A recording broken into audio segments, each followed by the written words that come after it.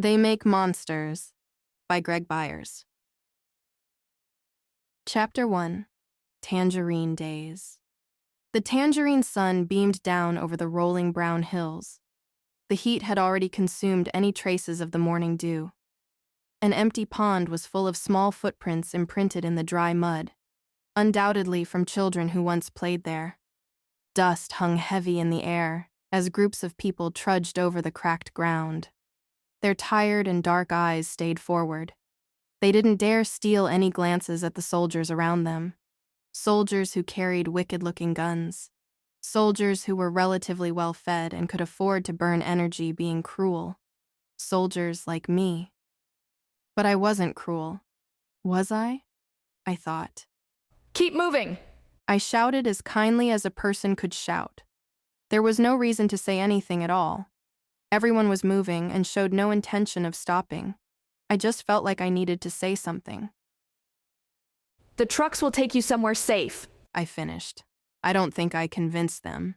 I was just another person with a gun giving orders. The war was moving closer and closer to this town, and we were here to evacuate the townspeople so that they didn't get caught up in the fighting. I wasn't even sure that they were our people. They could have belonged to either country, Satru or Lud. This was a border town, so the correct answer was probably that the people here belonged to both. The reward they were getting for their cooperation was that they were more likely to be casualties. We called the town Dangton, but maybe the people of Satru had a different name for it on their maps.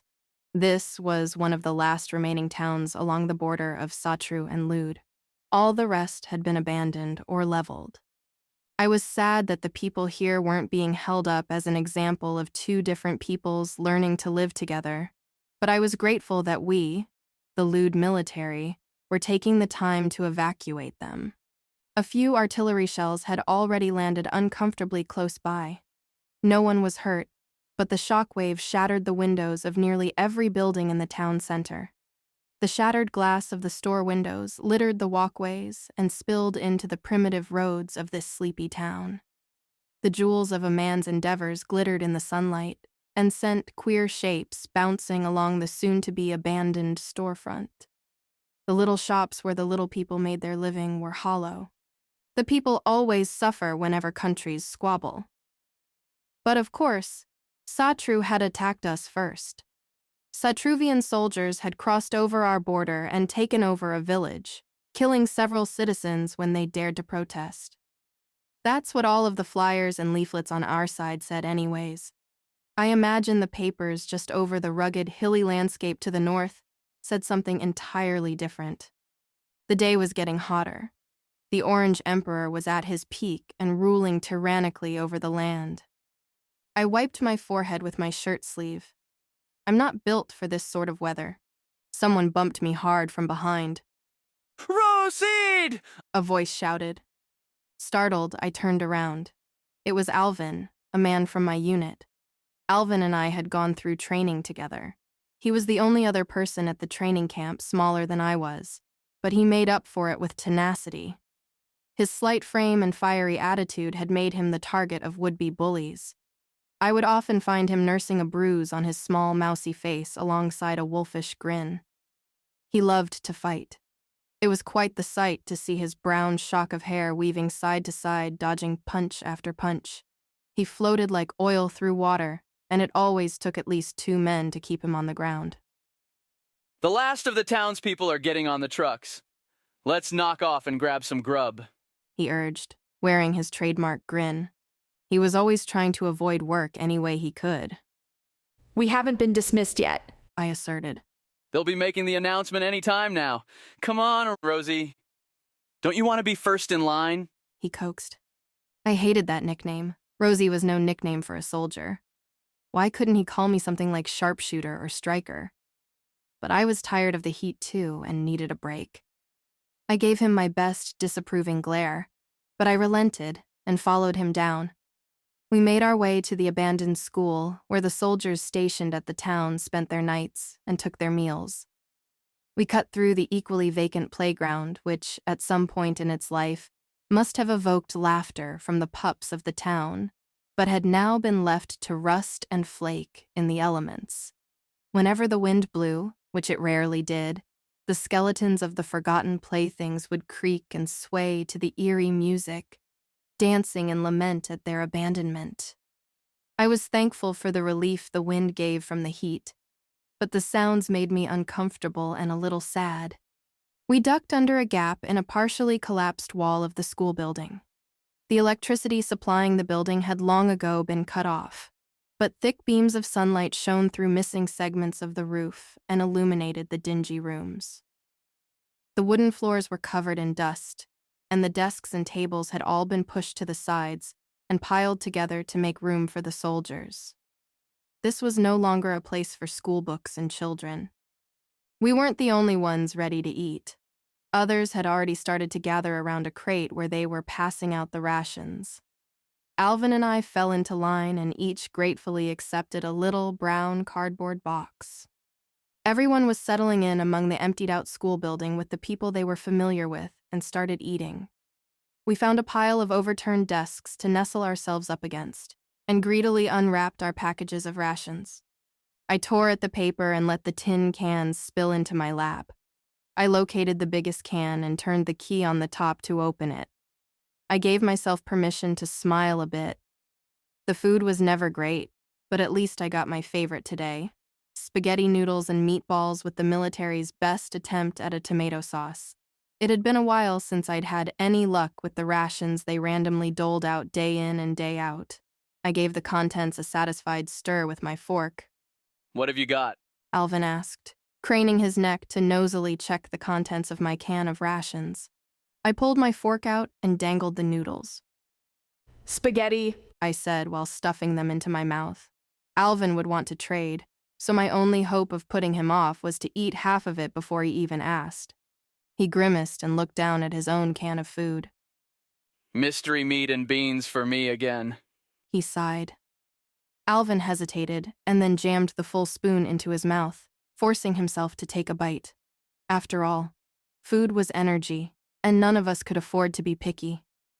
A few minutes of choking down a gelatinous mixture of chewy meat and beans were better than hours of gnawing hunger. I was eager to return to Fort Romkin, our base of operations.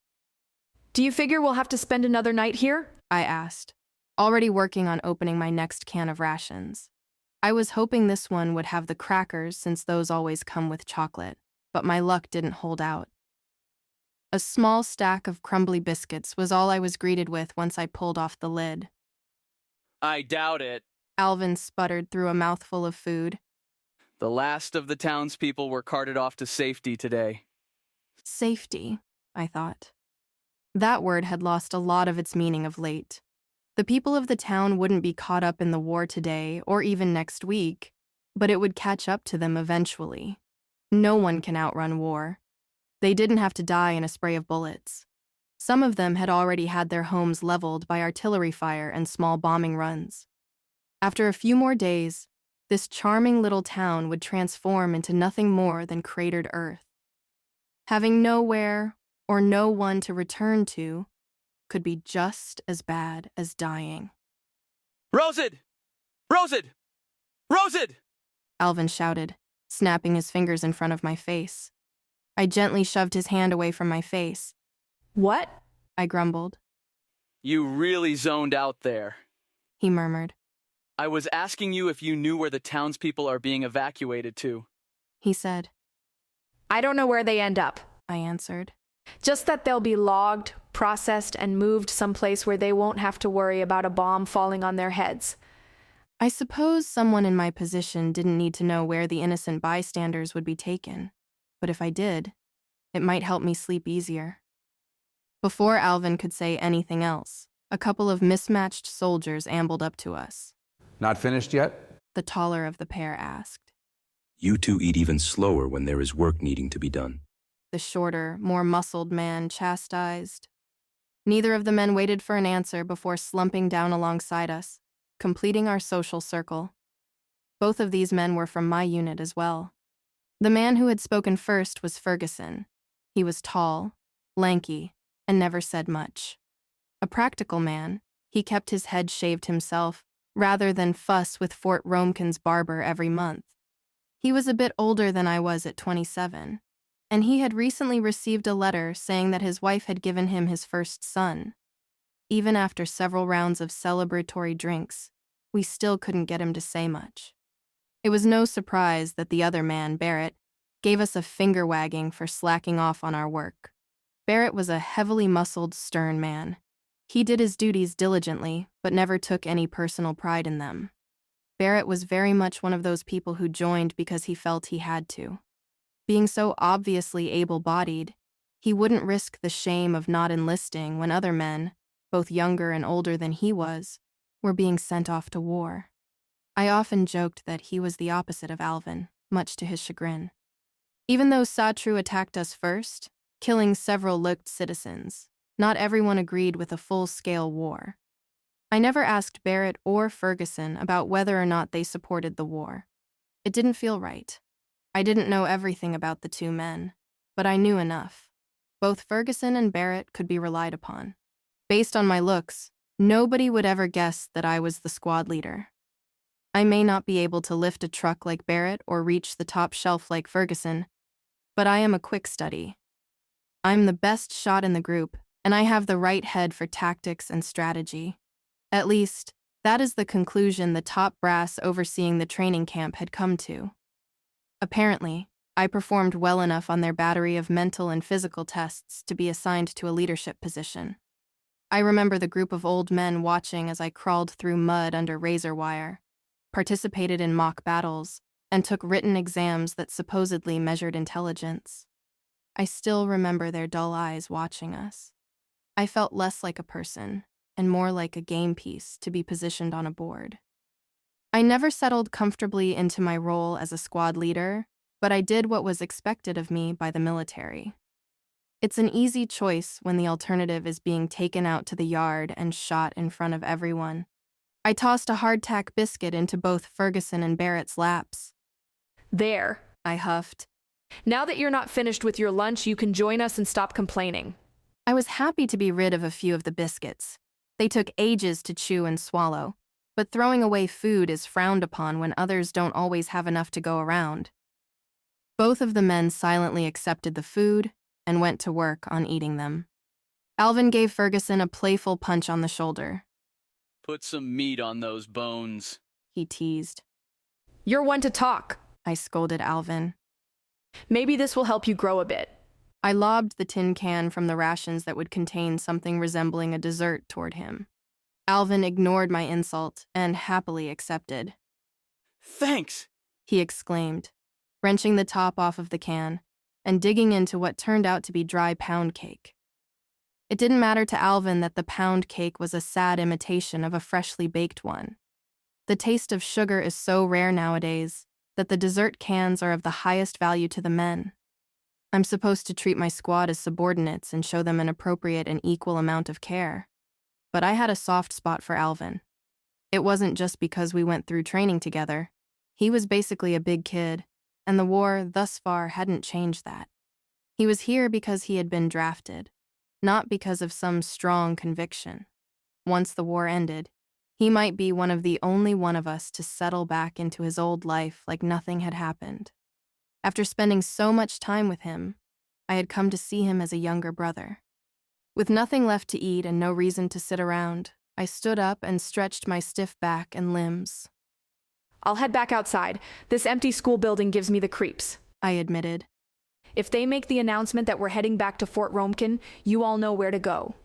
They nodded and went back to talking amongst themselves. No one was watching, so there was no reason for them to salute me. I didn't mind. In fact, I was glad they didn't. I honestly give the three of them a little too much independence. But if I trusted them with my life, I could trust them to get in the back of a truck without me there to babysit them. I headed back out of the dilapidated school building the same way Alvin and I had come in. The sun had fallen a bit, but not nearly enough to make any noticeable difference in the heat. I wouldn't see any relief from the temperature until the sun was inching down below the horizon. In a few hours, the blazing emperor's pale bride would temporarily depose him and usurp command of the sky. She was arguably a kinder ruler than her mate. But even she and her court of shining knights couldn't permanently hold him from his lofty throne of air. I shivered in spite of the heat. I did not want to spend the night in the recently emptied town. I didn't trust man-made structures standing alone without the men who made them. It made me feel like a trespasser, that my presence in the place was somehow wrong. With my gun flung over my shoulder, I wandered down one of the stone pathways of the town. Alvin was right. With everyone gone, there wasn't much left to do. I would look busy by appearing to be on patrol, but really, I was just trying to fight off the boredom. Being a soldier involved more downtime than I was expecting. I used my forearm to wipe the dust away from the window of a house to take a peek inside. It was mostly empty, except for anything that would have been too large to carry for the former occupants. Despite that, I had no problem imagining it as a home. Herbs drying on the windowsill, the floorboards creaking with each step of a loved one. A modest dinner served at the crude wooden table. It was a pleasant image, and one that I wanted to be a part of. I wouldn't mind living in a town like this after the fighting ends. Maybe I could own a flower shop or a bakery, chat with the neighbors, and live in peace. I could think of worse things than coming home each day to a quaint little house of wood and stone. Yeah, right. Imagine me, baking bread, I thought. My daydream was cut short by several thumping sounds, followed by a loud crash. It came from around the corner down an alley between the houses. I readied my gun and pressed my back against the wall of the house, closest to the opening of the alleyway. I could hear the sound of someone walking and rummaging around. I peeked around the corner. 2 soldiers had let themselves into one of the recently abandoned houses. I didn't know them, but we shared the same style of lewd uniform and were, therefore, on the same side. The splintered remains of a simple wooden door lay in the alleyway. One of the soldiers was carrying a small box out of the house. The other was gripping the ruined doorframe and leaning into the house. The noise I had heard must have been them kicking in the door to burglarize the place. Since I confirmed that they were ours and not enemy scouts, I let go of my weapon and stepped around the corner to reveal myself. Hey, I shouted. what do you think you're doing? The 2 men jumped with surprise, but relaxed when they realized we were part of the same company. The soldier leaning into the house had a long, sad-looking face. The one carrying the box had sharp eyes and a pointed nose. Calm down. We were just checking to make sure everyone had left safely. Lied the long-faced soldier. I nodded my head toward the other soldier. Then what has he got there? I questioned. The people who lived here aren't coming back. The sharp-eyed man hissed. It'll just go to waste if we don't take it. They'll come back when it's safe. We're soldiers, not burglars. I said firmly. I eyed their shoulders and took note of the insignia denoting their rank. I outranked these 2. Return anything you took and go back to your posts. That's an order, I commanded. The 2 offending soldiers paused and exchanged glances. They didn't budge. The way I see it, Began the sharp-eyed soldier. is that there are 2 of us and 1 of you. Why don't you pretend you didn't see us and we won't have to beat you to a pulp and stash you in one of these abandoned houses? The long-faced man threatened. His face was less sad and more angry now. He took a step toward me. I took a step forward of my own. Stand down and return to your posts, I repeated. The long-faced man lunged forward and threw a punch at my face. He overextended. I stepped to the side to dodge the punch. In one fluid motion, I grabbed and pulled his forearm while simultaneously extending my foot to trip him. He hit the ground hard, but I wasn't finished. I gave him a swift kick to the stomach to ensure that he didn't get up immediately. The sharp-eyed man assessed the situation and decided he was better off running. He turned and sprinted away from me, but didn't drop the box. I picked up a fist-sized rock from the ground and threw it high in an arc at the fleeing man. It hit him in the shoulder and he tumbled roughly to the ground. I crinkled my nose in disappointment. Darn. I was aiming for his head, I thought. I made my way over to where the man had fallen to the ground. A low groan escaped his lips. The contents of the pilfered box had spilled onto the pathway.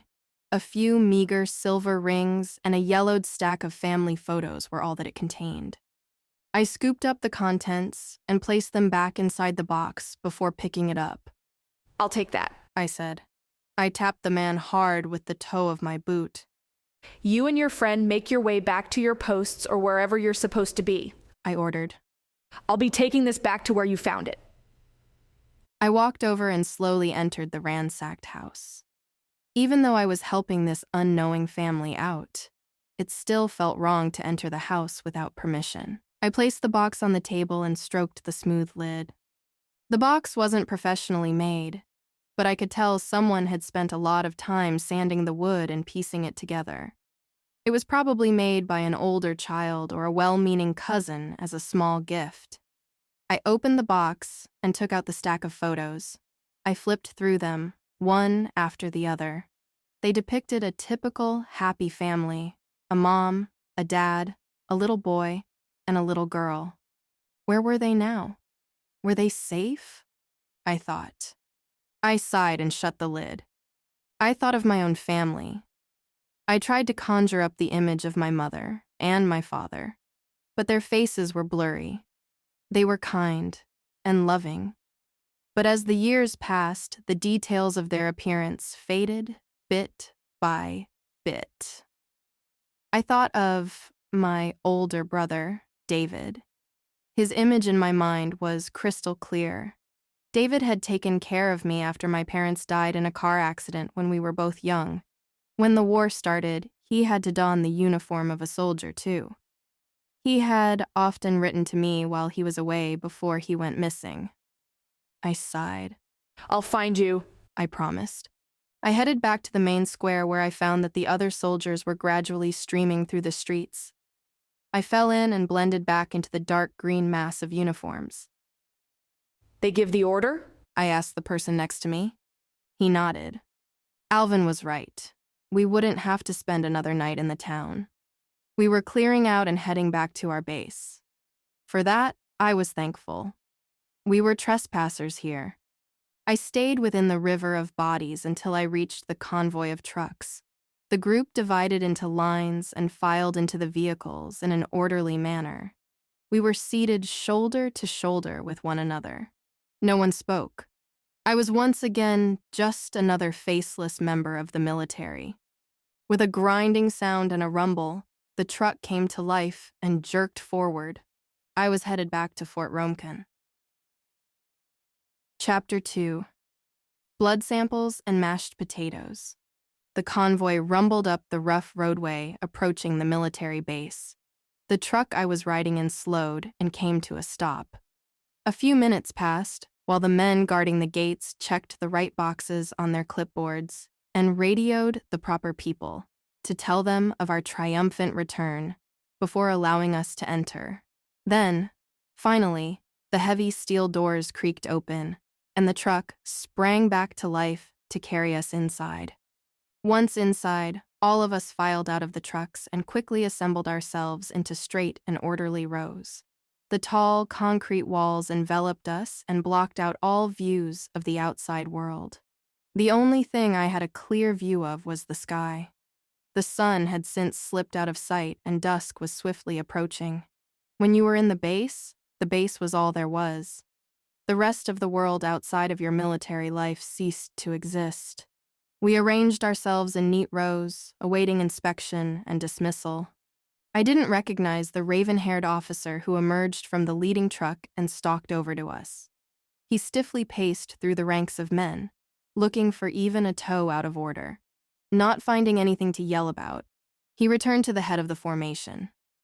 I didn't recognize the dark-haired, gaunt man. Based on his body language, I could assume he was the one in charge of the operation to move the townspeople. Men, He shouted. all of the people from the town have been ushered out of harm's way. No one moved. It wasn't our turn to say anything yet.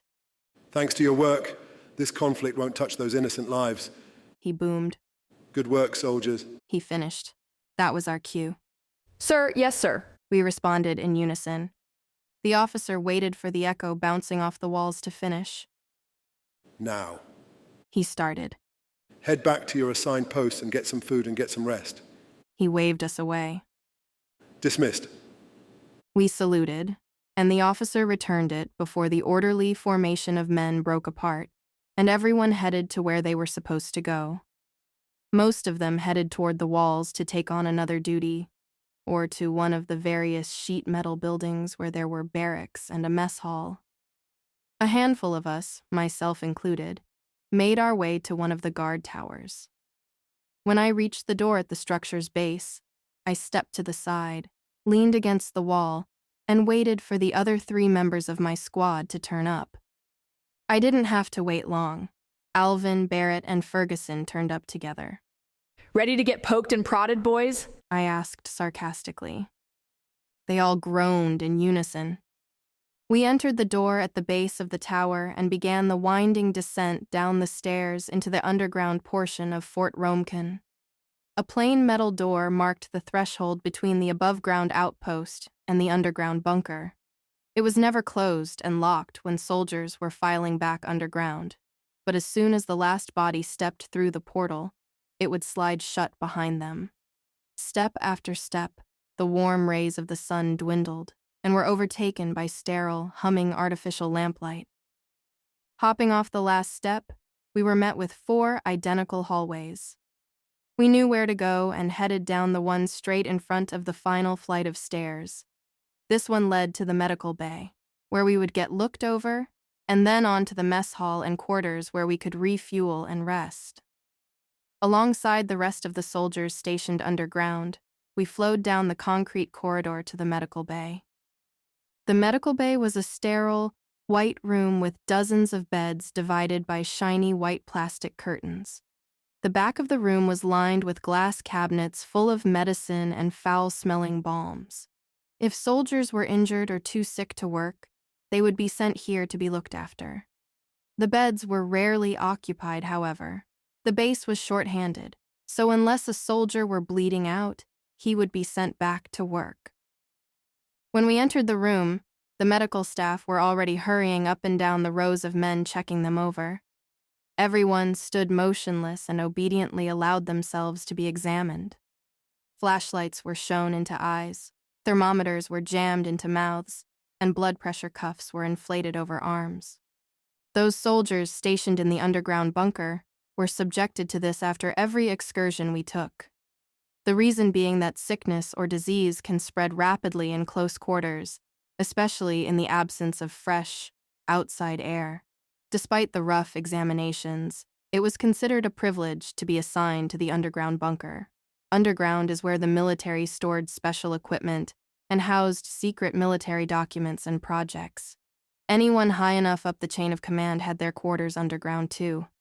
If an enemy bombing run decimated the above-ground base, there was a good chance anyone deep beneath the earth would survive. My group wasn't considered high up or particularly important, but every wheel needs cogs to turn it.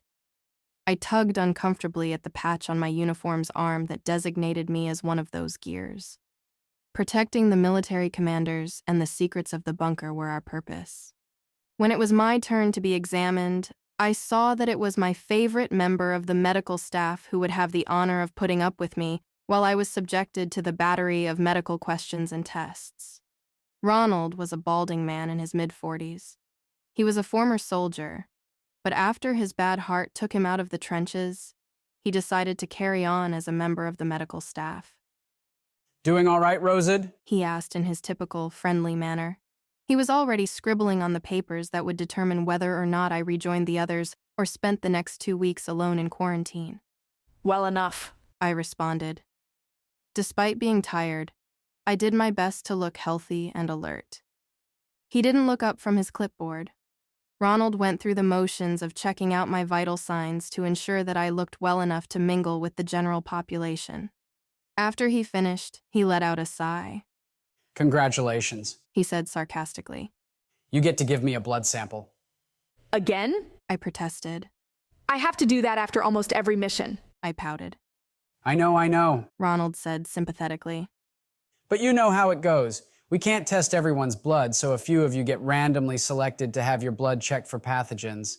He produced a syringe and motioned for my arm.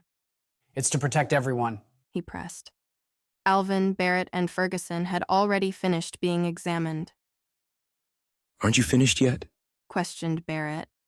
The three of them hovered around me like a group of worried mother hens, much to Ronald's annoyance. We'll wait for you outside, offered Ferguson, sensing that they were about to get a tongue lashing from Ronald. Thanks. I sighed. It may have been a random selection, but it seemed that I got randomly selected more than anyone else. Even though I hated needles, I relented and offered Ronald my arm. Another reason I was fond of Ronald was that he could stick my arm painlessly. Before I knew it, the needle had taken a drink from my arm and filled the body of the glass syringe like some sort of blood-sucking insect. There we go, he said, pressing a bandage on the place where he had stuck the needle. I'll let you know if you caught some kind of deadly disease in that town. You're fine if you don't hear from me in a day or two. No news is good news, he joked. I had been through this procedure enough times before, but he went through his script all the same. I went through my own script of thanking him for his time and care, and exited the medical bay. As I was leaving, Alvin caught my arm and said, You hear the news? What news? I asked, perplexed. Not here. Barrett cut in. We shouldn't gossip out in the open like this. We can talk in the mess hall. Alvin looked like he was about to burst with whatever news he was holding in, but he relented and kept his mouth shut. The mess hall was a short walk from the medical bay. It was a large room with rows and rows of metal tables with bench seating fused to them. At the back of the room was the kitchen and serving area, where the kitchen staff piled heavy globs of food onto the trays of hungry soldiers. Keeping an army fed was no small task. We all occasionally took a turn working in the kitchen, and the staff there worked harder and in worse conditions than some of us in the field. The four of us got into the line and slid our trays in front of us on the waist-high metal rack. What have we got today? I mused. The food in the cafeteria wasn't gourmet by any stretch of the imagination, but it beat field rations. The gloved hand of the kitchen worker spooned a hearty portion of mashed potatoes onto my tray. We moved down the line.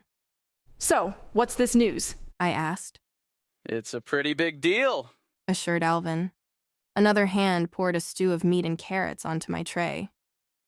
Did you notice anything strange about that little pep talk we all got in the yard? Alvin goaded. A rain of peas clattered onto my tray. Just tell me, I begged.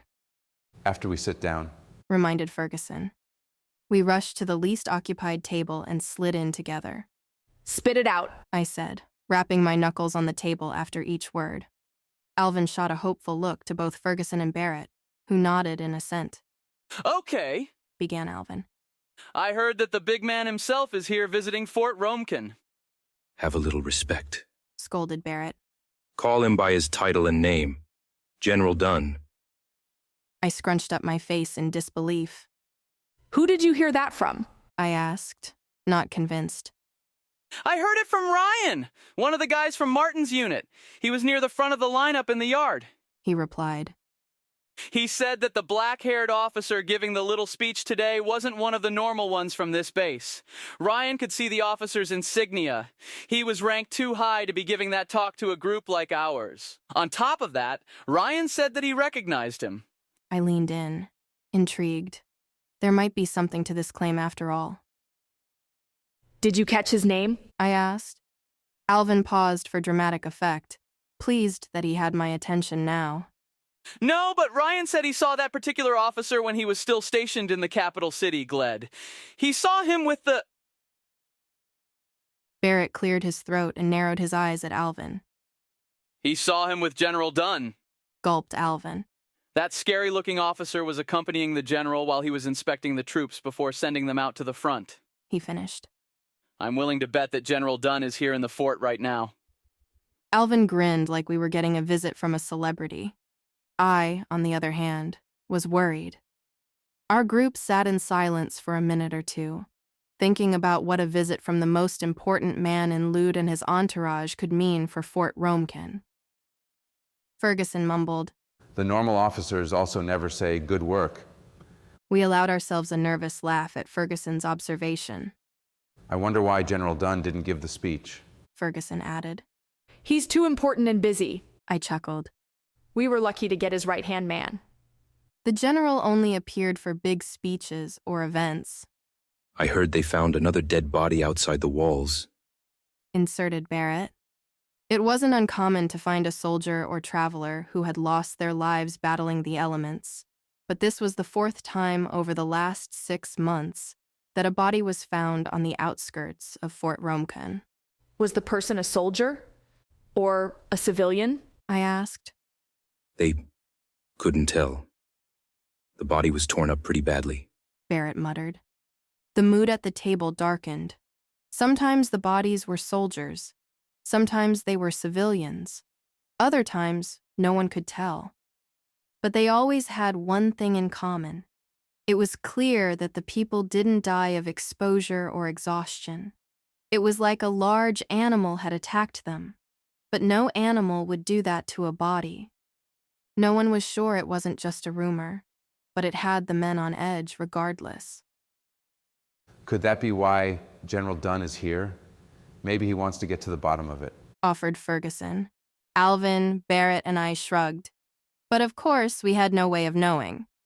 As we ate, I told the 3 of them what had happened in town when I caught a couple of soldiers robbing a house. What a disgrace. Spat Barrett. I wish I had been there. I'm glad he hadn't been there. The duty-driven Barrett might have given them too severe of a beating. Soldiers fighting amongst themselves was forbidden, and the punishment for everyone involved would have been harsh. I continued and told them about the box's contents and how all they would have gotten for their trouble were a few silver rings and a stack of faded family photos. Ferguson stabbed dejectedly at his peas. I wonder how my son is doing. He murmured. I reached across the table and gave his hand a squeeze. All I know is that he'll be proud of his papa, I assured him. A faint smile tugged at the corners of Ferguson's lips, and his mood lightened a little. We carried on eating and joking just as we did each day, forgetting about the rumor of the important visitor. Alvin doing his best to be the center of attention, Ferguson laughing along, and Barrett doing his best to seem like he wasn't enjoying himself. After finishing our meal, we brought our trays to the designated area and prepared to bunk down for the night. I made sure to freshen up and remove any stray peas from my teeth. By the time I finished, it was nearing the time for lights out. Like clockwork toy soldiers running on a predetermined track, each weary body dutifully filed into the sleeping quarters, found their designated cots, and collapsed onto them. The lights in the underground sleeping chamber dimmed. The heavy breathing of men softened and slowed. I lay awake staring at the ceiling, replaying the day's events in my head. My mind drifted back to the stack of family photos in the little wooden box. Where was the family from the photos now?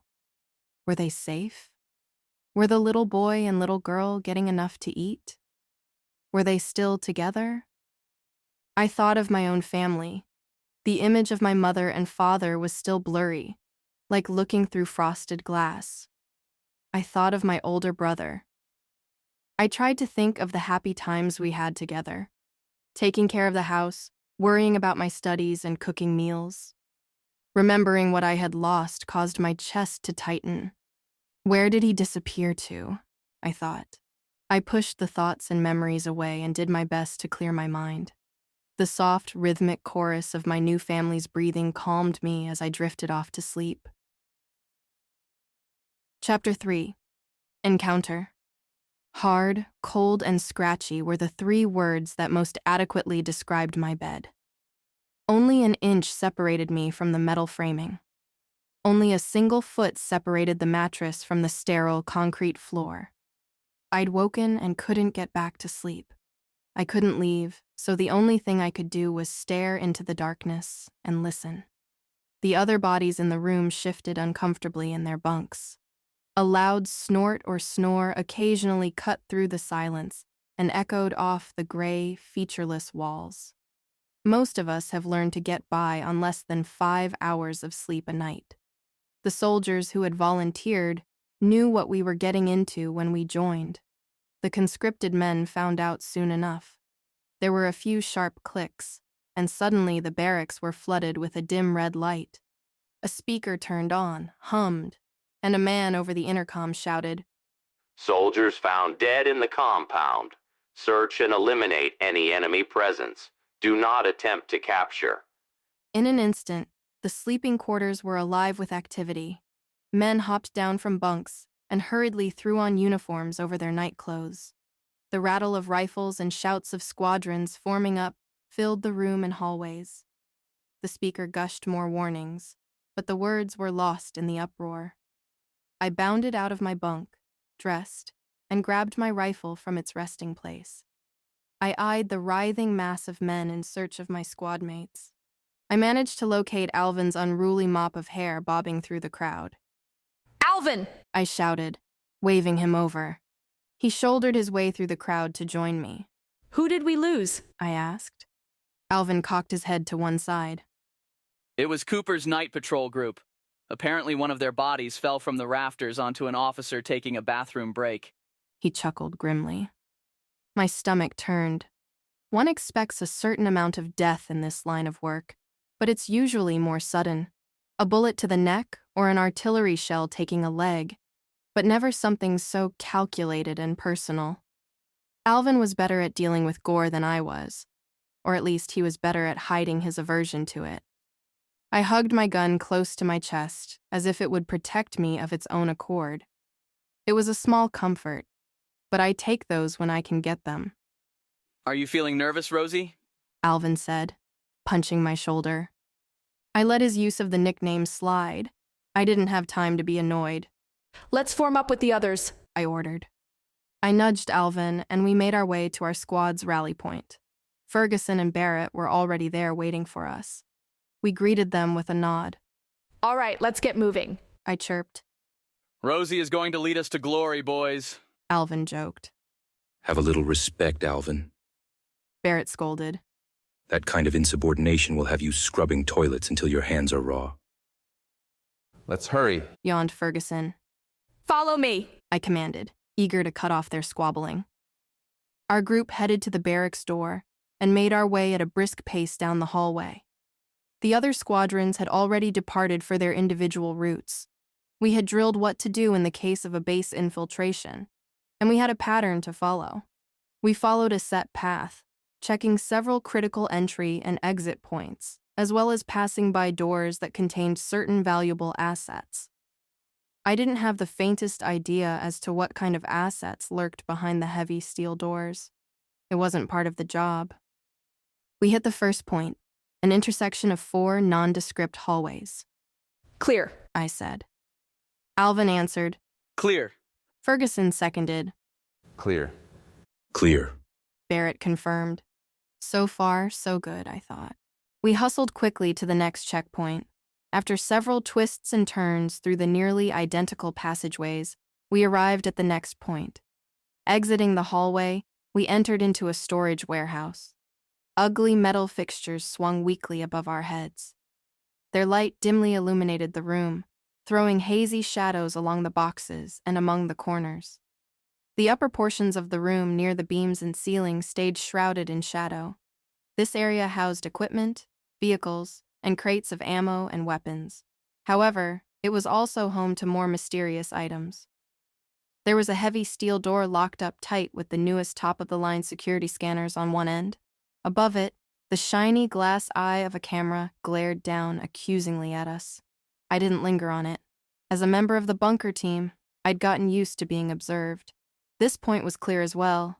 The area was completely silent save for our ragged breathing. clear. I sniffed. Alvin sounded back. Clear. We were met with silence. I spun around. Ferguson and Barrett were nowhere to be seen, and there was no indication of where they might have gone. Neither one of the men would have abandoned our task. Something must have happened to them. But why didn't I hear it? I glanced toward Alvin. Where did they go? I asked. Sweat was beginning to bead on his forehead. I have no idea, he said through clenched teeth. They were with us at the previous checkpoint, and I didn't hear anything. He gently slapped his cheeks, trying to regain his composure. Alvin was getting nervous, and that rarely happened. Do we keep going to the next checkpoint, or? Alvin's voice drifted off. We both already knew the answer. In a situation such as this, soldiers do get left behind. It was protocol to continue the sweep even in the event of losing a comrade. I had a decision to make. Do I order that we double back in order to look for Barrett and Ferguson, or do we keep going to the next checkpoint? I took a step toward Alvin. We'll leave the warehouse and continue the sweep like we are meant to, I said firmly. Alvin frowned. He knew it was protocol too, but it wasn't the order he wanted to hear. But we can go down that hall and take the next 2 right turns. That will take us back toward where we could have lost them and will raise less suspicion than going backward, I finished. I shrugged my shoulders. If we get caught, just tell them I ordered you to accompany me. I smirked. Alvin tugged thoughtfully at his earlobe, thinking. Okay, he muttered. Let's go. We headed out of the warehouse through another door into yet another featureless corridor. Alvin and I bounded down the hallway. Our equipment bounced roughly against each of our bodies with every heavy step.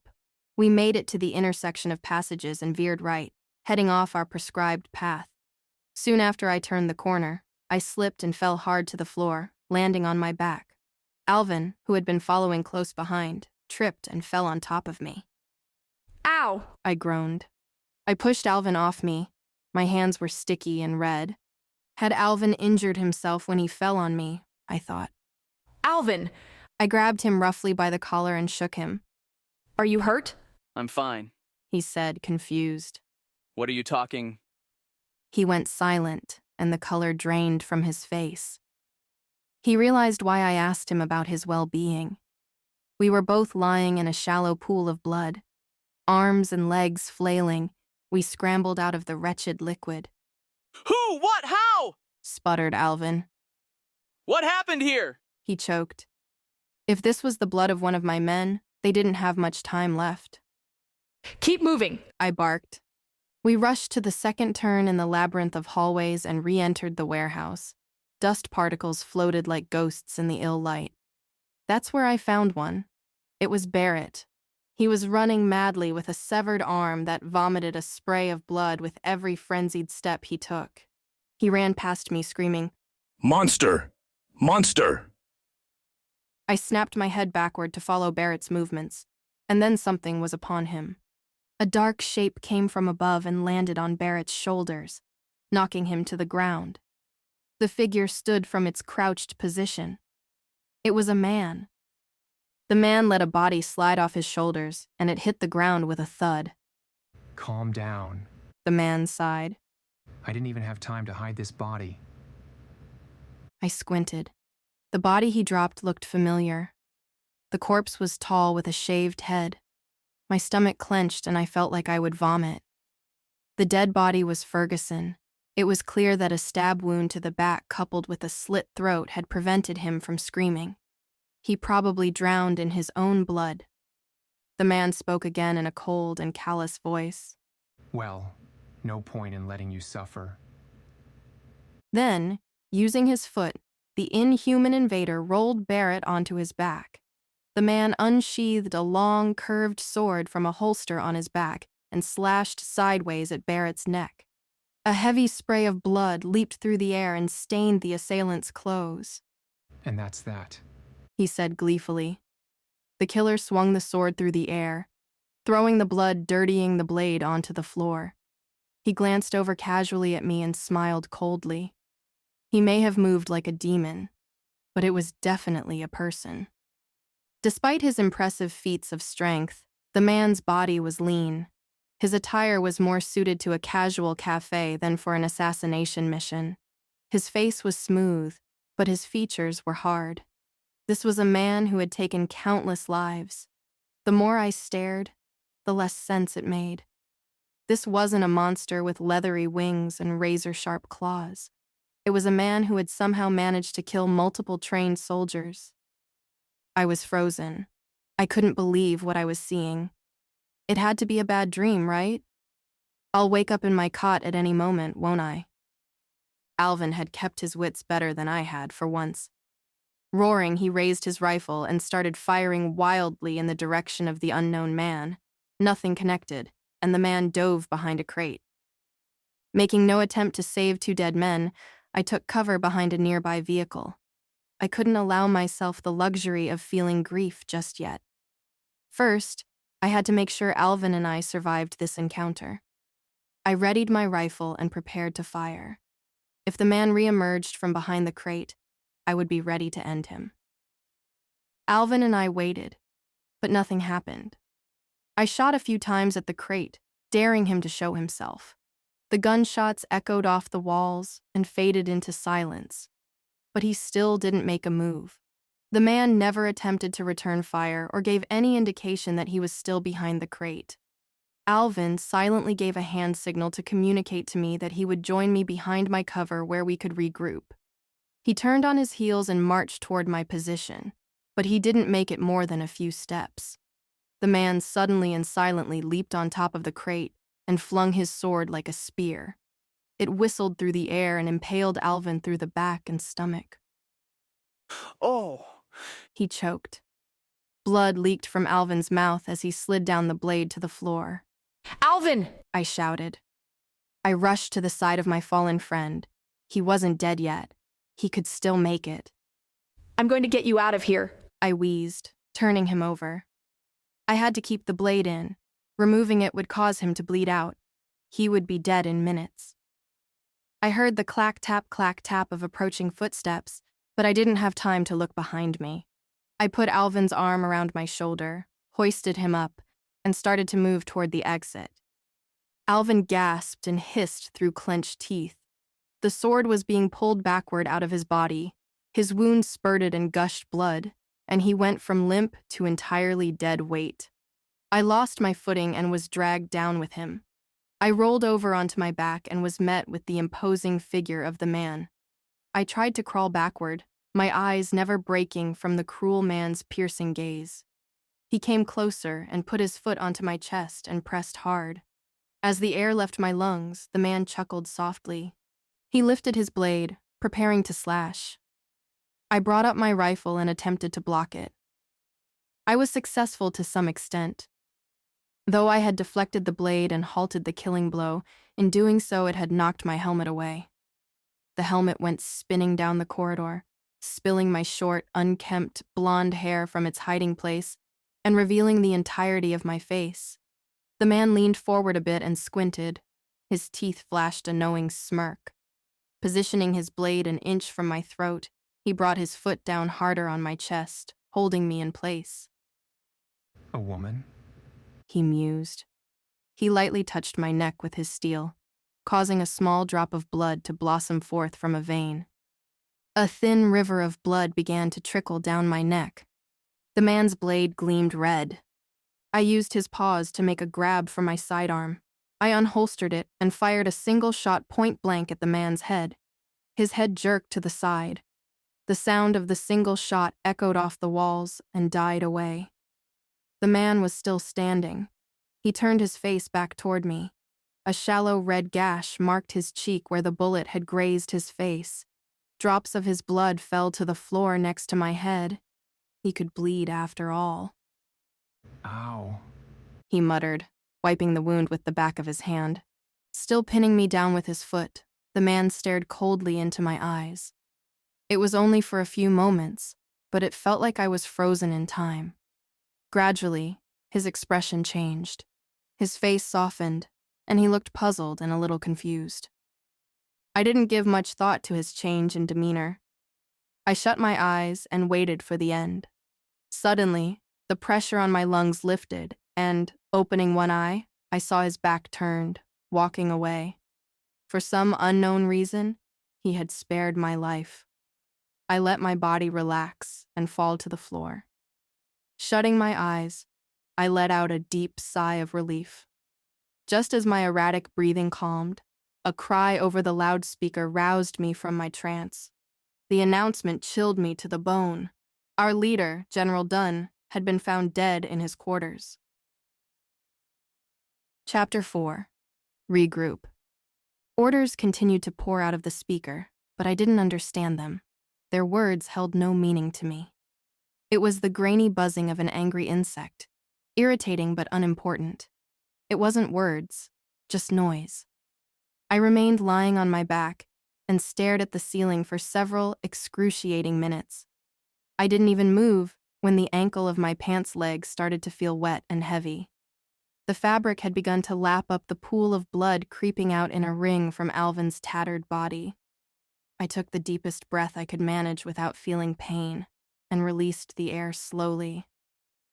I could hear the heavy footsteps of another squad rushing down the hallway to the warehouse where the slaughter had happened. As they reached the room and no doubt started to grasp the situation, the footsteps slowed and fell silent. On their feet. A rough voice shouted. 2 sets of hands grabbed me roughly by the shoulders and hoisted me up.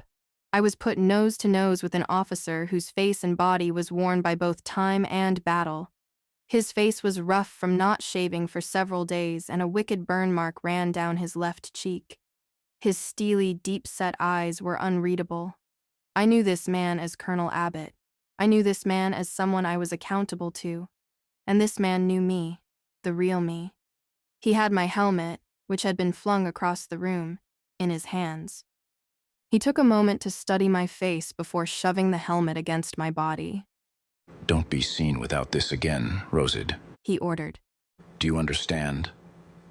I nodded sleepily and tried to take the helmet from him. He didn't let go. He pushed the helmet into my body harder. I said, do you understand?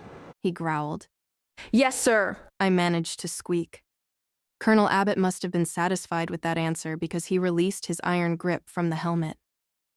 If the wrong people found out about your situation, it'll be my head they take first. He snarled. He didn't turn his head, but his eyes flickered over to the watchful glass eye of the camera above the door. I hastily stuffed my head back into the helmet. Once I had it back on, I looked like any other soldier, like any other young man. Colonel Abbott was well-liked and respected, but also feared. No one would do or say anything that might earn his wrath. He's already dead, sir, said a voice from behind me. I didn't turn around. I knew they had checked Alvin to see if he was still alive. I had told him that I would get him out of here. I was a liar. Colonel Abbott's eyes narrowed as he tried to read my face. You're going to tell me what happened here, he commanded. You lot. Colonel Abbott pointed at a handful of soldiers accompanying him. Take Rosid back to the barracks. I'll be with you shortly. The soldiers saluted him and guided me back out of the warehouse, back into the hallway, and toward the barracks where I had only hours before been roused from bed. No one spoke as we walked together. I wasn't being held at gunpoint. These were my fellow soldiers after all, but, unsurprisingly, no one felt like talking. When we reached the barracks, I staggered zombie-like to the nearest cot and slumped down onto it. I held my face in my hands and took another deep, ragged breath. The soldiers who had escorted me did their best to hide their embarrassment and looked away. They couldn't understand. They didn't see what had happened. They didn't see what or who caused all the carnage. The time inched by as I stared at the floor. The soldiers waiting with me stared in any direction other than where I was sitting. I had plenty of time to replay the events in my head and suffer over and over again. Eventually, the door to the barracks slid open and Colonel Abbott entered alone. The remaining higher-ups have ordered everyone to organize above ground. Go ahead without us. Rosid and I will join you shortly, he said, and jerked his head toward the door, ordering the men out of the room. The 2 soldiers quickly exchanged hesitant looks, but they didn't move from their place. It wasn't a suggestion, Colonel Abbott growled. You think little Rosid here is a threat to me? He raised an eyebrow, threatening them to challenge him. No, sir. They both answered. We'll join the others up top, sir.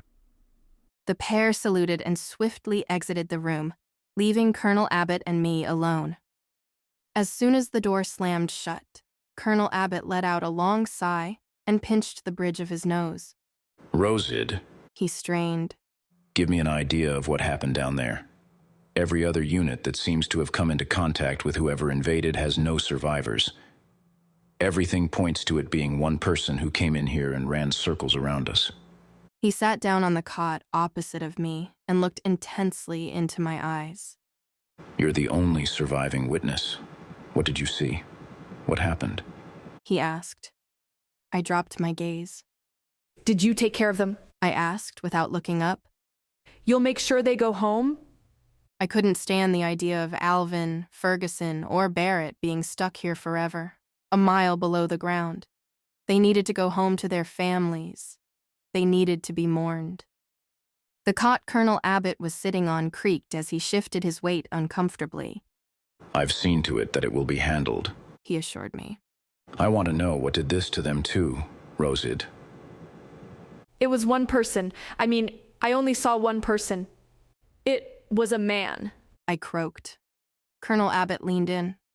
Go on. He urged. Everything I had been holding back came spilling out.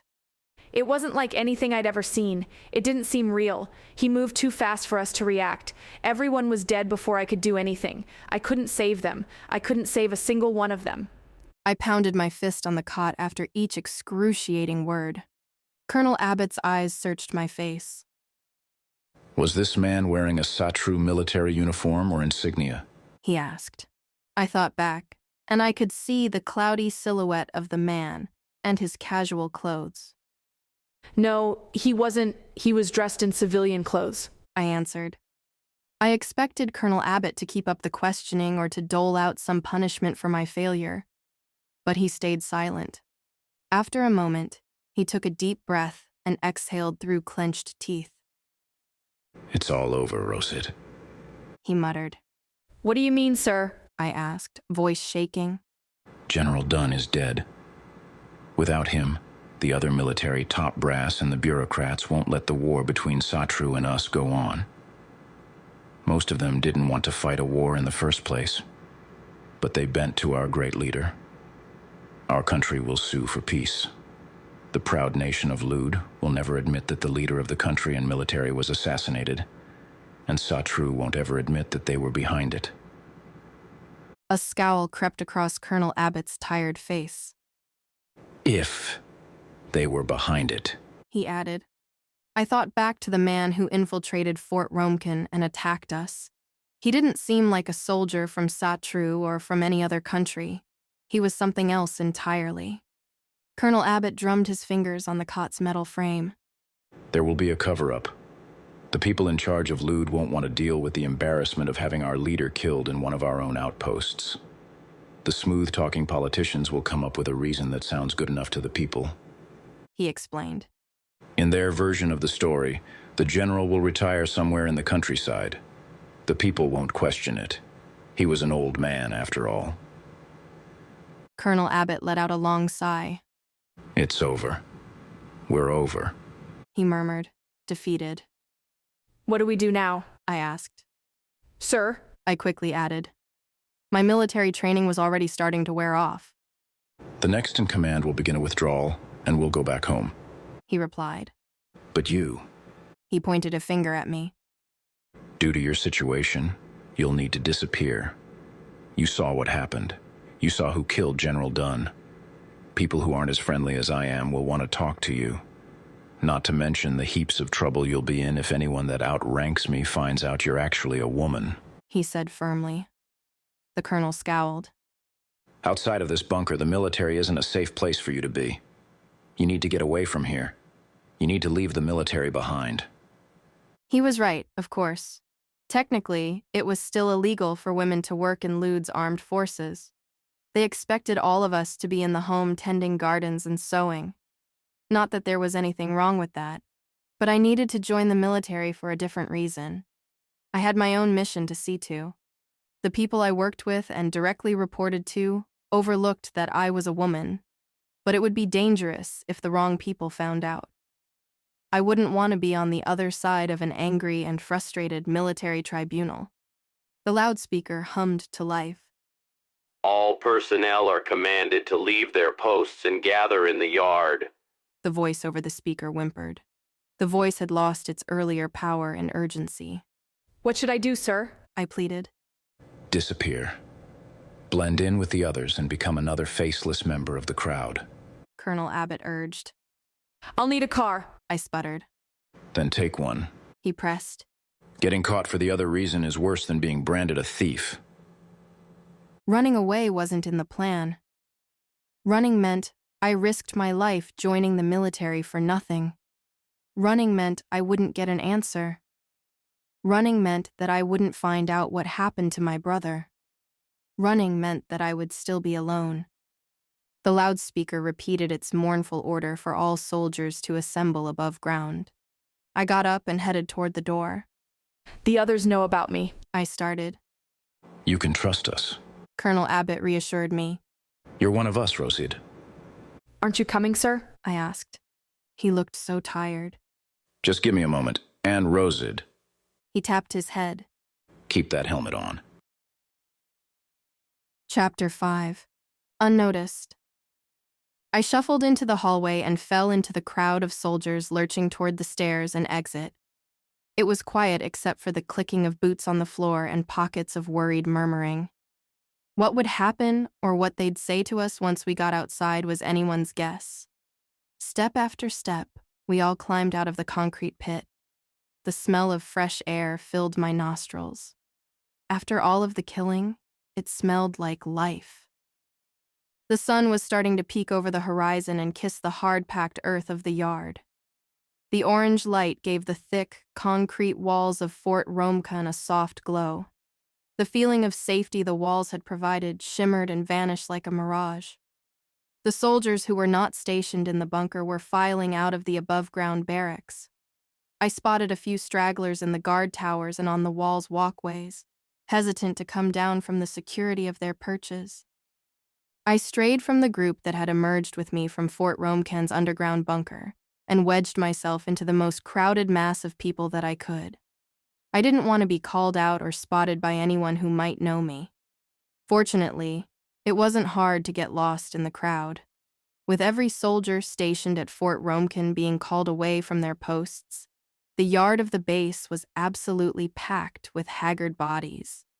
At the head of the group, on an elevated platform, was the officer from the previous day, who had welcomed us back to the fort after our assignment to shepherd civilians out of harm's way. He was winged by several other high-ranking officers on either side of him. Despite the early morning tragedy, he was immaculately dressed in his uniform. He had taken the time to flawlessly position and pin every single one of his medals and insignias. His inky black hair was expertly styled. His beady eyes swept over the gaunt group like a vulture at a buffet. I quickly bowed my head when I felt his gaze pass over where I was standing. I didn't care what he had to say. I was looking for a way out of here. The front gate was ajar, and a few teams of soldiers and support staff were trickling into the yard from outside the fort's walls. Whatever this officer was going to say, he wanted to make sure every single soul still alive heard it. The vehicles were lined up in neat rows where they always were. There was no way I could simply waltz up to one and drive it out of here without being noticed. I heard the pop, pop, pop of someone tapping on a microphone followed by a sharp whine. It looked like I was going to be subjected to hearing the officer's speech after all. A hush fell over the crowd. He cleared his throat. Brave soldiers, He began. He paused for effect, letting the forced silence wash over the crowd of tired and confused soldiers. I frowned. Starting with a compliment, this officer had the makings of a politician already. most of you have already heard the announcement, but for those of you that haven't, please try and control your emotions. He continued. The leader of our valiant army has suddenly and unexpectedly died. Well, that's one way to put being killed by an untouchable assassin. Nervous chatter broke out amongst the crowd. The officer raised his hand for silence, and the crowd complied. Not all of you know who I am. I am Brigadier General Vernon Huxley. I was a close ally, confident, and dare I say, a friend of our leader, General Dunn. With our genius leader gone, you are probably aware that our chances in this war have fallen considerably. Huxley boomed. A chill ran down my spine. Colonel Abbott's prediction was correct. I just wasn't expecting the other higher-ups to have already written their speeches. This man was good with words. People who are good with words are dangerous. But do not think we have failed. He soothed. At this time, I will assume command of the armed forces. I will bear the burden of leadership. I will steer our ship through these troubling waters. Huxley announced. And all of you, our brave crew, will be reassigned to new locations. Some of you will go home to rest and reunite with your loved ones before your next assignment. The remainder will move to other areas where your hands are sorely needed. With each sentence, he thrust a hand in a different direction, as if pushing pieces on a game board. Despite his flowery words, it was clear that he was preparing us for a surrender. Anyone who had spent a little time listening to heavily decorated men talk could see that. They use a lot of words to say almost nothing. Fort Romkan. He spread his arms and gestured to the structures of steel and concrete. Will be decommissioned. Do not think we are abandoning it. It will stay standing as a monument to our deceased leader and to all of you who protected it and called it home, declared Brigadier General Huxley. For now, we will work on clearing this base of equipment and personnel. After finishing, squads will either be reassigned immediately or put on temporary leave. Even though I was trying to lay low, I scrunched up my face in disbelief. Fort Romkan was near our border with Satru. It didn't make sense to empty this fortress of soldiers. Huxley had to have another motive for wanting people to leave. The other soldiers didn't notice, however. The relief that spread throughout the crowd was palpable. The prospect of a brief respite from the war was a tantalizing treat for every soldier in the army. Huxley was massaging the heart of every homesick soldier listening to him, and it was enough to win over almost everyone in the crowd. The worried looks on faces turned to cautious smiles. After all, the death of the out-of-reach and rarely seen leader of the military was nothing compared to holding a loved one. Even my own jaw unclenched. If the orders were to clear out and move, I might not even have to make a run for it. If luck was on my side, some rest and relaxation back home were in the cards for me. Colonel Abbott was right that I wouldn't be safe outside of the bunker, but slipping away unnoticed would be a lot easier than stealing a car and escaping in a cloud of dust. The microphone hissed again. I almost forgot. He confessed. A thin smile stretched across his pale face. Most of you will receive your orders from your direct superiors to help us pack up and move out of Fort Romkan to other locations. However, if you were one of our fine people stationed in the underground bunker, I ask that you come this way for debriefing. All of you have just been through a traumatic and important event, and we'd like to lend you our services and sympathies. He said through a toothy, sympathetic smile that almost looked human. This includes both soldiers and support staff. If you have this patch on your uniform... Huxley held up the insignia everyone who worked in the underground bunker had on their uniform's arm. Please form a line here. He cooed. From where I was standing, I could see that the patch he had in his hand had been roughly cut from a uniform and was still flecked with blood. My hand shot up to cover the patch on my own arm. I tried to make it appear as if I had developed a sudden, severe itch on my arm. But what I was actually doing was clawing at the patch's stitching, desperately trying to remove it from my uniform. The singular mass of bodies started to break off into smaller groups. The cloud of anonymity that the crowd provided began to dissipate. While those who had nothing to fear from a chat with Brigadier General Huxley had started to line up, I stuck tight to the biggest remaining group. Thread after thread, I continued to work at prying off the patch that marked me as a bunker dweller. Person after person peeled off from the group. Every time a person walked away, I became less safe. With a rip, the patch came off, the loose threads dangling like raw nerves. I stuffed it into my pocket and confidently shouldered my way into a group of people heading toward the vehicles.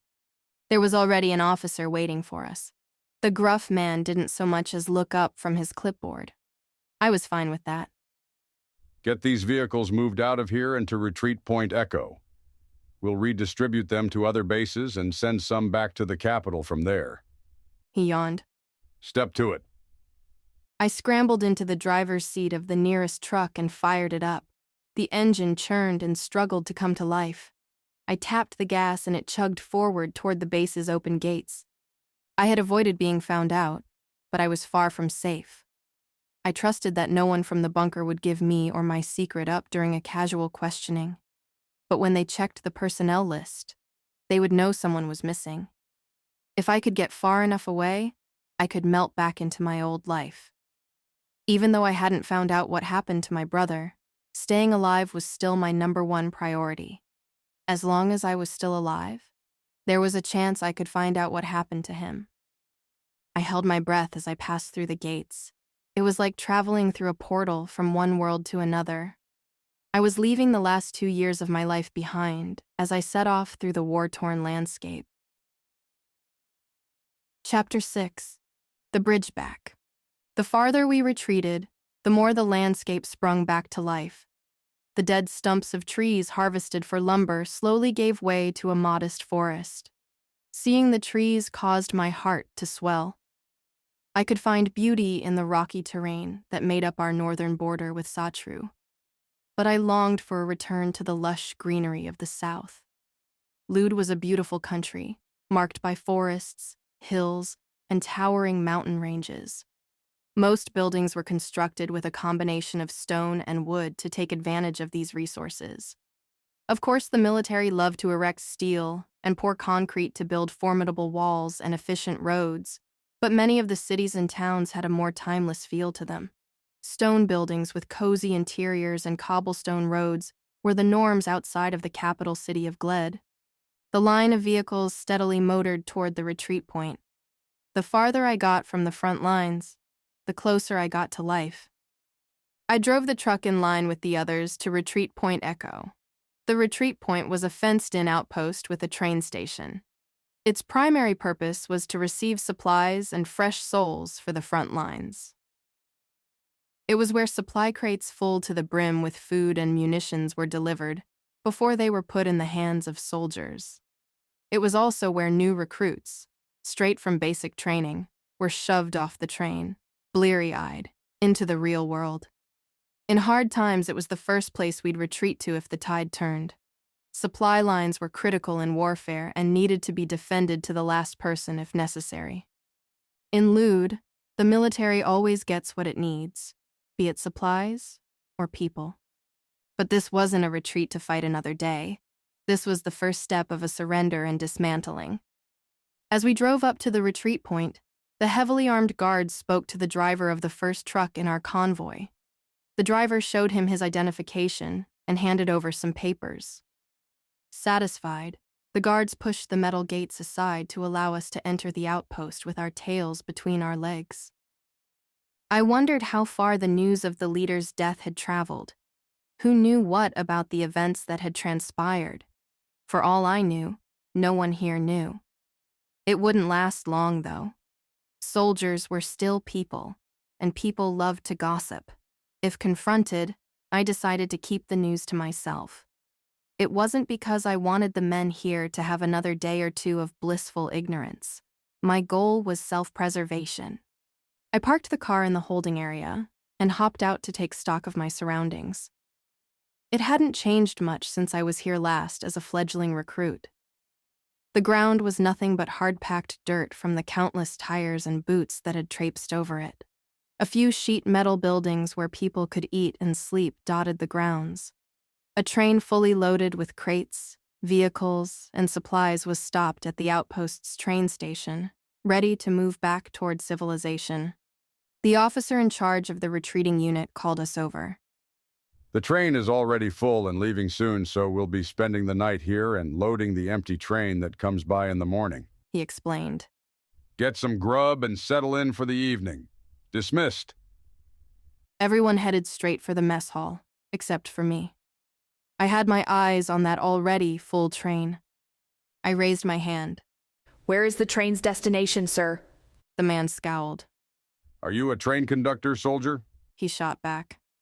No, I stammered. It does not concern you. He snarled. Dismissed. The officer stomped off toward the mess hall. That was a sloppy mistake. I shouldn't have risked asking. I was lucky that the officer's hunger was stronger than his desire to punish or question me. I quickly mapped out a plan in my head. It didn't matter to me exactly where the train was headed, just that it was going away from here and toward a town or city. That's my ticket out of here, I thought. I went to the mess hall and stacked my tray with food that would keep for a few days. This was no time for stew and mashed potatoes. I grabbed a wedge of tough wheat bread and some wrinkled old cheese that had seen better days. I sat down as far away as I could from the others and pretended to eat my food. Everyone was busy spooning meat and vegetables into their faces and didn't seem to notice that I was wrapping my food in a handkerchief from my pocket. When most everyone else had left, I got up from my seat and headed back outside, being careful to hide the food I had pilfered from the mess hall. I eyed the train. The doors were still slid wide open. There wasn't any space left to load more equipment. I had no idea when it would leave, but because it was full, I guessed it would be soon. If I missed my chance to stow away on this train, I risked being exposed. I walked briskly to the train, trying to appear as if I had some work to do. I checked over my shoulder to make sure no one was looking and ducked into the nearest open train car. The train car had a pair of trucks in it and stacks of unlabeled crates. I wedged myself into a corner, sat down, and waited. When this train left, it would be headed back toward a larger city from where I could get a ride back to the area I called home. It was there where I would wait out the storm and see what the future would hold. As I waited, I tore off pieces of the hard bread and popped them into my mouth. It was old and took a solid minute of chewing before I could coax the morsels down my throat. I wasn't that hungry anyway. I was eating mostly to pass the time. I heard the voices of some men coming closer. I huddled tighter into my corner, trying not to be seen. The heavy door of the train car slid shut, and I was engulfed in darkness. I sat nestled in my little corner between the crates for what seemed like hours. Without light, it was hard to gauge how much time had passed. I could still hear the occasional muffled voice through the thick metal walls of the train car. The relative silence was broken when the train's steam whistle howled. The engine hissed and heaved forward. I was moving. There was nothing left to do in the inky darkness of the train car, but to wait for the next stop. I stayed awake by conjuring up the faces of my friends as I knew them before they had been taken from me. I tried to picture the one who had killed them, but his face remained shrouded in fog. He was a ghost, a shadow of death. My thoughts huddled closer to the angry fire inside of me. This fire did not bring comfort and warmth. This fire licked at my soul and refused to allow me to rest. Chapter 7. The Old Way. I started when the doors on the train slid open, and the car was flooded with sound. Men were shouting orders and taking stock of what was in the train car. I felt ragged from having stayed awake for the entire trip. The voices that were just outside the car started to fade as they moved onto the next train car. I took the chance to peek over the crate. No one was there. I leaped toward the door and poked my head outside. It was just before dusk. Sure enough, soldiers were going from car to car to verify what had been delivered and were preparing to get everything unloaded. I hopped out of the train car and slowly walked alongside it, pretending that I belonged. I wasn't supposed to be here, but I wasn't a foreign spy. I was in Lude, after all. I was in my own country, dressed in the proper uniform of a Ludian soldier. As long as I didn't do anything foolish, I could move about without any issues. I walked as inconspicuously as possible and tried to get an idea of where I was. I could see buildings in the distance. Not particularly tall ones, but larger than those you would see in a village. It had been years since I visited one of Lude's cities, but I had a good memory. Any landmark would tell me where I was. I spun in a quick circle. It didn't take long for me to spot one. A tower with a bell that had been misshapen and discolored by a fire. Ages ago, the town had been engulfed by a mysterious fire, and almost everything had been reduced to ash. One of the few surviving artifacts was the town hall's bell. The raging fire had softened the metal until it resembled an ugly teardrop. Its shiny bronze stained a smoky red. In the right light, it looked like a heavy drop of blood suspended in the tower window, ready to splash down at any moment. People whispered that the bell represented all of the lives lost in the fire. It hung as a grim reminder in the middle of the city. I didn't know why they kept the ugly beast on display for everyone to see, but now I was grateful for it. It told me where I was. It told me I was in the closest major city to my home in the hills. I was in Tracul. Tracul was a mid-sized city. Nothing compared to the capital city, Gled. I walked to the front gate that separated the strictly regimented life of the military from that of the ordinary citizenry. The checkpoint was guarded by a single person.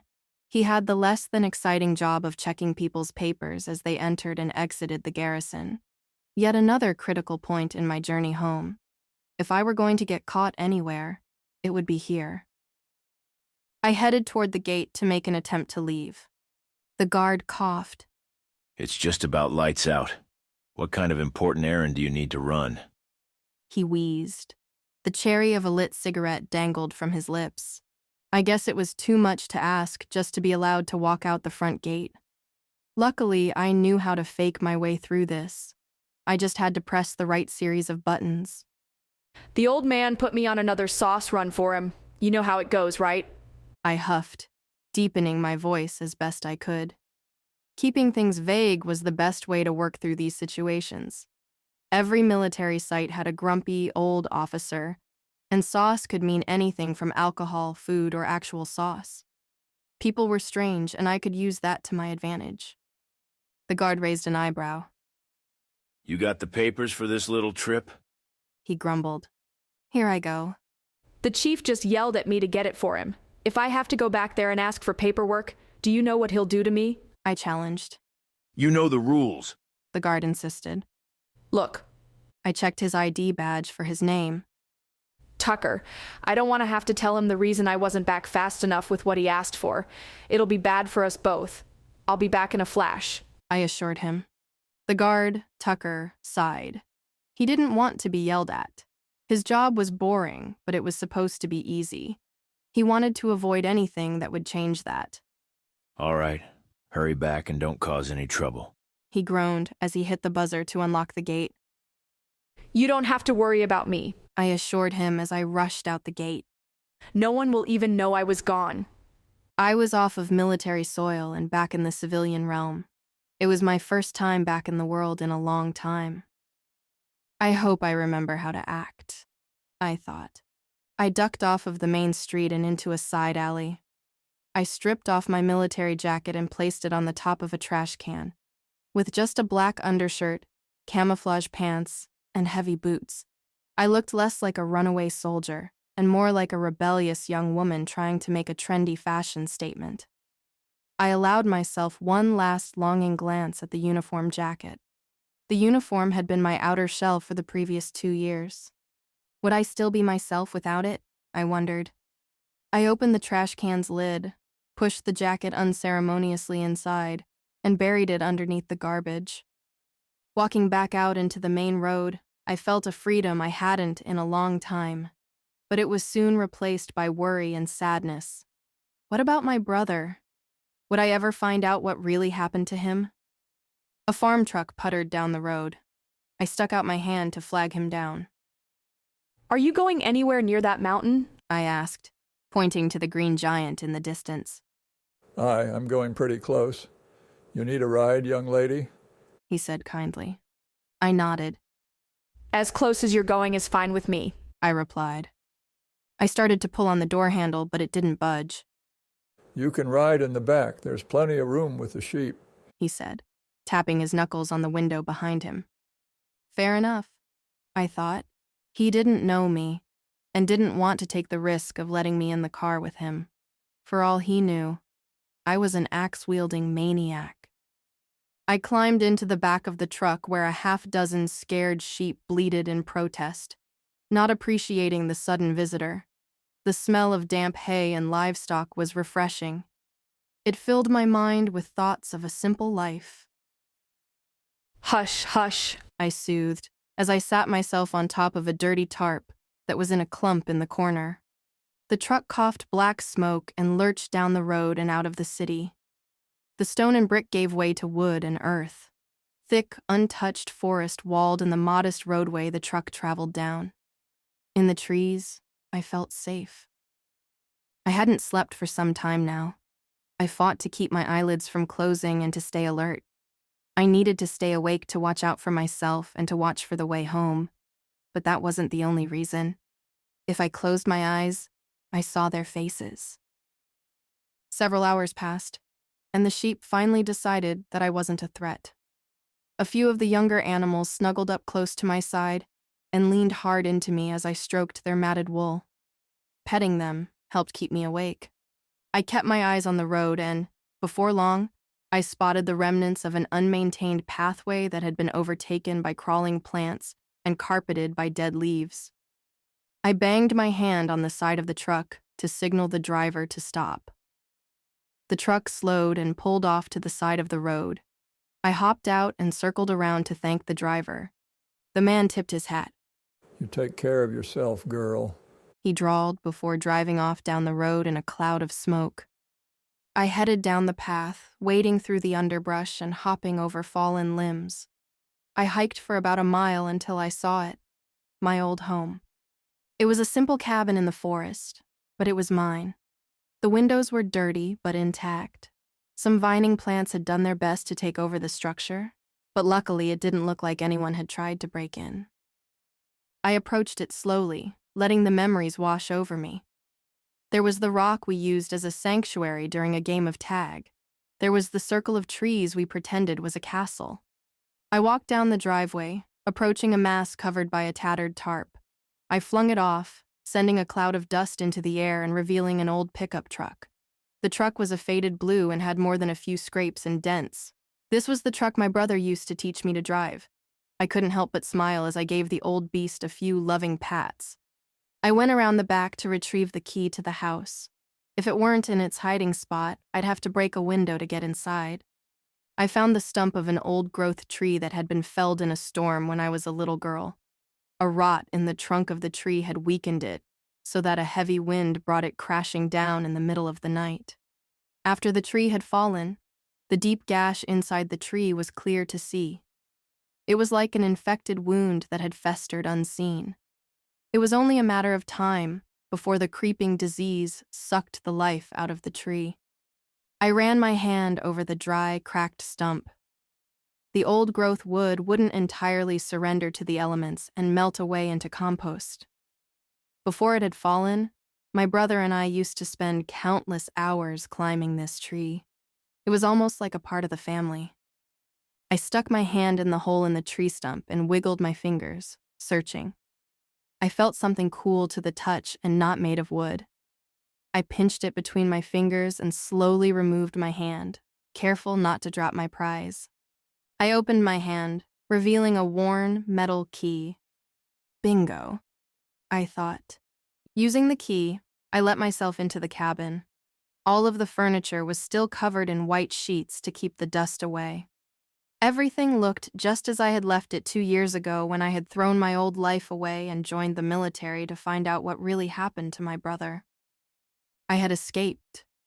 No one found out that I was a woman impersonating a man. But I hadn't found out much of anything about what had really happened to my brother. I wasn't going to give up, but I didn't know what to do next. For now, at least, I was home. But for how long, I wondered. Chapter 8. Picked up, 3 years later.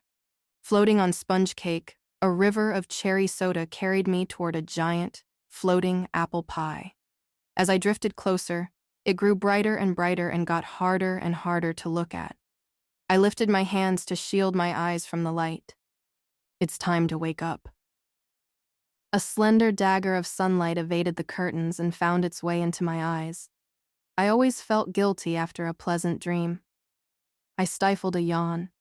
No matter how much I wanted to stay in bed, it was time to start the day. I swung my legs out of bed and hopped down to the smooth pine flooring. I flung open the curtains to let the rest of the sunlight trickle into the cabin. There was no risk of having my privacy encroached on in my secluded slice of heaven.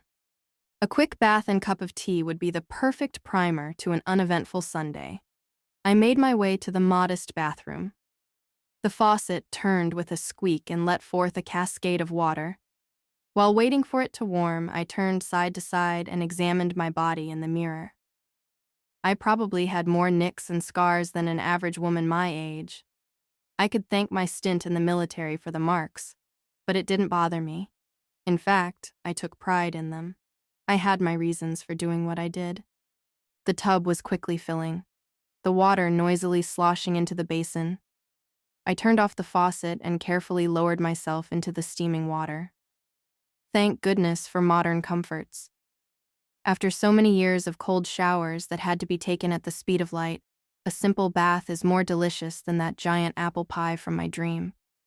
The soothing warm water made my eyelids heavy again, and I had to fight off the temptation to drift back off to sleep. After soaking and scrubbing, I reluctantly removed myself from the water's embrace. Drying off, I made my way to the dresser. While dressing, I looked longingly at the various family photos on display. I stopped on a photo of my brother, David, and me. I picked it up and smiled. The photo was of us on mischief night. He was dressed as a soldier in a brown and green uniform with a mop of untidy brown hair creeping out from under his cheap plastic helmet. I was dressed as a raggedy black cat. It was the first year we were both old enough to go door to door on our own to ask for treats and candy. Bullies had taken my bag of candy, and David had gotten more than a little bruised retrieving it for me. But retrieve it, he did. He proudly wore the scar above his lip where he had taken a punch. He always looked out for me, and I missed him more than anything. It had been 3 years since I failed to find him. It had been 3 long years since I made my escape from the military bunker where I lived as a soldier and wormed my way back into civilian life. I stayed out of sight for as long as I could, but it couldn't have lasted forever. Between the money I had inherited from my parents after their deaths and the little bit I had saved, I was able to keep to myself for quite a while. When it started to run out, I took on odd jobs where I could. My older brother had taught me many practical skills, and my time in the military didn't hurt either. I could do simple repairs to both vehicles and houses, and I wasn't afraid of manual labor. Luckily, no one around here asked any questions. Because of its size, the people of Tracul respected each other's privacy. The people living outside of Tracul, as I did, even more so. I believed that the military had either given up looking for me or never even bothered to start searching. After all, what was one runaway soldier in the face of brokering a peace agreement with a hostile neighbor? Peace did come, though. The nations of Liuxt and Satru agreed to stop fighting. The borders between our two countries shifted slightly, and life went on. As Colonel Abbott had predicted, the assassination of General Dunn was never made public. His successor, a pudgy dove of a man, erected a monument in Gled to the soldiers who had perished in the war, and the public quickly forgot about the fighting. I didn't forget, though. When I was unable to distract myself with chores or work, I often thought of Alvin, Ferguson, and Barrett. I pulled on a simple outfit consisting of a sweater and a pair of trousers and made my way to the kitchen. "Hi," someone called out. I almost fell over from surprise. A strange woman was sitting at my kitchen table, leisurely sipping a cup of coffee. Come, have a seat," she beamed. This woman, who was dressed like a lawyer, was inviting me to sit at my own table in my own house. Searching for words, my mouth opened and closed like a fish. Ma'am, I don't know who you think you are, but I have some information about your brother. She cut me off. I went numb, but staggered over to the table and shakily sat down. The woman, who looked to be in her mid-30s but still maintained a youthful, girlish glow, smiled and spooned more sugar into her already cream-colored coffee. I looked so hard for him, but I never found any solid leads to his whereabouts, I thought. He's why you joined the military, right? She said knowingly. You were never really in the army to serve your country. Now were you, Aubrey? It's as if she could read my thoughts. I held my silence. What she said, however, was true. Of course, women were not technically allowed to be in Lude's armed forces, but I needed to find out what happened to my brother. He was my only remaining family. After his letters stopped arriving, and there was never a notice of his going missing or death in combat, I came to the conclusion that something was awry. So without first analyzing the danger of the situation, I cut my hair and enlisted with some skillfully forged documents. I had great luck in being assigned to the same compound my brother had been stationed in, but that is where my luck had started to run out. I kept my hair at bay by clumsily whacking it away with my combat knife. The thick layers of gear and some tightly wrapped bandages kept some of my more telling features hidden away.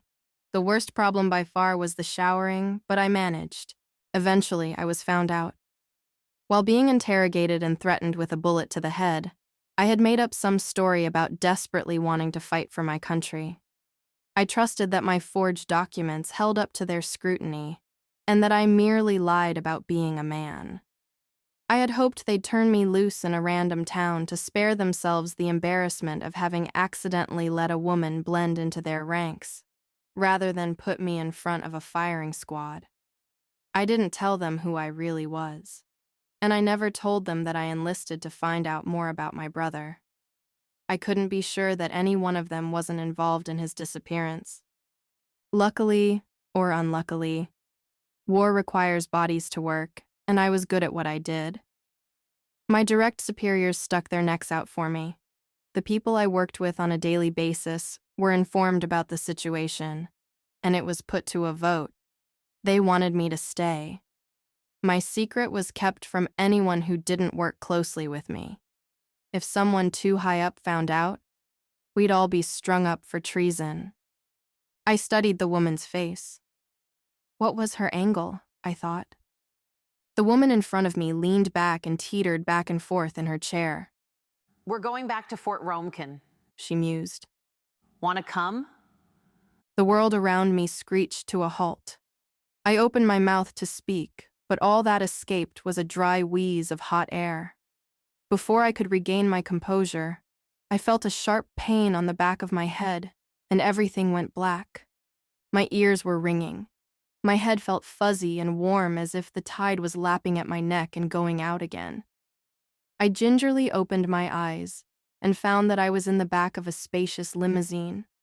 I was surrounded on all sides by the trappings of a luxurious vehicle, carpeted floors, leather seats, and blackened windows. I couldn't make out where they were taking me. This car probably costs more than my house, I thought. The woman who had let herself into my home was sitting in the front passenger seat. In the driver's seat was a man whose face I couldn't see. The woman in front of the car turned around in her seat and leaned over into the back, most likely breaking several safety laws in the process. You're probably wondering why we picked you up from your home unannounced and... I cut her off and shouted, Picked up? You bloody kidnapped me. I got up from a peaceful sleep and was going through my morning routine, and you guys... I pointed accusingly at my kidnappers. Break into my house, stuff me in a bag, and toss me in a limo. I finished, my face red from yelling. A really nice limo, the woman insisted, raising a single finger in the air. Sorry about the rough invitation, said the man driving the car.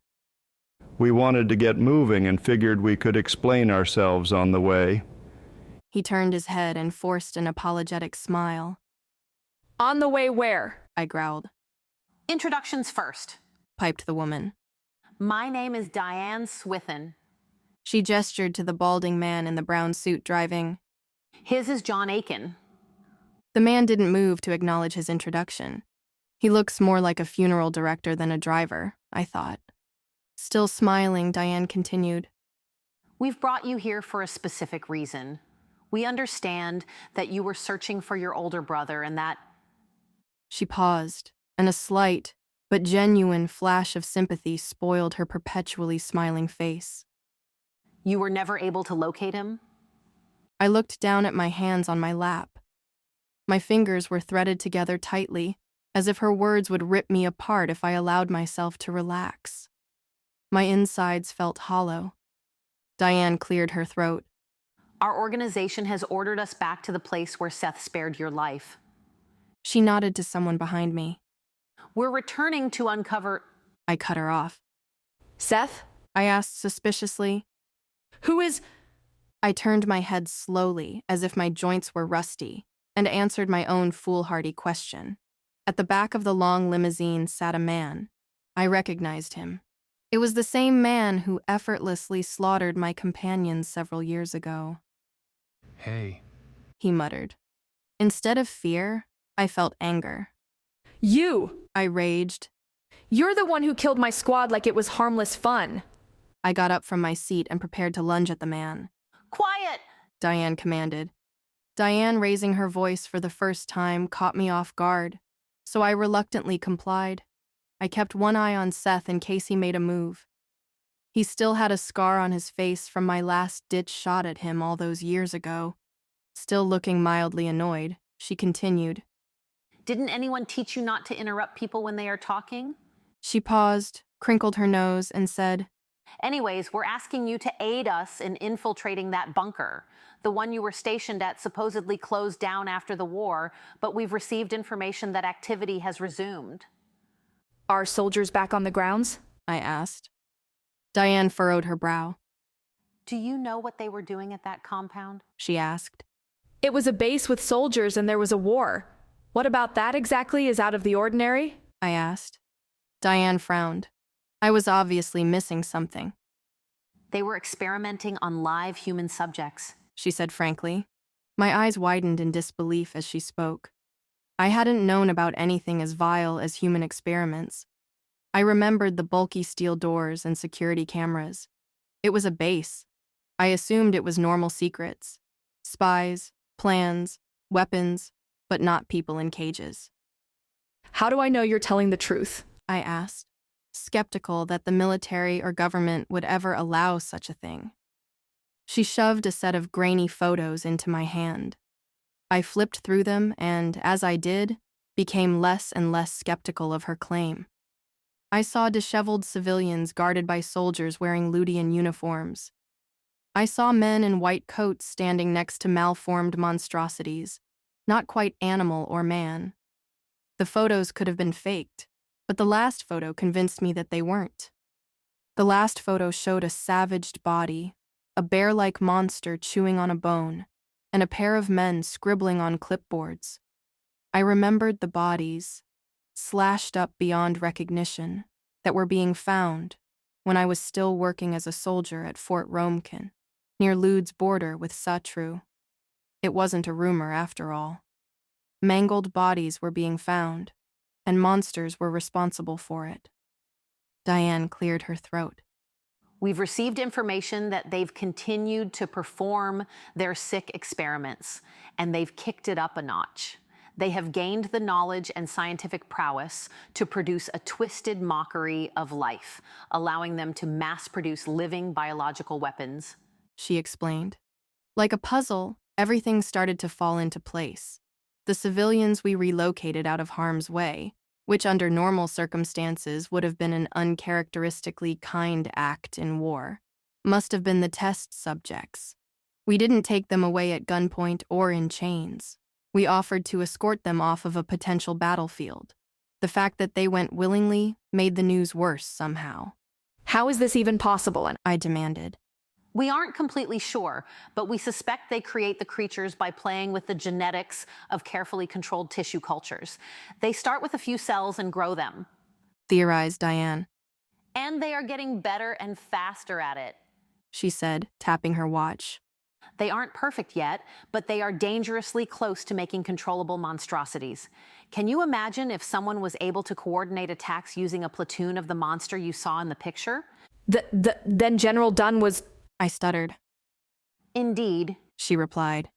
He was aiming for the complete subjugation of the surrounding countries and sought to crown himself as ruler of a new empire by using monstrous killing machines. He's dead though, right? Seth killed him, didn't he? I questioned. You bet I did. Seth smirked. I shot Seth a venomous look. I didn't hold any affection for General Dunn, but I was disgusted by Seth's pride. Diane snapped her fingers. You're not mistaken. Seth did neutralize the leader of Lude, but regardless, someone has gotten the fort back up and running, she explained. Lude's new leader would never allow this, I asserted. General Dunn's successor had been markedly less hawkish than the old soldier. I agree, Diane responded. We believe that someone close to the late General Dunn is behind this and that they are doing it secretly. I didn't know what to say. As a soldier, I had accepted a certain amount of killing. I had my own goal, finding my brother to think of. That in itself was noble, but in the process, I had helped usher numbers of innocent people to the slaughterhouse, under the impression I was shepherding them away from the guns and artillery shells. I thought of the family from the photos I found in the wooden box. Were they experimented on? I thought. My stomach turned. Where do I come in on all of this? I asked. I tilted my head in Seth's direction. I've seen what he can do, and he already got into the bunker once. What do you need me for? Diane leaned over the seat, getting even closer to my face. You were stationed at Fort Romkin for years, she exclaimed. You should know it quite well, much better than Seth. You're the map. She threw up her hands excitedly, as if being the map was some great honor. I felt a lot of emotions, but honored wasn't one of them. Seth was like me, a soldier. And though he had killed my friends, he was ultimately on the right side of things. Despite that, I didn't plan on forgiving him. But from one soldier to another, I understood. Soldiers kill people. They kill them to survive. They kill them because they are ordered to. They kill them because that's what soldiers have to do sometimes. I glanced over at Seth. If I couldn't hate him for killing my friends, I could still hate him for enjoying it. I glanced over at Seth. I felt fury swelling inside my heart. And this soldier, I thought, might get a chance to take revenge for her friends. Of course, we wouldn't ask you to do this out of the goodness of your heart. There is something in it for you too, should you accept. Diane teased, dangling some reward in front of me in the hopes that I would accept her offer. While we are on our mission at Fort Romkin, I'm sure we could find some time to let you poke around in the personnel files, she offered. They might contain some information about what happened to your brother. I paused and thought hard. This might be my chance to find out what happened to David. I knew there was no guarantee that I would find any information on him, but it was the best chance I had. Not to mention, there was no guarantee these people would let me go back home alive if I refused to assist them. How did you find me? I asked. We have our ways, replied John without turning around. It was apparent I wasn't going to get a clear answer. I put on my stoniest face, devoid of emotion. I can't forgive him. I pointed at Seth, who smirked back in my direction. But I'll help you, I confirmed. Excellent, piped Diane. We'll meet more of our people, get prepped, and make our way to your old outpost, she said matter-of-factly. Hopefully we can stamp out the embers of this conflict before it throws the world into chaos. John nodded his head. Seth stayed silent. Welcome to another war. Diane grinned. Chapter 9. The Underground. I was now willing to help, but thinking about the task ahead made my heart race. I put on a strong face, but my stomach was full of butterflies. I looked out of the corner of my eye and saw Seth silently studying me, attempting to find a trace of weakness lurking below the surface of my resolve. I put on a strong face and, satisfied, he ended his private investigation. I sighed. Everything had happened so fast, and it took me a few moments for my mind to catch up. We rode in silence for several hours, so I had plenty of time to think about the situation. I would help, because I felt it was the right thing to do. But that wasn't the only reason I was going along with this. I wanted the opportunity to find out what I could about my brother and his disappearance. I leaned my head against the window and watched the trees race by. Lude was beautiful, so I didn't lack for entertainment in the form of scenery. Gargantuan mountains, their tips covered in a light dusting of snow, cut into the sky. Large swaths of dense, evergreen forests blanketed the landscape. Part of me wanted to open the car door and bound naked into the wilderness to escape from it all. A simple life is all I ever really wanted anyway. The driver, John, pulled off of the paved road onto a more primitive one. It must be rarely used as several branches slapped at the windshield, and I felt every stone on the road as the car struggled down the path. Eventually, the car came to a halt in a cozy clearing where the road stopped. The four of us exited the vehicle. The sunlight barely penetrated through the ceiling of branches and foliage above us. We were deep in the forest and far from the modern comforts and prying eyes of civilization. Open the trunk, Diane motioned. I trudged through the thick carpet of pine needles to the trunk and did as commanded. Popping open the trunk, I found a muddy green and brown tarp. Give it here. Help me cover the car, Diane said. Diane and I, with no help from John or Seth, covered the car. Seth simply stared. John stuffed and lit a pipe, puffing contentedly as the two women worked. Diane and I anchored the tarp to the ground, with tent stakes, and backed up to judge our work. The stately limousine now blended seamlessly in with the undergrowth. You'd have to be looking expressly for a hidden car in order to spot it. John wandered away from our group and pulled down some vines and branches. This way, He beckoned. We plodded single file down the wooded trail. The footpath twisted deeper and deeper into the forest, taking us both uphill and back downhill. Fallen logs dotted with white mushrooms occasionally blocked the path.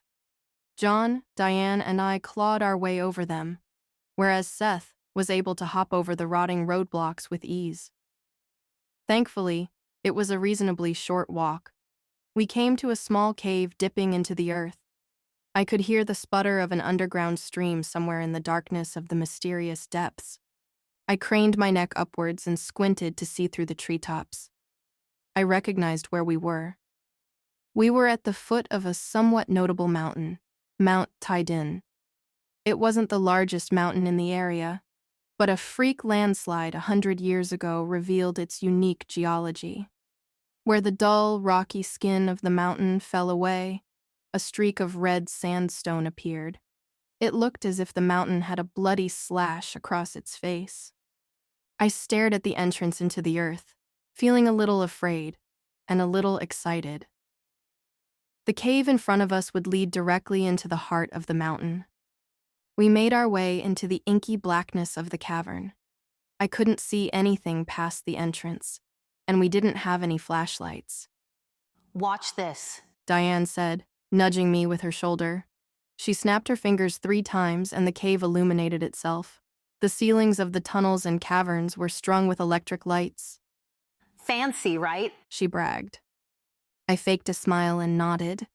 More strange than impressive, I thought. Seth rudely shouldered his way to the front of the group. I didn't let it bother me. I was too distracted by the cave's splendor. Slick spires clung to the ceiling and their sisters sprung forth from the ground, reaching out for each other. I had a soft spot for caves. The tight spaces make some people shudder, but my brother and I went caving with our parents before they both died in a car accident. A strange family hobby, to be sure, but an enjoyable one nonetheless. Exploring caves could be dangerous, and it wasn't uncommon for people to perish while on an expedition, but my family wasn't exactly normal. Trailing behind the trio, I craned my neck to get a look at Seth. I gritted my teeth and stared daggers at his back. If only they were real daggers. This person took my friends from me, and now I had to work with him. I took a deep, silent breath. I was doing this for a chance to get more information on what may have happened to my brother. If I had to work with this group, it was important that I made an effort to blend in. I needed to hide how much I hated Seth and how much I wanted vengeance. My survival might depend on it. I needed to break the silence, so I slipped past Diane and John and fell into place behind Seth. Trying to sound sincere, I slowly and awkwardly stammered. Thank you for including me in such an important mission. I'll try to... Quiet. Seth scolded. We're stopping soon. I slowed my pace and fell back in behind John. Maybe Seth deduced my true aim of attempting to start a conversation. I wish I hadn't said anything. We reached a turn in the cave and everyone stopped. I, however, did not stop fast enough and slammed into John's back. Sorry, I apologized. John smiled courteously and put a finger to his lips, politely asking for silence. Seth crouched on the ground near a stalagmite and looked it over. He scowled and moved to another and then another. Diane poked me roughly in the ribs and whispered, He always forgets which one it is. I looked over at her and silently mouthed, What? Finally, Seth examined one more closely than the others. He rapped his knuckles on it a few times and ran his hand over it. He grabbed the tip and quickly pulled it toward him. I heard a sharp snap. He'd broken it and revealed a large red button in the core of the formation. I started to step forward for a closer look, but Diane grabbed me and held me back. Seth slammed the button with his fist. A loud whooshing sound followed, and a mass of spears with gleaming tips flew out of the wall above, below, behind, and in front of Seth. I yelped and shut my eyes, not wanting to see the bloody aftermath of Seth's mangled and impaled body. I had my eyes shut tight until I heard John chuckle softly. How could he be laughing at the death of his ally? Were these strange people that heartless? And this is why we need Seth's reflexes, John disclosed. I cracked one eye open and saw Seth suspended like a contortionist between several of the spears. He didn't have a scratch on him. I started to see the humor in the fact that he was never in any danger. A grin crept across my face. He probably ended up like this on every visit to their headquarters. Every team has their own secret entrance to the headquarters. This is ours, John explained. This is to prevent him from coming here alone without us. John gestured to himself and Diane. The spears make it impossible for him to reach the button a second time to open the way to our headquarters, but never put him in danger if he makes an effort to dodge them, revealed Diane. It was a good idea, I thought. I had seen the damage Seth could do alone. I had already figured that Diane and John did trust Seth, but it would be foolish to leave the headquarters fully exposed.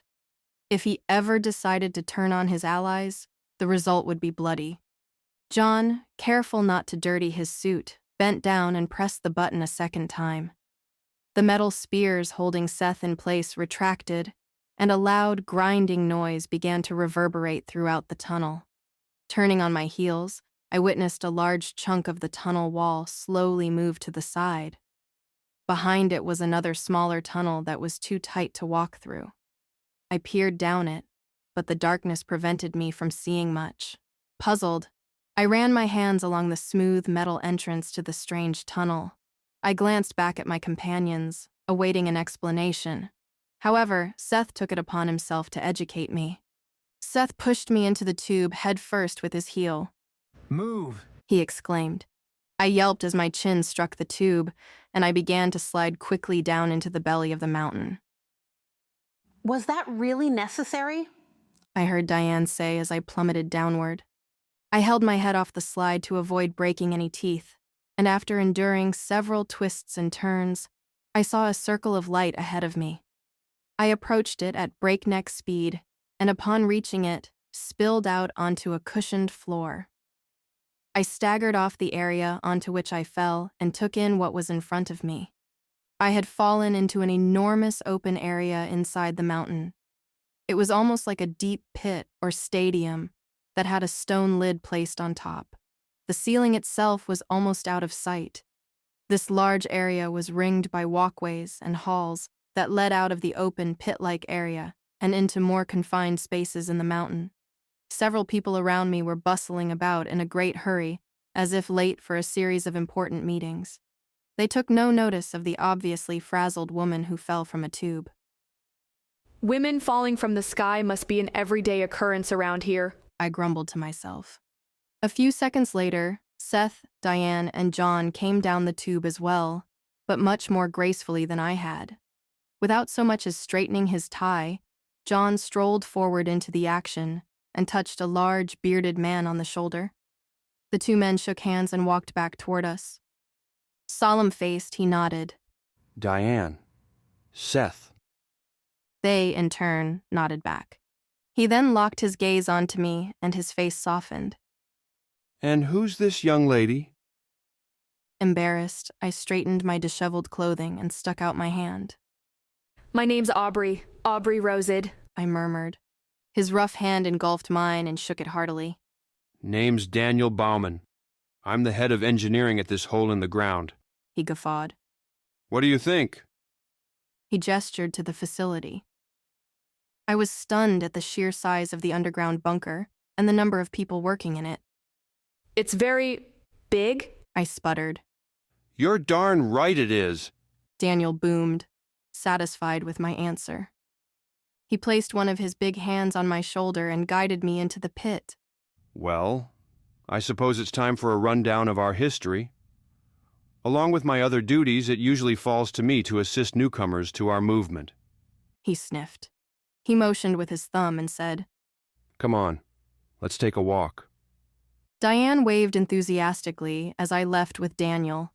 She, John, and Seth moved on together to sort out some business while I received a tour and history lesson from Daniel. Daniel, after you looked past his rough appearance, was a very kind and charming man. Walking through the underground headquarters, he pointed out areas such as weapons development, food stores, mess halls, and the hangar where planes and jets were kept. During his official tour, he also sprinkled in details about his personal life and family. The family he had to leave behind, that is. The organization he was now a part of had watched him and selected him for their team. I had been an engineer for the military in my country, Sisla, and I was the best in my field, he bragged. So this place has people from different countries working for it, not just people from Lude, I thought. Sisla was the country to the south of Lude. We hadn't had a conflict with them for hundreds of years. The governments of Lude and Sisla weren't exactly friends or allies, but they were trading partners. Sisla was almost twice the size of Lude, and their country was covered in rivers that led to the ocean. Landlocked Lude had a hunger for their fish and whale meat, while Sisla desired our country's lumber. The partnership was fruitful for both nations, so there was no reason to quarrel. It wasn't strange to have people immigrate from one country to another, but a foreigner cannot join another country's military. Despite being located within the borders of Lude, this place must operate independently of any single nation. Daniel continued on with his story.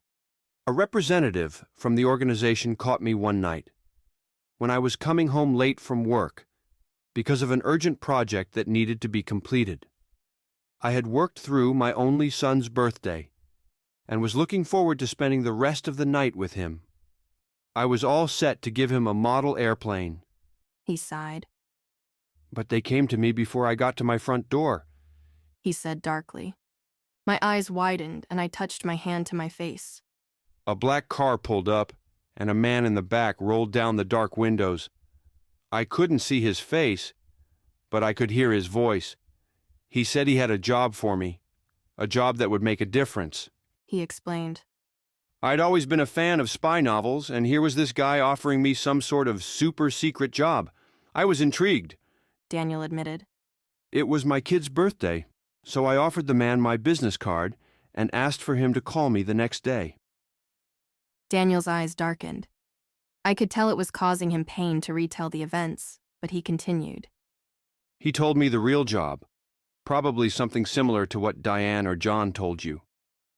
He also told me I had to accept or decline right then. There would not be a second meeting. I agreed out of a desire to protect my family and others. He sighed. I put the model airplane for my son on the doorstep, but officially, I never made it home that night. I got in the black car, and the organization's people wrecked my car and faked my death. He finished.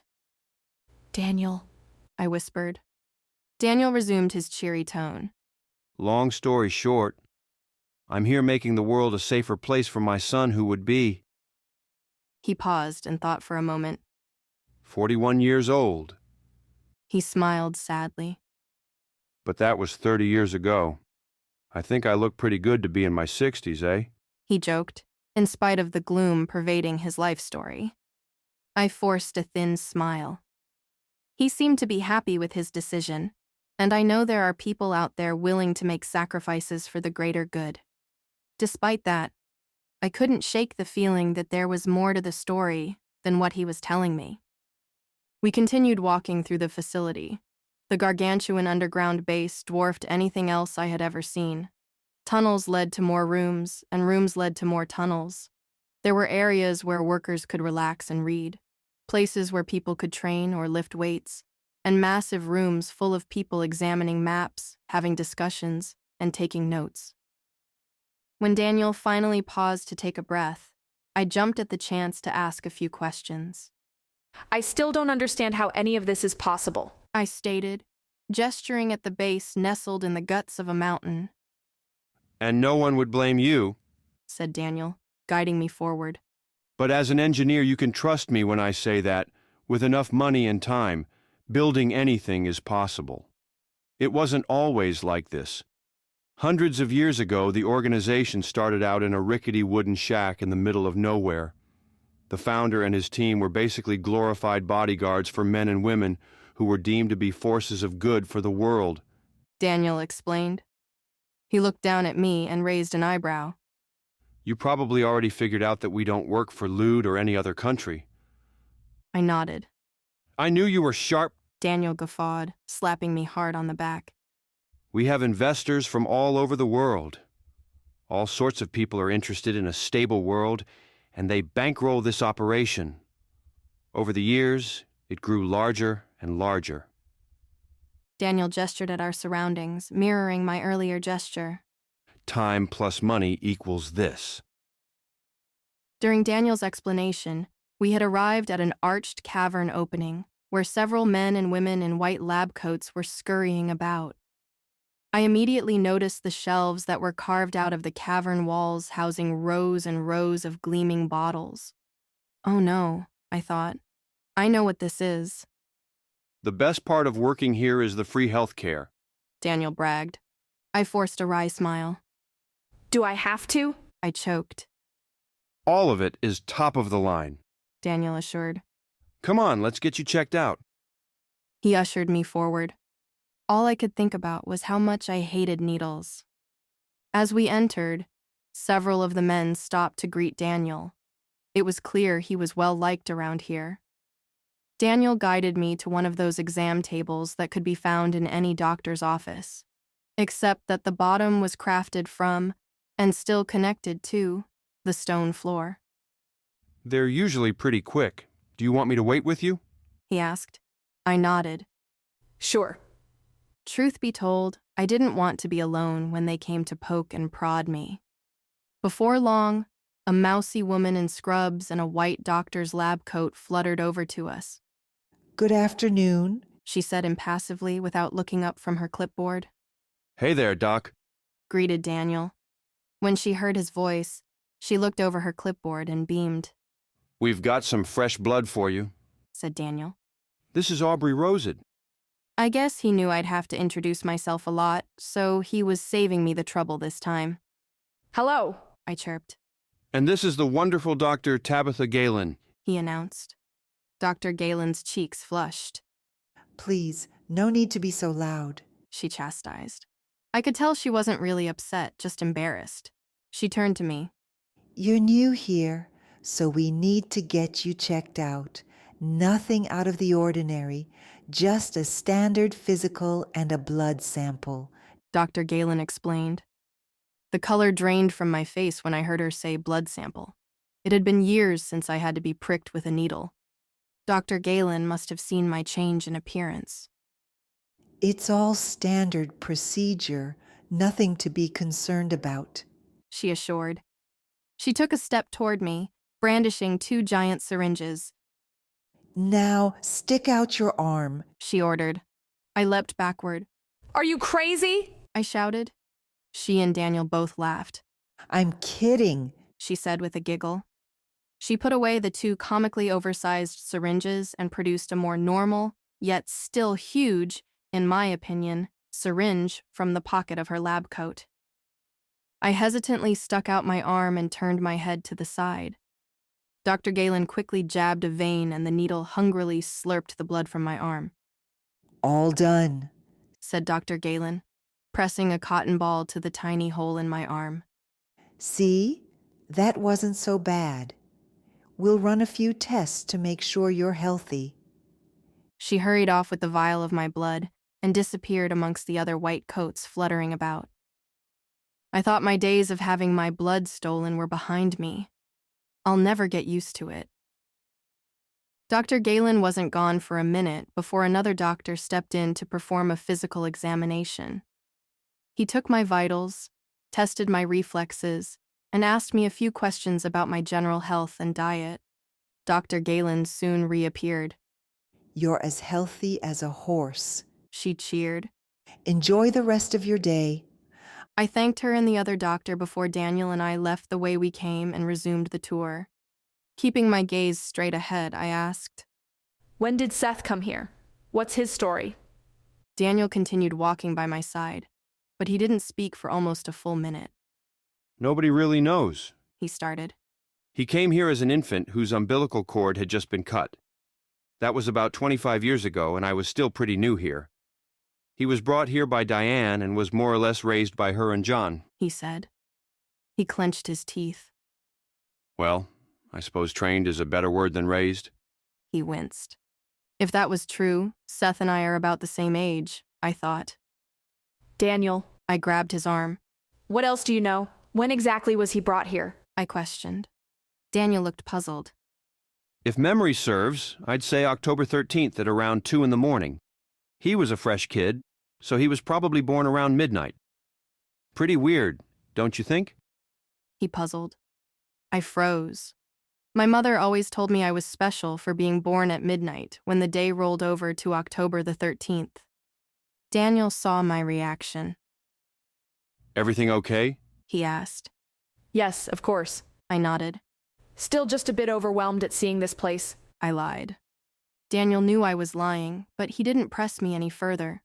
We had gone in a loop around the better part of the base and met back up with Diane, John, and Seth. Well, if you lot want to get to your destination in one piece, I better go have a look at your transport. Daniel yawned. He left to make sure our ride to the mission would be ready. It was a pleasure to meet you, Rosid. Daniel waved. Likewise, I shouted after him. Our mismatched group reassembled. We walked to a windowed watchtower in the middle of the pit. At the bottom of the spire was a set of iron stairs guarded by 2 armed men. Diane and John each flashed an insignia, and the 2 guards stepped aside to allow our passage. We hiked up the stairs until we reached a well-lit room with windows instead of walls, which would give the occupant a clear view of the goings-on of the base. The room was covered with maps and charts with colored pins stuck in them. At the back of the room, farthest from the door, sat a stately oaken desk. A tall leather chair with its back to us obscured its occupant. Ms. Rosid, A voice said. You are a very interesting young woman, impersonating a soldier, and even going toe-to-toe with our own Seth and living to see the sunrise. My face flushed, but not because I was embarrassed or flattered. I felt angry. His words made me out to be a great fighter when, in reality, Seth spared me on a whim after killing my comrades. The chair spun around and the man revealed himself.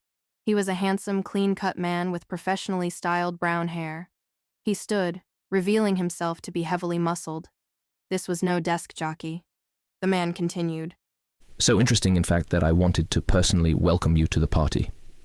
He outstretched his arms. Miss Rosid, welcome to the Underground. Chapter 10. Bedtime Stories. His words were dramatic, but they didn't tell me much. I had gotten some answers from Daniel during the tour of the facilities, but I wanted more. Momentarily forgetting my position, I pressed for some answers. Sir, what exactly is this place? What are you doing, and what or where do you fight? Diane interrupted. Aubrey, maybe you're being a tad bit... The man waved his hand. No. It's quite all right, Diane. She has a right to know. He chuckled. He looked straight into my eyes. Being overwhelmed is expected, but you handled it better than most, he said dryly. He peered past me and looked at Diane and John. When my father was head of all this and I was still a young boy, Diane and John both came to our organization. He smiled slyly. When they first saw the base, Diane passed out for 6 hours, and John didn't wake up for 12. I stifled a laugh. Diane was not amused. Back to more important matters, if you will. Diane grumbled. The man still had the shadow of a smile on his face. I do say I've forgotten my manners. I am Troy Colby and run this fine operation, he clarified. Troy sauntered over to a portrait on the wall and ran his finger along the opulent golden frame. The portrait depicted an older, aristocratic-looking man. My ancestors started this organization independent from any nation as a way to make the world a better place, and they all lived and died doing that very thing, Troy revealed. He focused his intense gaze on me. Addressing your question as to what we do here is simple. He shrugged. We fight the bad guys. To be honest, his answer was too simple. It almost sounded childish. Excuse me? It was all I could manage to say. Troy had seen my reaction coming and grinned roguishly. Actually, as simple as it sounds, it's the truth, said Troy. Out of the corner of my eye, I could see Diane softly slap her forehead and shake her head. He does this every single time, she whispered to herself. She sounded genuinely annoyed. Seth and John remained as still and quiet as statues. Well, it's completely true, Troy sniffed. What our organization does is combat other similarly hidden and secret operations that are controlled by other countries or forces. He gestured to the map that was covered in pins and arrows. And ultimately, preserve the world's civilized way of life. These movements generally stay hidden from the eyes of the public and do battle behind the scenes. However, every so often, a power-hungry group of people arises and seeks to upset the calm waters of the world. So from our point of view, we do fight the bad guys. I stared at him blank-faced and turned to my 3 companions. Is he serious? I asked. Seth finally spoke up. Yes, he is. This man we call our leader is too direct and doesn't focus on details as much as one in his position should. But he's not wrong. We do fight people whose aim it is to upset the fragile balance of this world. Seth explained coolly.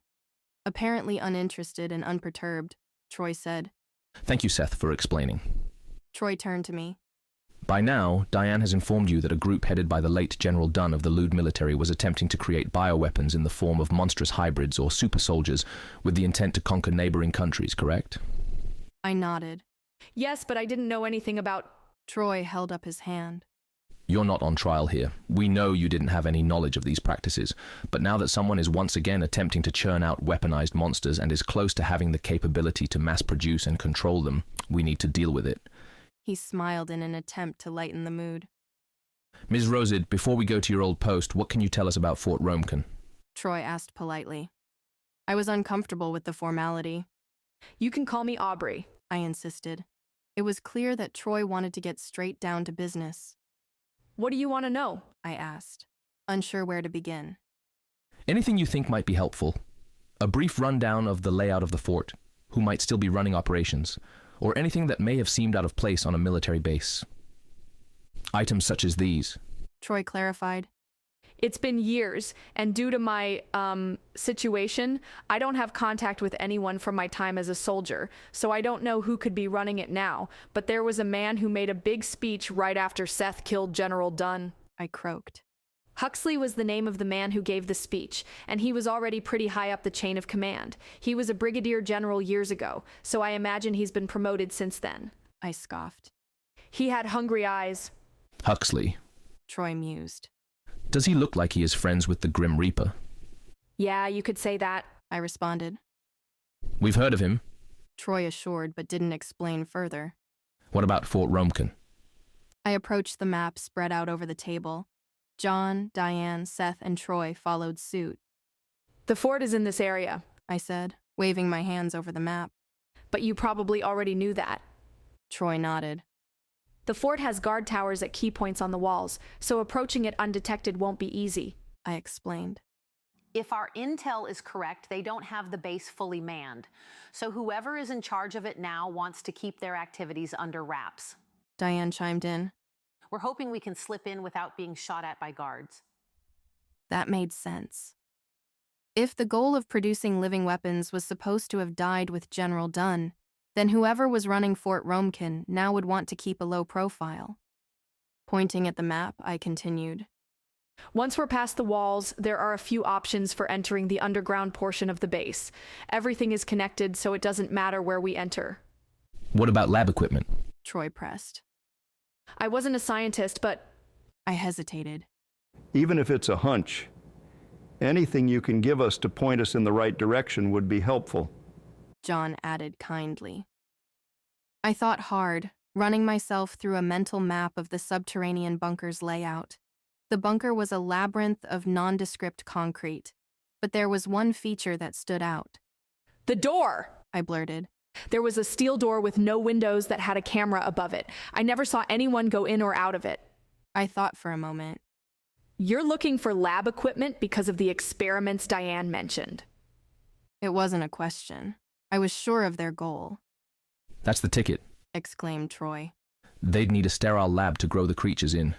You wouldn't see just anybody traipsing in and out with their dirty boots. I still don't understand why you need me for this. I hesitated. Seth already infiltrated the base once before.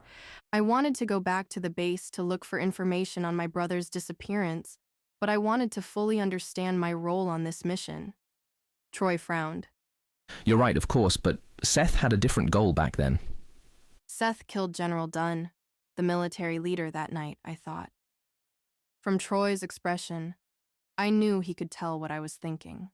Troy continued. Seth needed to get in and out of the base quickly. He's formidable but not invincible. It would have been helpful for him to find the lab and research, but with the limited time available, he had higher priority orders. Troy walked over to Seth and clapped him on the shoulder. Not to mention he doesn't have the best memory. Seth has probably already forgotten what the bunker looks like. Troy teased. Seth didn't so much as crack a smile. Aubrey, we do need you to act as a guide. In exchange for helping us, you have free rein to look for information on your missing brother. There will be piles and piles of documents for you to rifle through behind previously locked doors. Troy reminded. What kinds of answers would I find in the hidden parts of Fort Romkin? Would I find anything? I wondered. The silence hung heavy in the room while I thought about what the next few days would bring. Clapping his hands together, Troy boomed. That's enough of the formalities. You can all go to your rooms. Aubrey, you'll have to bunk with Diane. I'm terribly sorry, but we don't have a separate room for you. Now, people, get a good night's rest and sweet dreams, because soon... He smiled slyly. We'll fly you into the jaws of the enemy. We shuffled out of the room, which had suddenly become quite uncomfortable, to get some decent sleep and prepare for the... battle?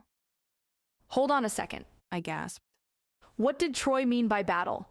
We are returning to the fort you were stationed at when Seth attacked. John answered. Diane explained that in the car. Whoever is running the show there now isn't going to invite us in for tea and cookies. I nodded. I know that, but what battle is he referring to? I mean, there are only the four of us. I worried.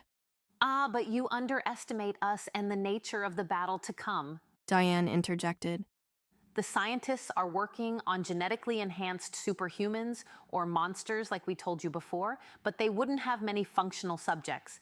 This is meant to be a covert mission. We don't want to get caught, but we might be. If we are spotted infiltrating the base, the frail little scientists will most likely use the subjects they have as a defense. Puzzled, I started. But you said they are close to finished, but not quite complete. So how can the people at the base control the... A small smile crept across Diane's face, and I finally understood. They can't fully control them yet. I finished my thought. The creatures are loose cannons, so they'll have to send them at us one by one. The trio nodded in unison, confirming my realization. That's what we're betting on anyways. If that isn't the case, we'll deal with it. Seth said haughtily. I was curious and wanted to keep talking, but we had arrived at one of the mountain base's internal walls. The wall was spotted with doors accessible by staircases that crisscrossed across the sheer rock face. Diane led me to a nondescript door which she unlocked using a small key card attached to a fuzzy purple keychain. The door swung open. If I didn't already think Diane was a bit strange, the room would have confirmed it. The walls of Diane's room were just like those of a house, and nothing at all like a cave. They were painted light pink, which matched the rest of the decor. The room had 2 twin-size beds with pink bedspreads and fluffy cloud-like pillows, separated by a nightstand with a singular lacy pink lamp settled on it. The wall was adorned with pictures of kittens floating comfortably on angelic clouds. There was one item that was out of place, however. A black death metal poster that read, Bloodfest. Diane shuffled inside and headed straight for the bed. She let herself fall back onto it. Home, sweet home, she exclaimed. I turned around, preparing to question John and Seth. What's the deal with... My voice trailed off. The only person who had remained was Seth. John was long gone. I froze when Seth's icy eyes found mine. Tomorrow, at Fort Romkin. Try not to be a burden. He spat. Taken back at the audacity of his statement, I abruptly slammed the door in his face. I groaned in frustration. I stomped to the bed on the opposite side of Diane's and threw myself onto it. I grabbed one of the fluffy pillows, buried my face in it, and released another cry of frustration.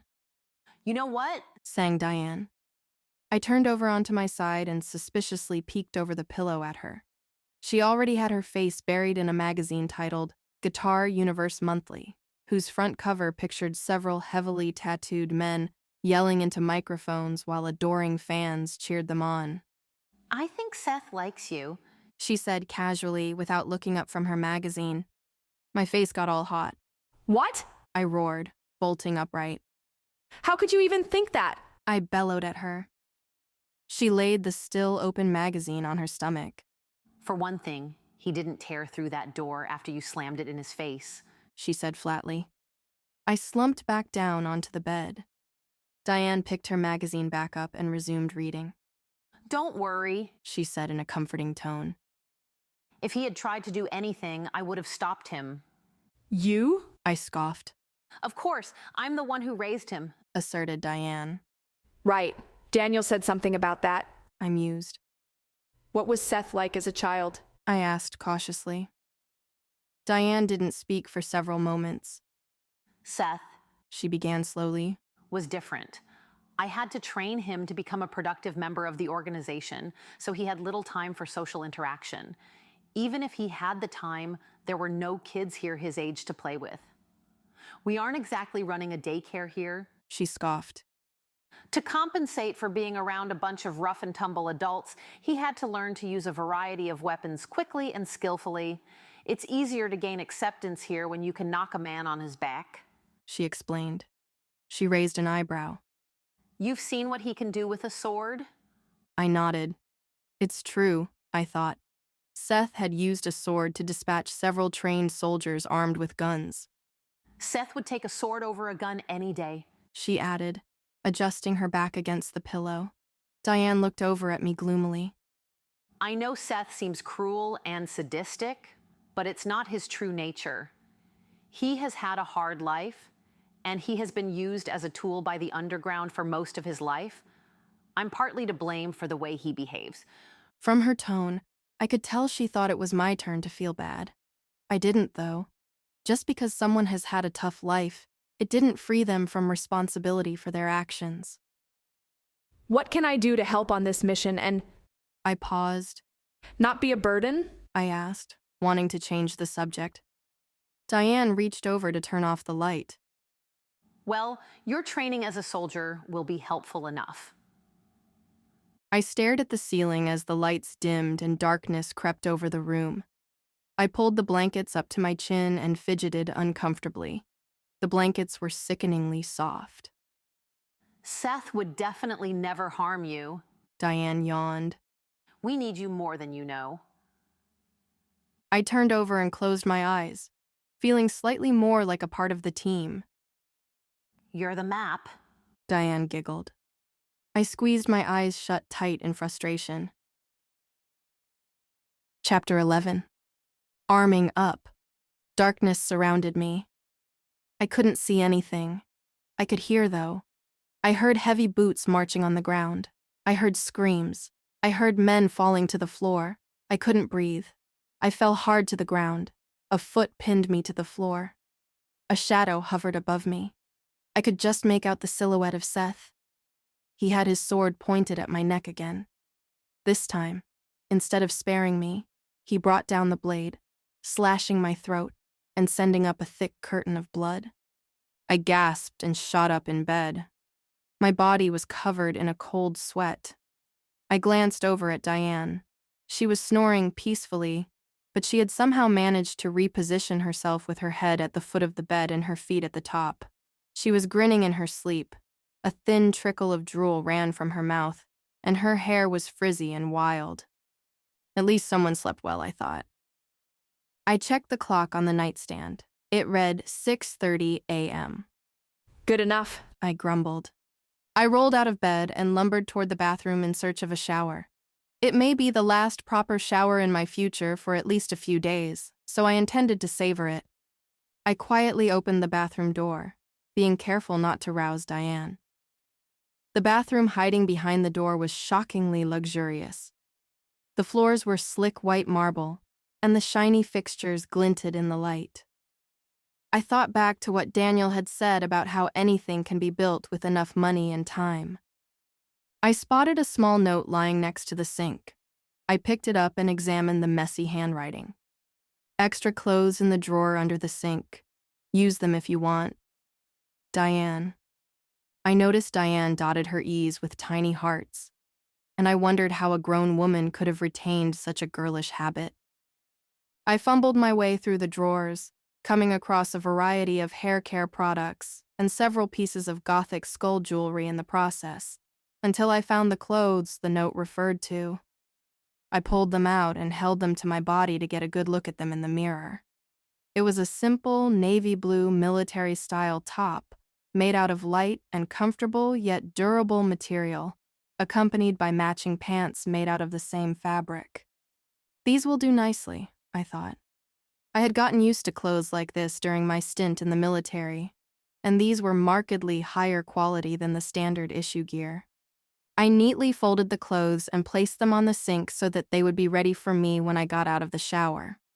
I'm not one to gush over an expensive-looking faucet, but I locked my gaze onto the ceiling-mounted shower head. I reached my hand into the shower and twisted the knobs until hot water rained down from the faucet. Steam quickly began to fill the room. I hurriedly undressed and quite literally jumped into the shower in order to escape the cold air. As soon as the hot water hit me, all of my muscles relaxed, and my stress evaporated into the steamy air. The nip and chill of the morning air were quickly vanquished by the soothing water. I relaxed, let the water's warm embrace take me away from my troubles, and gave my mind leave to wander. After an adequate amount of time and fighting my desire to stay in the water, I decided it was time to emerge from the shower. By sheer force of will, I begrudgingly halted the heavenly stream. I quickly wrapped myself in a simple cotton towel and after drying off, dressed in the apparel that had been picked out for me. I felt the material cling to my skin. Not too tight, but tight enough that it would not get caught on anything or cause problems when drawing a firearm or throwing a grenade. I stepped outside the bathroom to find Diane grumpily crawling out of bed. The shower's all yours, I chimed in my most annoying sing-song voice. Diane trudged past me, not looking at all pleased to be up so early. Bite me, she grumbled. Diane was clearly not a morning person. I walked over and settled myself on the bed I had occupied last night and patiently waited until Diane decided to emerge from the bathroom. Eventually, the door flung open, and Diane appeared with steam billowing around her, evidence that she had enjoyed a hot shower just as I had. I needed that. She exclaimed, revitalized. How do I look? She was dressed in clothes similar to mine, but hers were jet black with slashes of red on the shoulders and thighs. It's very... I struggled. It's effective, and that's all that matters. She said defensively. We're not marching to a beauty pageant. I doubt the enemy will have time to critique our clothing choices. She turned her back to me and bobbed her head side to side mockingly. Did you see what she was wearing? Oh my God, it was so last week. She turned, glared at me, and struck her best model-like pose. We both broke out into laughter, thankful for a bit of light-hearted relief. Oh, I didn't have any time to pack some spare clothes while I was being abducted, I said half-jokingly. Don't worry, Diane assured me.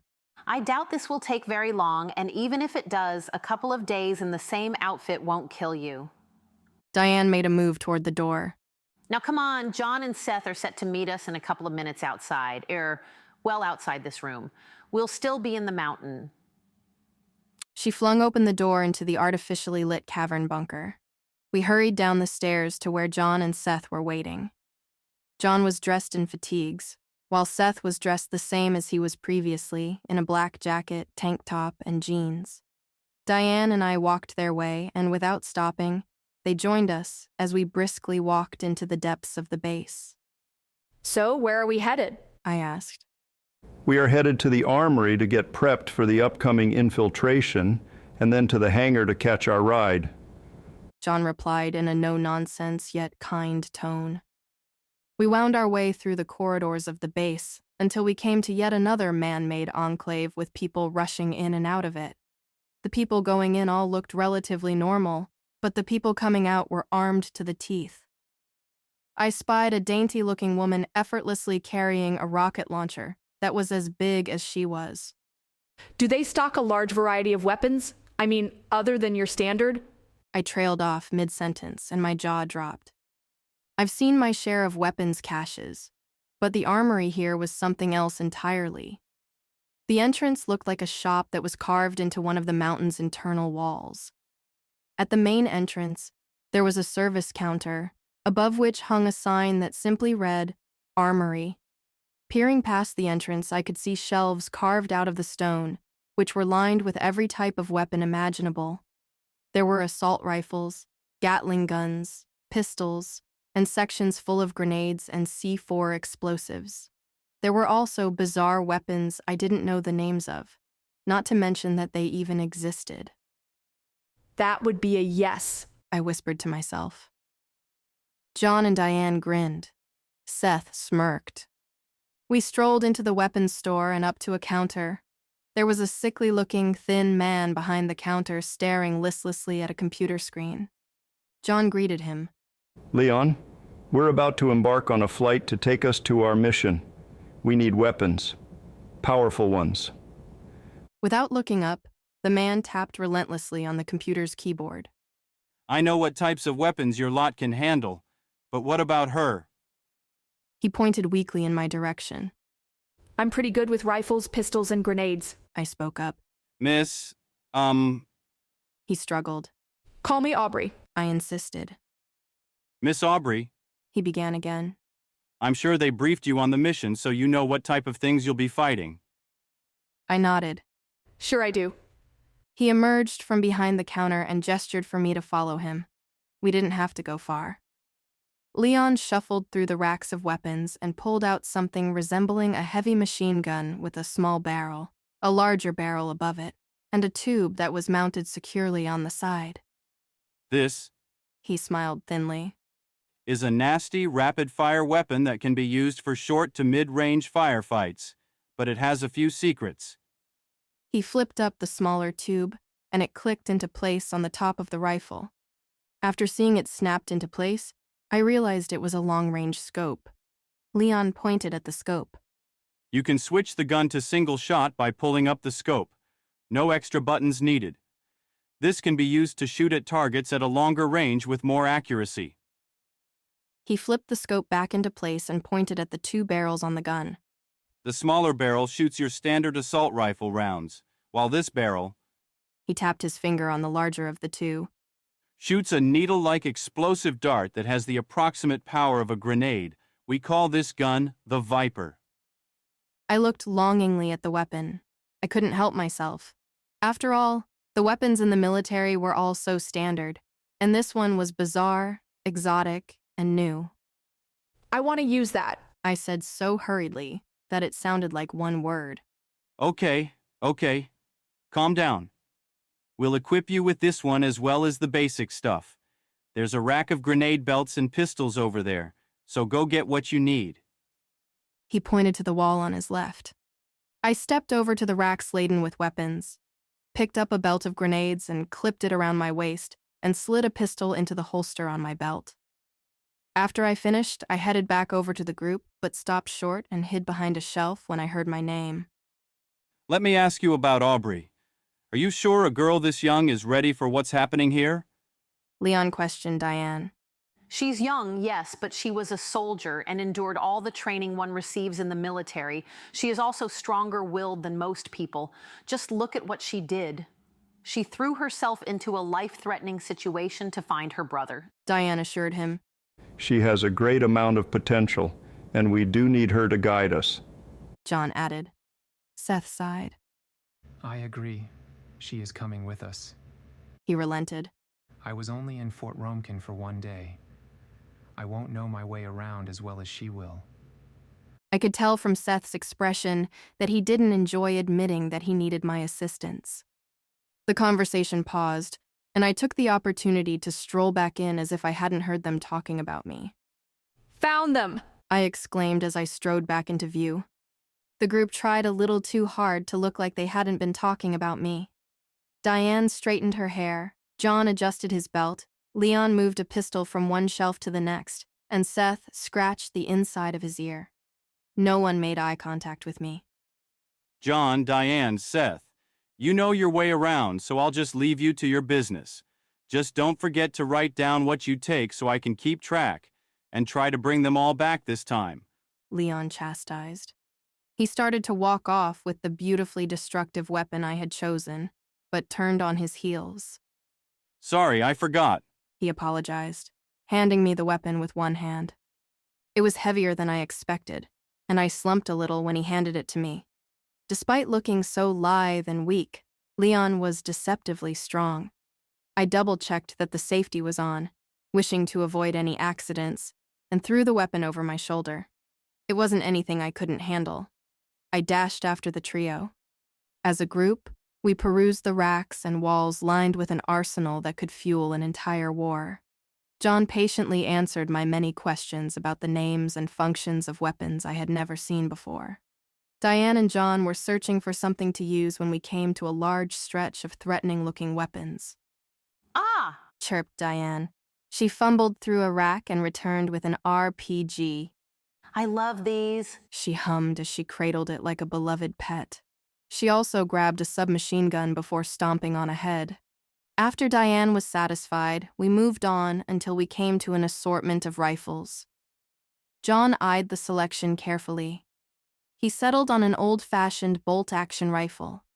It was an outdated weapon, but it had been well taken care of.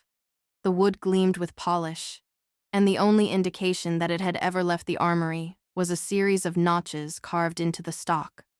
John wasn't finished yet as he quickly slipped deeper into the armory while we waited. He emerged with a belt of shiny knives, a choice I wouldn't have expected him to make. Seth was the only one still requiring a weapon. He took the lead at the head of the group. We followed him deeper into the collection of weapons. So deep, in fact, that I lost sight of the entrance. I was surrounded on all sides by shelves and aisles of deadly armaments. If we get hit by an earthquake, we will be in serious trouble, I thought. Seth halted in front of a glass case housing several cruel-looking revolvers. He removed his jacket and let it fall to the floor. He was wearing 2 crisscrossing leather straps on his chest that each held 2 holsters. He looked thoughtfully over the case, opened it, and grabbed 2 identical revolvers. He tested their weight and shoved them into his holsters, going back and doing the same with another pair of the same kind. Seth knelt and snatched his jacket from the floor. I just need one more thing, he added. We reached a narrow corridor that surprisingly didn't have any weapons lining its walls.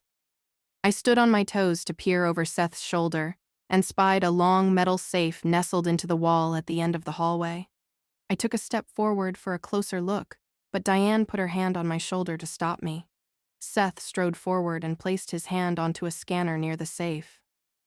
Prince recognized, said a tinny voice. A hiss of releasing air filled the passageway. The safe swung open, revealing a long item measuring roughly 4 feet in length, covered in cloth from tip to tip. I had no idea what it was, and I had no intention of asking. Seth strapped whatever it was he retrieved to his back over his left shoulder. He turned to face us and smiled wickedly. Let's go.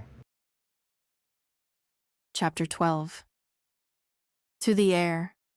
We walked back through the labyrinth of aisles packed with weapons and exited the armory. We're heading to the hangar now, John mentioned. I understood the mission's urgency, but the fact that we were leaving so soon still rattled me. I took a deep breath to center myself. The sooner we go, the sooner I have the chance to learn about what could have happened to my brother. As we hurried to our flight, we weaved our way through the crowds of other busy workers and soldiers. This part of the base was still new to me, so I was treated to some new and unusual sights. We rushed by a bar with seemingly ordinary people inside. Well, normal enough except for the fact that they were in a bar this early. They were huddled around a giant television watching football. Something good must have happened because the group cheered. Diane caught me staring and nudged me. They work the night shift, so the morning is their evening, she assured me. The base was full of strange shops, but the most surprising sights by far were the normal ones you'd see in any city. My jaw dropped as I passed by both a popular coffee shop brand and a famous burger restaurant. My eyes widened in disbelief. I guess they really do have those everywhere, I whispered under my breath. We came to a large steel door that had to belong to the airplane hangar. The doors slid open, allowing us passage inside. While the group walked forward, I stopped to wonder at the size of it. The hangar had a runway at least 1 mile long filled with different planes. I spotted a trio of old Gneiss 94s that had seen better days. Their paint was faded, and they sported some battle scars. That model of plane was a real antique, but I suppose a clandestine operation has to take what it can get its hands on. A somewhat newer pair of Ravelin 15s were being worked on by a greasy maintenance crew. Their sharp, modern design made them ideal for dogfights. A Ravelin 15 wasn't top of the line, but it wasn't a toy either. I spun in circles trying to take everything in at once. After I was done gawking in amazement at my surroundings, I noticed that the group had left me behind. I quickly ran after my companions. Of course, all of this was normal to them. Which one of these are we going to take? I asked, catching my breath. John pointed over to a twin-engine plane. That E-356 will be our transportation. John gestured at a fat-looking cargo plane. It was developed mainly to carry troops and cargo. It's amazing we got our hands on one because very few were ever built. This one has been modified with airline passenger plane-like seating to accommodate us more comfortably. I nodded, genuinely interested, albeit a little overwhelmed. We approached the aircraft, taking little with us, merely the clothes on our back and the weapons flung over our shoulders. Before we boarded, Daniel came running toward us red-faced and breathing heavily. He waved his hands frantically, signaling for us to wait while he caught his breath. I just wanted to see you guys off and wish you good luck, he said between labored breaths. Each of us thanked him, excluding Seth, who merely nodded in Daniel's direction. Daniel nodded back in acknowledgement. After saying our goodbyes, we stepped onto the aircraft that would take us into, and hopefully, back out of danger. The group of us filed into the plane and stowed our weapons safely in the back. A misplaced handgun sliding around the cabin and putting holes in unwanted places would be unpleasant, to say the least. Seth stubbornly kept his mystery weapon with him. I sat near the middle of the plane while John and Diane settled in next to each other on the row in front of me. Seth found a seat near the back and barked, "Someone wake me when we get there." I admit I was feeling a little more sympathetic after hearing about Seth's upbringing, but it did not change the fact that he was a callous lout. A man wearing a flowery shirt emerged from the cockpit and gestured carelessly to the emergency exits. Commercial airlines take triple the time to go over the safety procedures, and no one listens anyway, He complained, slinking back into the cockpit. A smartly dressed woman squeezed past him into the main compartment.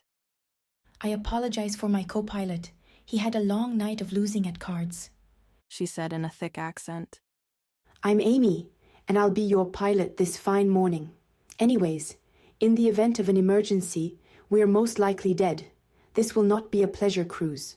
We're expecting some kind of ground-to-air fire, but we're not sure if that means advanced missiles or slingshots," she said, dripping sarcasm. She spun on her heels and, with her back to us, said, "We'll be taking off now, so please fasten your seatbelts. Or don't. You're all big kids now, so do what you want." I, of course, quickly fastened my seatbelt. I glanced around and noticed I was the only one who had done so. The aircraft began to rumble and creaked forward, slowly gaining speed. Soon we would be fighting for our lives in an attempt to spare the world from even more bloodshed. I knew that we might not come back in one piece, if we even came back at all. I had a flashback to my time as a soldier, and how some people had come back so torn that they could fit neatly in a small package. As we gained speed, something occurred to me that should have been obvious from the get-go. How would we fly out from the belly of a mountain? I began to panic as I leaned into the aisle to see what I could through the pilot's windshield. We were approaching the inner wall of the mountain at a breakneck pace. Had something gone wrong with the doors? The others didn't seem worried. As we were about to slam into the inner wall of the cavern, I winced, bracing for impact. At that moment, a grinding noise echoed through the cavern. Some sort of mechanism roared to life and began to split the walls of the mountain. We reached the end of the runway, just as the walls separated completely and revealed the peaceful blue sky. We were able to pass safely out of the mountain and into the welcoming air without so much as a bump. "Will there be an in-flight movie?" Diane asked innocently. "What the heck was that?" I exclaimed in bewilderment. "Hmm?" Diane purred, obviously disinterested. "The doors, the mountain, they open," I sputtered, shooting forward in my seat. Diane simply shrugged and turned to peer at me through the crack between the seats. "The wall of the mountain is split, and there's a sliding mechanism on each of the two pieces. What about it?" Diane raised an eyebrow. "How else would we get the planes out of the mountain and into the open air?" I could tell she thought my reaction was rather silly. I fell backward into my seat, not even attempting to argue the absurdity of it all. I'd learned it was better to simply roll with it. Once the plane leveled out, I removed my seatbelt and leaned forward to get Diane's attention. I jabbed her in the shoulder with my finger. "Diane, what exactly is the plan?" I whispered.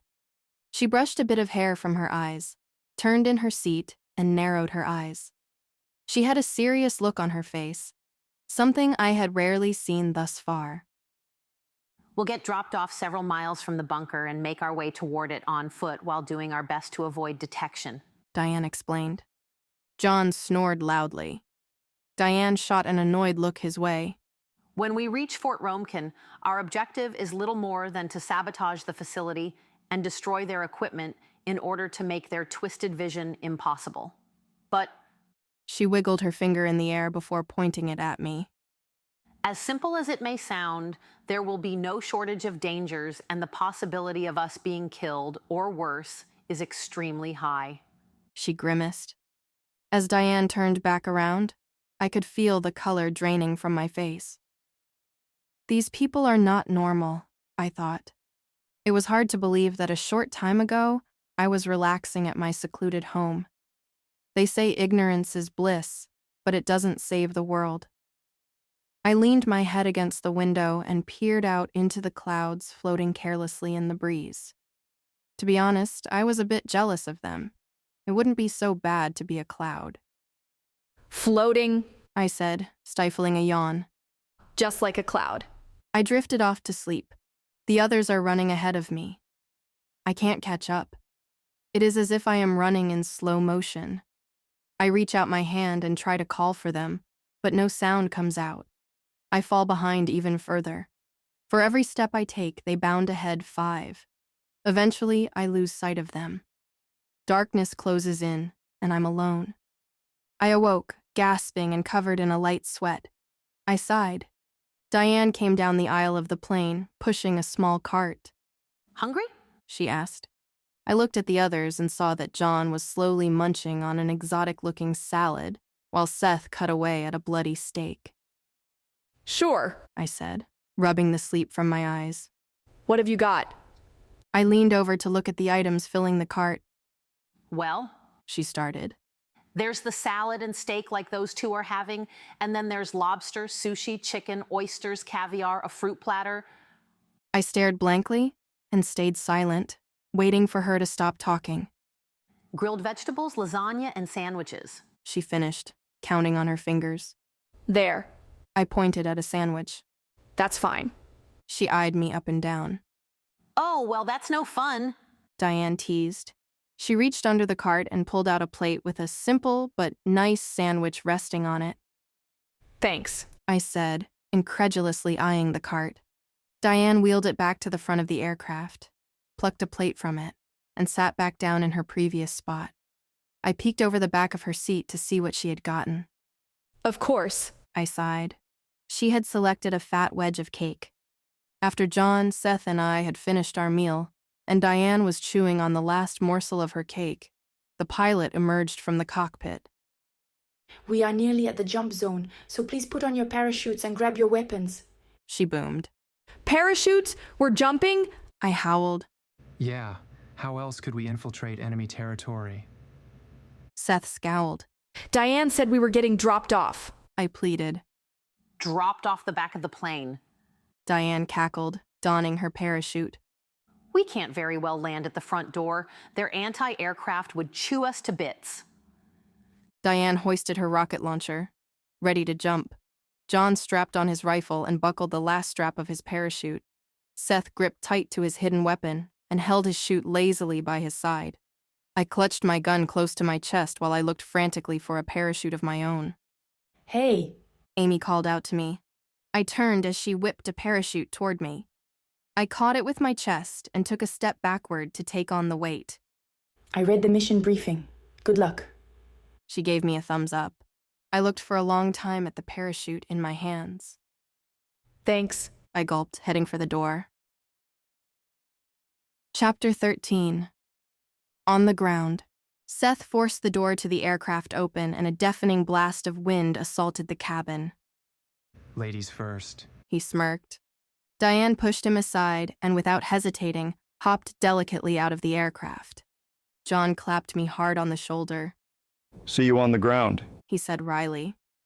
John took a bit of a leap and out the door he went. Don't die, Seth mocked. I don't plan on it, I countered. Seth took a bit of a running leap and dove out of the door. I took one last deep breath. I only received parachute training one time, and I did not enjoy it. Some people found plummeting to the earth freeing. It made me feel helpless. I peered out into the sky, shut my eyes, and let myself fall out of the door. I immediately felt the air pushing back on my body as I plummeted downward. If it wasn't for seeing the ground rapidly approaching, I wouldn't even know that I was falling. It felt more like floating. I could see that the others were a fair bit further down than I was, so I positioned my body into a nosedive to gain some speed. I slowed myself at a safe distance alongside John and Seth. Diane was still a ways off from us. I allowed myself a moment to take in the splendid view from above. Off in the distance, purple mountains reached into the heavens. It felt strange to be higher than those ancient giants. A series of little streams and rivers canvassed the landscape as if a god had spilled a bottle of blue ink onto his handiwork. Near Fort Romekin, ugly stumps and brown earthen structures marred the earth, however. The war machine had required abundant fuel and materials. I shared in the guilt of the haphazard harvest. I had taken part in the reaping, clearing the undergrowth to rob any enemy soldiers of a nest to hide in. The fort sat on a hill, like an ugly black scab, waiting for us. Thick concrete walls dotted by towers kept guard over the entrance to the inner courtyard of Fort Romekin. Though the fortification could be seen above ground, the bulk of the infrastructure tunneled below the earth like a mass of great slumbering serpents. John motioned to me that it was time to deploy my parachute. I pulled the ripcord and immediately felt the pressure yank on my body. It felt like slamming on the brakes in order to avoid hitting a person who was carelessly crossing the road. John followed suit soon after, and we both drifted at a much more comfortable pace down toward the ground. However, Seth continued to plunge toward Diane, and they both rocketed closer and closer to the ground. Neither of them had opened their chutes yet. Could something be wrong with their parachutes? I thought. Diane had said that we all had a good chance of dying, but I didn't think it would be quite so soon, especially for those two. The pair hurtled through the air until finally, Seth released his parachute no more than 500 feet from the ground. Diane's opened shortly thereafter. I breathed a sigh of relief, grateful that I wouldn't have to clean them up with a mop. Diane landed gracefully, with Seth hitting the ground roughly a few moments later. John and I aimed for the clearing behind the hill where they had landed and prepared to touch down. John and I landed on the ground with a thud. I stumbled a bit, but John, in spite of his advanced age, didn't so much as stagger. Seth and Diane were already packing up their parachutes and hiding them by the time we reached them. I win again, bragged Diane. Pay up. Yeah, I don't want to hear it, mumbled Seth. He reached into his pocket, pulled out a shiny black wallet, and removed several wrinkled bills that he then handed to Diane. She greedily snatched them out of his hand. Thank you, Diane boasted. John waved me over. Seth and Diane do this every time we have to parachute out of a plane for a mission. They make a bet on who will open their parachute last, he explained. So far, the score is 17-11 in favor of Diane. I always win, sang Diane. Almost always, admitted Seth. While Diane and Seth verbally sparred, John clambered up the steep earthen hill we had landed behind. He pulled a pair of compact binoculars from his pack and examined the topography leading to Fort Romekin. After he had considered the landscape, he slid back down the hill on his heels and rejoined us. By that time, thankfully, Seth and Diane had settled down. Seth stretched and yawned. This should be simple. We need to get in, destroy the labs and research, and get out. If anyone or anything gets in the way, we kill them, Seth said, smiling wickedly. Seth had a one-track mind. That's not everything. I get to look for information on my brother, I reminded. Seth shrugged in response. It does not appear that we have been spotted, claimed John, rubbing his head. That's good, right? I questioned. Technically, but... began Diane. But not expected, Seth interrupted. I thought they would have seen us and sent someone or something to investigate. Are there any secret entrances around here that we should be aware of? Asked Diane hopefully. I shook my head. Not that I'm aware of, I stated. Pity, she shrugged, disappointed. Seth bent down to look me in the eyes. You're the expert on the terrain here, insisted Seth. How do you suggest we get inside? I suggest, I said firmly, that we use the time between now and sundown to observe the base and see if anyone or anything enters or exits. I don't want us going in blind and stumbling into a patrolling group of soldiers. That gives us about 4 hours, John noted. One of us should be positioned on the hill in front of us while the other should keep watch behind us. The remaining two should take this opportunity to get some rest. It might be our last chance for a while, I proposed. No campfires allowed, I added.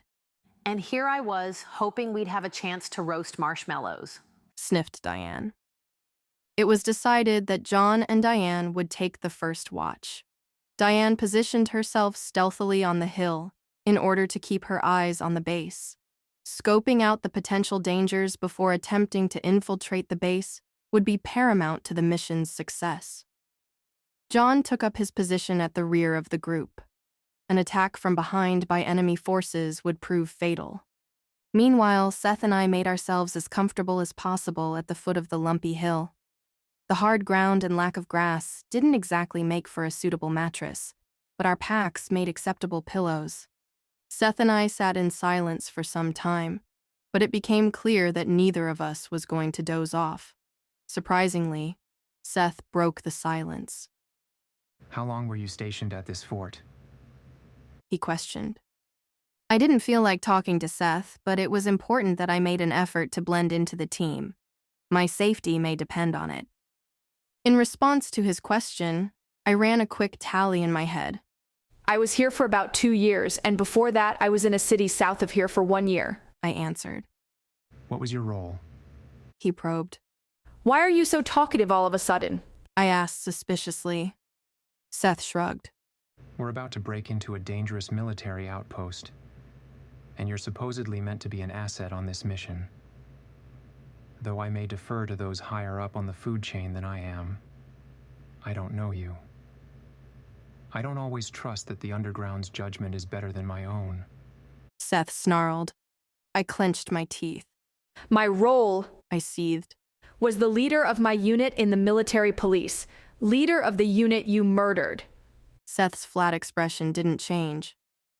It was a war. You've killed people, haven't you? He shot back. That's different. I didn't enjoy it like you did. I croaked. You would have if you had stayed in a military like that for long enough. Seth replied. It makes it easier. Why would he say that? I thought. He had a point, though. Pulling the trigger the second and third time is easier than the first. If you're allowed to ask me questions, then I have a few of my own. I snapped. What do you get out of all of this? Seth paused for a moment. It's my job. He answered. And if you have to do something to live, you might as well enjoy your work. His facial expression implied that he thought the reason should have been obvious. I didn't think it was wise to reveal that Diane and Daniel had already revealed a little about Seth's origin, past, and upbringing. Seth wasn't alone when it came to not entirely trusting members of this team. We passed the rest of our turn at rest in silence. The already tense mood had tightened even further after our conversation. Hey guys, Diane called from on top of the hill. You might want to take a look at this. Seth and I scrambled up to the top of the hill, the unease between us momentarily forgotten. Diane was still peering through her binoculars when we joined her. I squinted, but I couldn't make out anything interesting in the distance. There were no vehicles, soldiers, or aircraft to be seen. Below us, John had returned from watching the rear. He looked up the hill and down the hill and back up the hill. He scowled. He clearly wasn't excited about having to crawl back up the steep mound of soil. Diane nudged me with her shoulder. Here. She handed me the binoculars. Take a look. I grabbed the binoculars and pressed them to my face. There. She pointed to something in the distance. Just beyond that split tree and next to that dugout pit. Do you see it? I searched for the area she described until, finally, I found it. All I caught was a flash of skin and fur. It wasn't like any animal I had ever seen. I wasn't even sure it was an animal at all. You saw it, right? Queried Diane. I think so. I hesitated. Got it. Confirmed Seth. Shall I engage? Hold for now. Give John a few moments to get some shots off. Ordered Diane. Silently, John appeared by my side. He had made it up the hill remarkably fast for a man of his age. Do you have a shot? Diane asked coolly. I do. John replied. Take it, she ordered. John let loose a handful of shots from his rifle. The heavy thunk-thunk every time he reloaded matched the rhythm of my heartbeat. He stopped, and the creature he was firing at fell with a heavy thud to the ground at the bottom of our perch. I got a better look at the animal and retched. It was the size of 2 men, in both height and width, and covered in patchy fur and scales all over its hulking body. It had the head of an insect, with snapping mandibles. A sickening brown foam bubbled from one corner of its mouth. However, the body of the beast was not that of an insect. It had ape-like shoulders but the hooves of a horse. It had both the fur of a mammal but also the slick scales of a reptile. An octopus tentacle sprouted from one of its gnarled legs, but that wasn't the monster's worst feature. At the center of the abomination's back was a human arm and hand.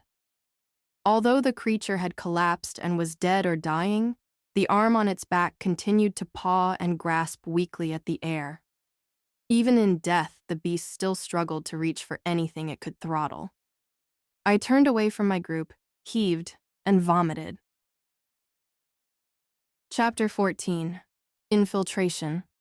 I wiped my mouth with the back of my sleeve and kicked dirt over where I had been sick. I turned slowly to take another look at the creature John had felled. Though the arm on its back had finally gone still, its muscles still twitched in various places. This is what we're up against? This is what they're doing? I asked between nervous breaths. Diane put her hand on my shoulder and squeezed. Pretty much, she said. Come on. She jerked her head in the direction of the hodgepodge creature below. Diane, John, and Seth climbed over the top of the hill and slid down the side to where the monster lay. I hesitated, but reluctantly followed them down. How many shots did it take? 3, 4. Seth sneered. This thing wasn't so tough. Seth kicked hard at the insect-like head. It made a crunching, popping sound as it snapped sickeningly to the side from the blow. John walked to Seth's side. Look again, he insisted. John gingerly moved the head with his foot and pointed. There were 4 tightly spaced holes on the upper portion of the monster's head. It had taken 4 near-perfect headshots to bring the monstrosity down. That might be a problem, admitted Seth. Not to mention that our meeting this lovely thing out here means that the people inside the fort know that we're out here. Diane grimaced. We should keep moving. Imagine if they had an army of these things. Seth whistled, throwing a glance in my direction. That's why I'm here to help you destroy this place, I grumbled. The sun was starting to go down, and an uncomfortable dusk began to creep across the rugged landscape. The promise of darkness gave us the gift of a stealthier approach, but it also could conceal a surprise attack. I covered my nose and mouth with my hand. How did they manage to make this guy? I asked, not really expecting an answer. How do you know it's a guy? Diane quipped. Without acknowledging Diane's ill-timed joke, John tightened his lips and rubbed his head. We'd been watching the group making these monstrosities for a while. They started out rough. At first, they were sewing freshly butchered parts, animals or otherwise, together to see what would function. That method didn't lead to a lot of success. John knelt and pulled at the human arm erupting from the creature's back. As you can see, there are no stitches or cuts of any kind. John stood and rubbed his hands on his pants legs. No, they've done their homework this time. I can only guess at the specifics of how they're doing it, but it must come from a test tube as opposed to a seamstress. This was my first look at what the military higher-ups of Lude were really doing. My stomach churned with disgust. We should get moving, I urged. It isn't a good idea to stay in one place for too long. We clambered back over the hill and packed away the rest of our gear in silence. The air of the group had certainly changed. They still weren't a typical group of soldiers or mercenaries, but the others were certainly more focused. For the time being, the light-hearted jabs had trickled to a stop. It was all business now. We decided not to climb back over the hill in order to be less predictable. The eyes of the outpost must have spotted us parachuting in and sent that test subject to intercept us. Going a different way was strategically sound, but I was also grateful that I didn't have to pass by that monstrosity again. We didn't plan on knocking on the front door, but we still had to approach the outer perimeter of the base without being seen. Without the light of a nearby city spoiling the night, scrounging our way through the darkness was like wading through tar. It was time to seriously begin our infiltration. Despite my supposed duty as the map, Seth led our attack on the base with me at the rear. Perhaps the others also still saw me as their biggest liability. When I was here, the landscape had been raised in order to prevent an approach like we were performing, but the war had been officially over for years now. Who or whatever was in charge of the fort had gotten careless, and small patches of grass and shrubs had crept back in. One at a time, our group crouched and scurried as silently as possible from stealthy sanctuary to stealthy sanctuary. The landscape was torn and difficult to traverse, but we made good time. Within an hour, we had bridged half the distance to the base. Bringing up the rear, I rejoined the others at the latest rally point. We had come to a scar in the earth that provided us with enough cover to momentarily let our guard down and take a brief rest. We were within 300 feet of Fort Romkin's solid concrete walls. I squinted and ran my eyes back and forth over the ramparts and parapets. Normally, you would expect to see bored soldiers patrolling back and forth, but strangely, the elevated walkways were empty. No one home. Diane sniffed. Not a very welcoming bunch, are they? John muttered. Seth stood and rotated his arms, stretching. Shall we let ourselves in? Grumbled Seth. He removed a pair of steel spikes from his jacket pockets and twirled them in his hands. He didn't wait for an answer. Seth took off, bolting toward the sheer concrete wall. He was a silent blur. He covered the distance to the wall in no more than 10 seconds and barely made a sound as he closed the distance. When Seth reached the wall, he ran up it a few steps and then leaped higher into the air. A loud crack rang out as he drove each of the metal spikes into the concrete wall. He removed one spike, reached upward, and drove it back into the wall. Like a mountain climber, Seth used each spike to spider his way up the concrete barricade. It was an impressive feat, but I wasn't surprised. At this point, it could simply be added to the growing list of evidence that Seth wasn't a normal person. When Seth reached the top of the wall, he removed a length of rope from his pack, fastened it to something, and let it fall down to the ground below. He stood, stretched both his arms, and waved us over. That's our cue, said Diane, getting up off the ground. We'll move the same as before. When one of us gets to the rope, the next of us can make our way over, she ordered. Understood, I responded. John nodded. Don't hurt yourself, he cautioned. Diane smiled thinly and dashed toward the rope. It took her longer than it took Seth, but she still closed the distance faster than one would expect a woman of her age to be able to. When she reached the rope, she gave it a quick tug to test it before scrambling up it. As Diane started her climb, John started his run. He bounded slower than Diane, but made it to the rope in a respectable amount of time. Before climbing, he looked back over his shoulder in my direction and gave a quick salute. That was my cue. I sprinted toward the lifeline that would take me away from the danger of being alone and exposed back to the relative safety of the group. I quickly worked my way over rocks and cracks in the ground, keeping my eyes ahead and focused on the wall. I made it to the rope without issue and prepared to pull myself up when I heard a low rumble to my left. I slowly turned my head and was met with another hideous chimera.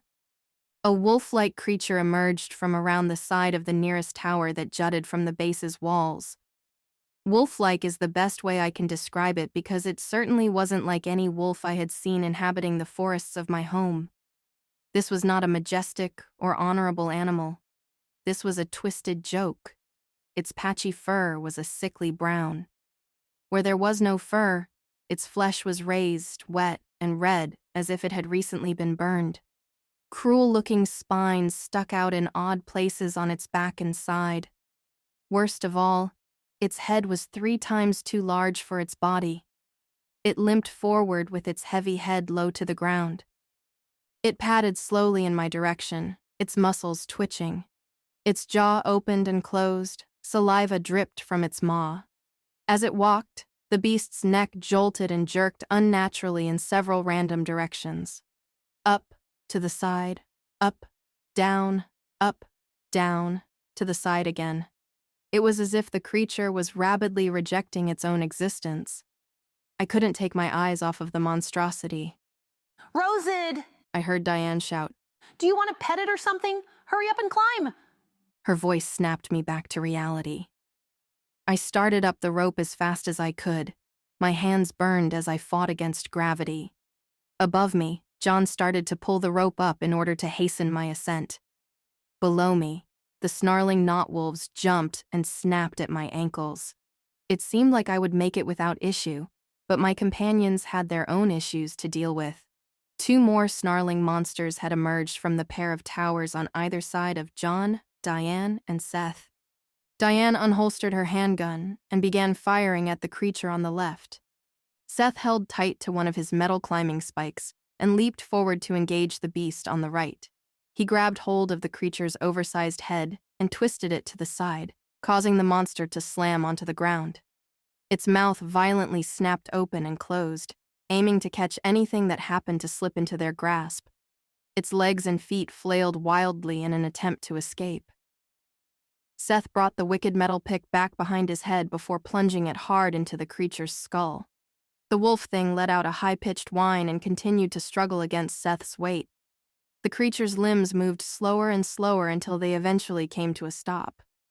Diane was having a tougher time dispatching her adversary. As she fired at the creature's face, the bullets either bounced off of or barely penetrated its thick skull. None of her efforts slowed the wolf thing's progress as it padded closer toward her with its jaw unhinged. It rocked back onto its hind legs and leaped at Diane, tackling her to the ground. As she fell, Diane rammed into John, making the rope I was climbing slip from his hands. I fell back toward the gnashing fangs and struggled to hang on as the rope snapped and tugged hard at its support. I swung and bounced hard against the walls. The creatures below me snarled and jumped, aiming to shred whatever flesh they could wrap their jaws around. Struggling to hang onto the rope, I kicked wildly at the creatures as they propelled themselves toward me. I managed to connect a few solid blows to the creatures' heads as they jumped, but it did little to halt their assault on me. Above me on the walkway, John got to his feet and tried to pull the creature off of Diane. The creature largely ignored him and continued its attack on her. She had managed to press her wrists into the beast's throat in order to hold it back from biting her. John gripped the creature's fur and pulled hard, but he wasn't strong enough to budge the beast. Suddenly, one of Seth's metal climbing spikes whistled through the air. The deadly projectile found its mark in one of the monster's eyes. Spurts of blood erupted from the wound and splashed onto Diane's face. The beast reared back and let out a pained moan. It swayed side to side and nipped madly at the air before falling over the side of the wall, where it landed with a sickening crunch. Its companions stopped nipping at my legs and turned their attention to their fallen brother. The duo lumbered hungrily toward its exposed belly and ripped into the flesh.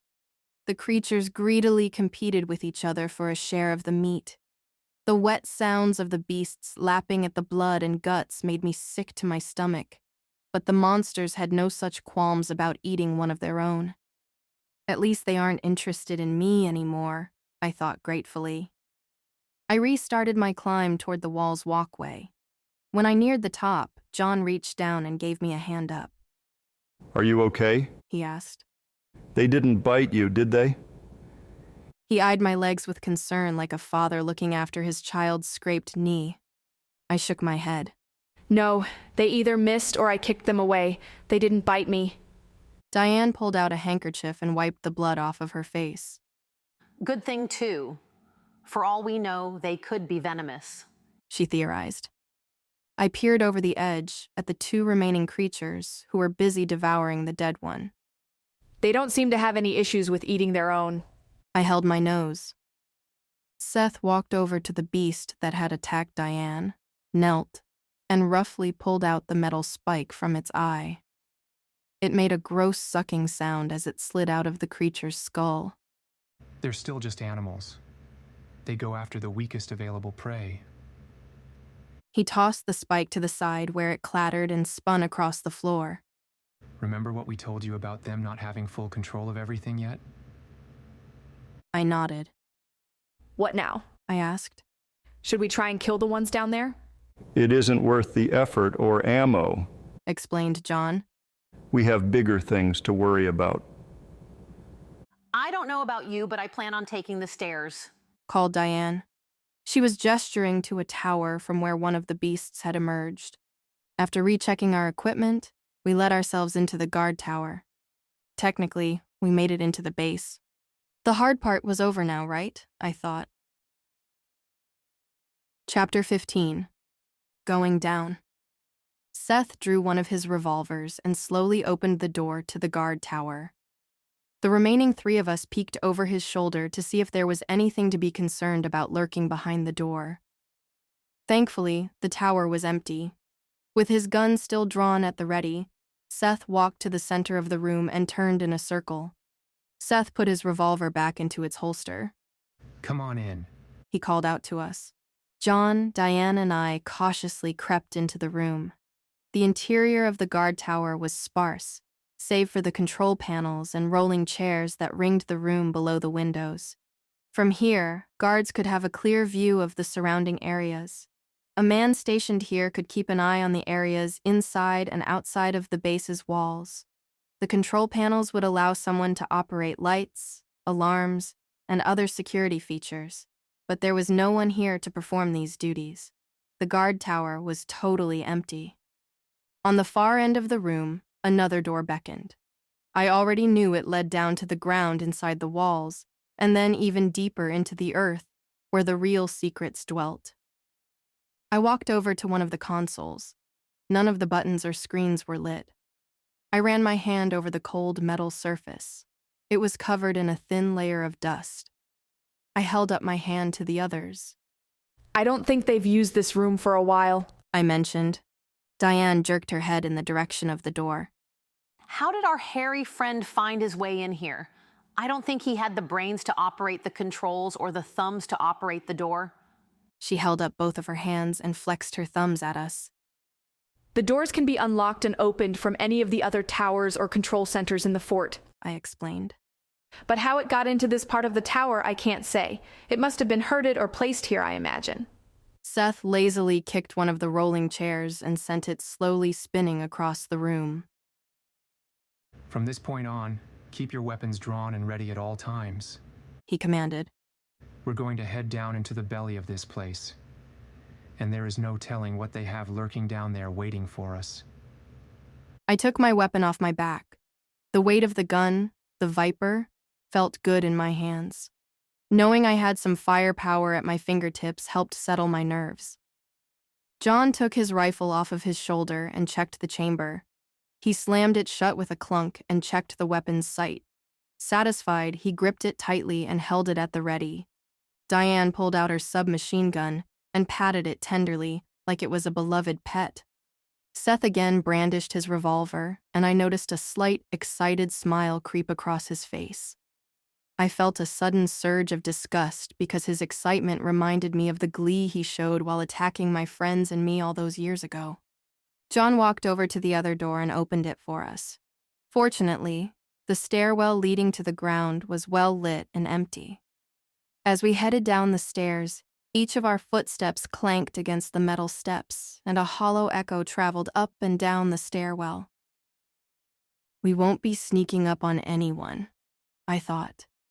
When our group reached the ground floor, we were met by yet another door, but this one had a small window. We all took turns peeking out of it. This door led back outside, but on the inside of the walls. There wasn't anything of particular interest to be seen. It was mostly concrete pathways, small roads for the transport of military vehicles, and sheet metal buildings to eat, sleep, or work in. Back when I was a member of the military, I had spent my fair share of time performing various duties out there. There was always work to be done, but I also spent time milling around and building friendships with the other soldiers. Now I was back here as an invader with a just cause. I used to help keep that area safe, but I didn't want to go out there now if I could avoid it. There weren't many places to hide, and a sniper, or worse, could spot our group and threaten us from afar. The stairs continued to loop around and down where another door loomed. This one didn't have a flimsy window to give us a glimpse of what lurked behind it. The door was heavy steel with no locks or hinges. In place of a knob or handle, it had a key card reader. A dull red light on the card reader let us know that there was still life pulsing through the security system. Above the door, a broken camera hung loosely from a tangle of red and blue wires. I had passed through this door many times before, but I'd always had the permission of some unseen force. I never had any control of the portal myself. John walked up to the door and rapped his knuckles on the smooth metal. We need to be on the other side of this, he said coolly. When I was a soldier here, this is one of the doors I used to pass through regularly, I offered. But the door always opened and closed on its own. Neither I nor any of the men I worked with had any control over it. I forgot to pack my dynamite, and I don't think it would be polite to use the RPG just yet, quipped Diane. I can handle it, said John. He knelt and began rifling through his pack. After a moment, he pulled out a thick key card that was wired to a keypad. With one hand, he held his dummy key card up to the reader, and with the other, he typed furiously on the keypad. The reader on the door gave out a series of angry chirps, and with each sound, its red eye flashed a little brighter. The door remained shut tight. Unperturbed, John continued to hammer on the keys. Seth let out a heavy, impatient sigh and scratched at the back of his head while Diane and I waited silently. Eventually, the keycard reader let out a low, friendly-sounding beep, and the light on it turned green. The door slid open, revealing another set of stairs leading deeper underground. Good job, Diane said, patting John on the shoulder. John stuffed his tools back into his bag. They make it too easy, he said with a wry smile. John turned to me and asked, Rosid, are you ready to go back down there? Yes, I answered. I took a deep breath and let it out slowly. Nervous? Asked Diane. A little, I started. It's been a long time since I've been here, and I have some... I glanced at Seth. Less than pleasant memories of this place. Seth pushed past us both. Come on, he barked. We don't have any time to waste. The four of us passed through the threshold and headed down the stairwell, moving from the everyday nondescript military base into the darker machinations below. Chapter 16. Discovery. We walked in silence down several flights of stairs before reaching the bottom. 4 dimly lit hallways stretched in 4 different directions.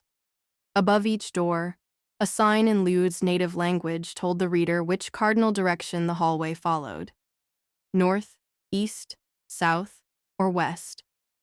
I had been here before. I worked here and had friends and allies here, but it didn't feel anything like a homecoming. I felt sick to my stomach. Now was my time to shine as the guide. I pointed to each of the corridors and rattled off their contents.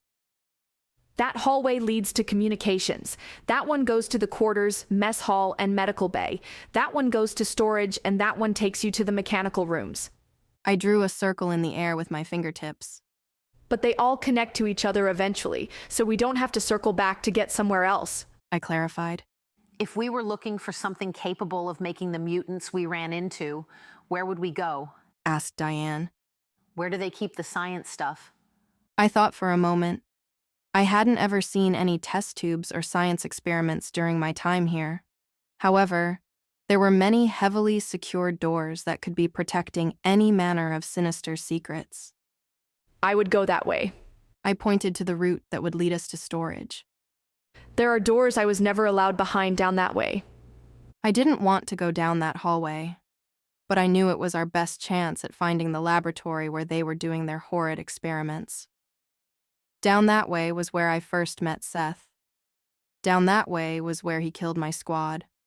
Down that way was where he murdered my friends.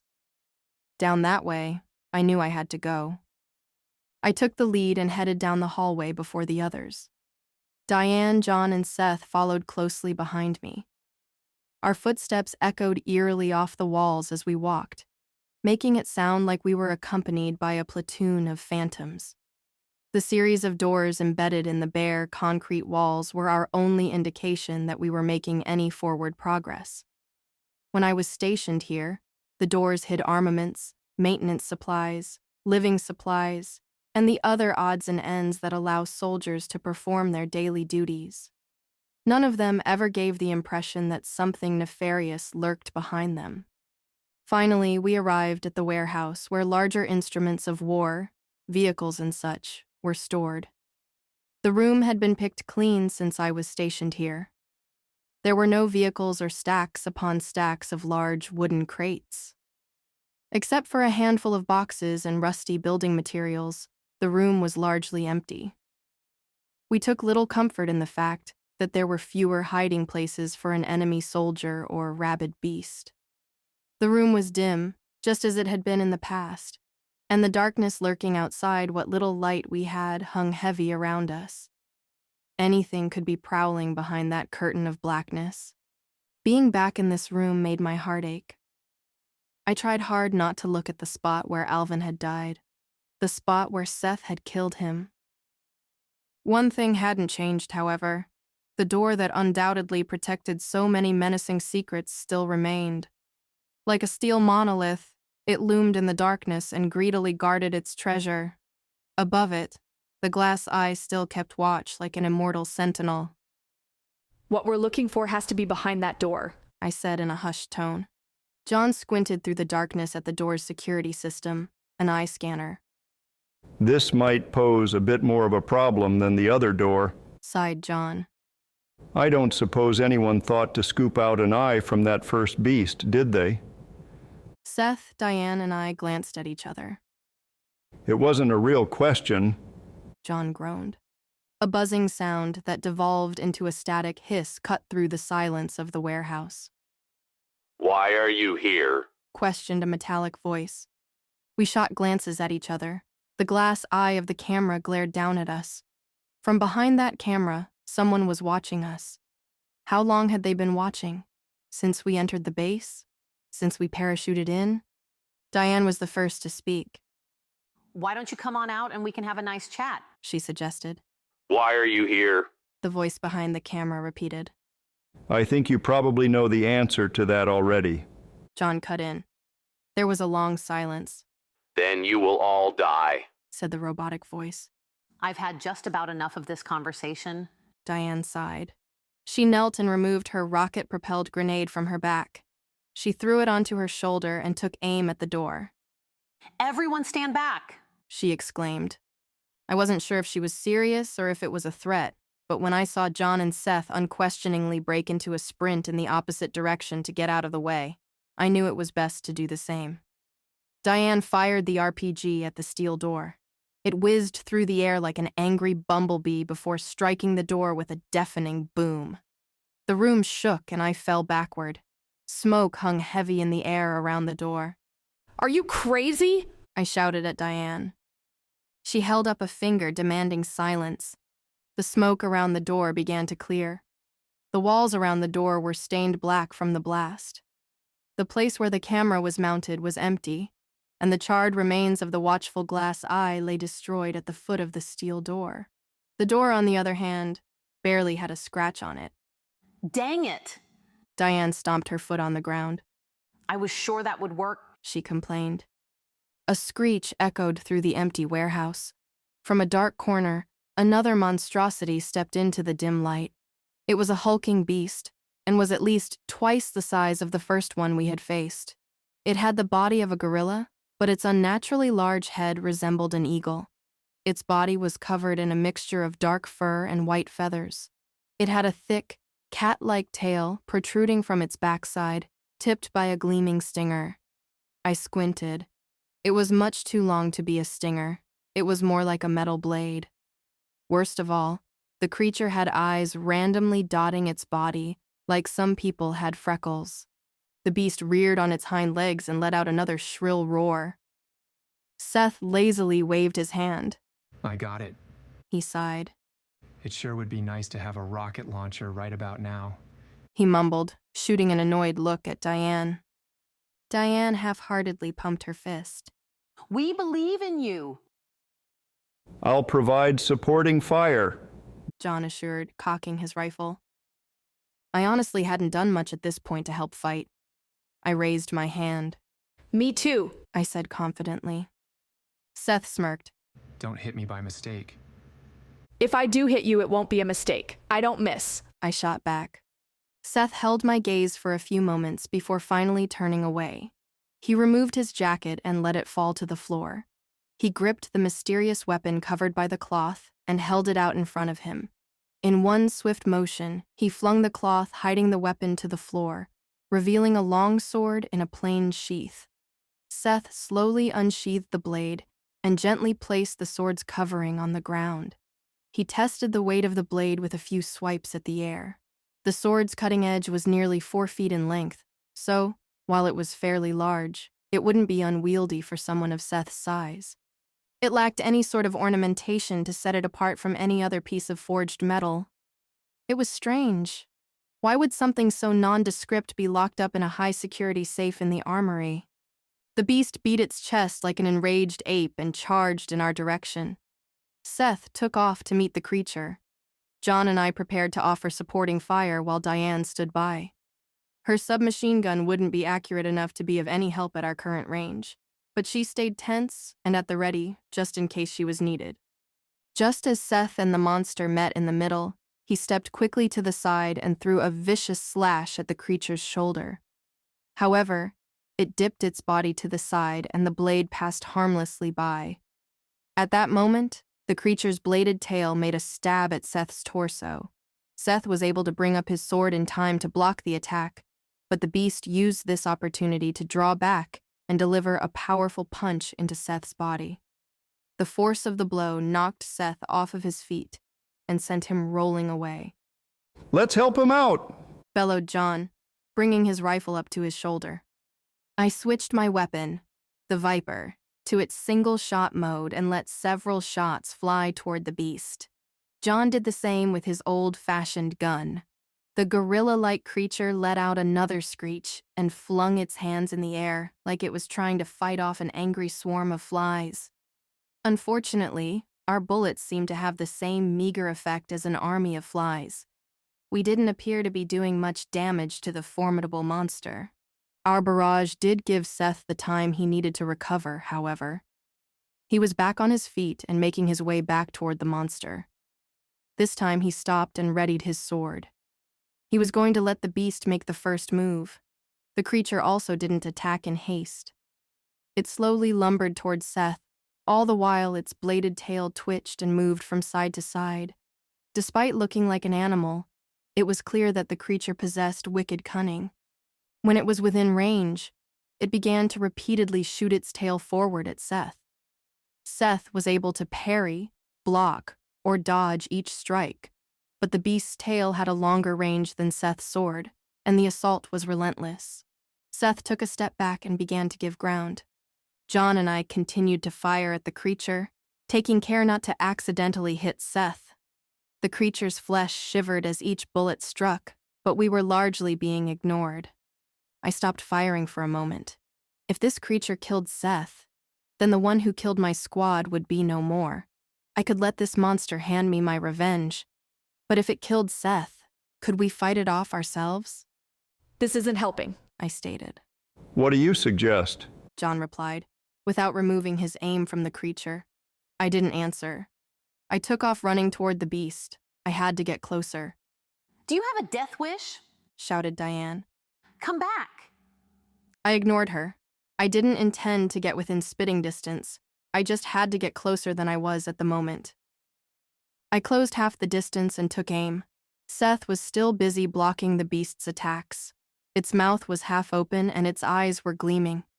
I could have sworn that its beaked face was smiling. The creature's skin didn't seem to be affected by bullets, but what about those eyes it was dotted with? I took careful aim and fired a single shot. The bullet whistled through the air and found its mark. A loud squish rang out as soon as the lead shot pierced one of the eyes nestled in the beast's shoulders. The monster reared back and screamed. It stopped attacking Seth with its tail, and a hand flew up to grip the shoulder where the bullet had found its target. Blood flowed from between the creature's fingers. It fixed its sights on me and began to charge. Forgetting Seth, and in its anger, it started galloping toward me. I knew that normal bullets would have no effect, so I quickly switched ammunition to the explosive munition. I was able to fire off one explosive dart before the beast got too close to me. The miniature spear planted itself into the left arm of the beast. It didn't take long for it to explode. The left arm of the monster erupted in fire and viscera. Whoa! I mouthed in amazement. Despite the wound, the gorilla-like monster was able to sustain its charge in my direction. I switched back to assault rifle mode and sprayed bullets at the creature. The slugs sank into its flesh but didn't do anything to slow the charge. Seth, like a blur, leaped into the air from behind the creature and swung his sword. The blade made a wet thwack as it bit into the neck of the monster. Its spine cracked as the sword fought to cut through the bone. The sword whistled through the air as it broke free on the other side of the beast's throat. The head fell to the ground with a heavy thud, and a pool of black blood began to form where the head had fallen. The headless body took a few more weak steps before finally sagging to the ground. Blood oozed from the wounds on the creature's shoulder and neck, and the creature finally went still. I knew Seth was strong, but that plain-looking sword of his must be extremely well made to cut like that. Off to the side, Seth cleaned and sheathed the blade. Diane came jogging up behind me with John following close behind. That was stupid, she chided. It worked, didn't it? I retorted. You broke from the plan, John said sternly. I scowled at them. Good soldiers don't go against orders, but I wasn't a soldier anymore. Before I could open my mouth, Seth spoke up. She did okay, he admitted. He clapped me hard on the back, making me stumble forward a few steps. A small smile crept across my face. I wouldn't say no to some praise, even if it was from Seth. Rosid is at least qualified to be a distraction, he finished, nodding in a self-satisfied manner. My smile morphed into an annoyed frown. I should have let it kill or at least maim him. I suppose there isn't a wrong way to kill one of these, sighed Diane. The four of us huddled around the fallen beast. It is dead, isn't it? Diane hesitated, craning her neck to get a better look at the fallen beast. If losing a head doesn't take one of these down, we have bigger problems, John reckoned. Speaking of problems, John rubbed his temples with his fingers. We still have to find a way through that door. Judging by this fellow, they obviously don't want us poking around back there. Let's have a look around. Diane pointed to the wall around the door.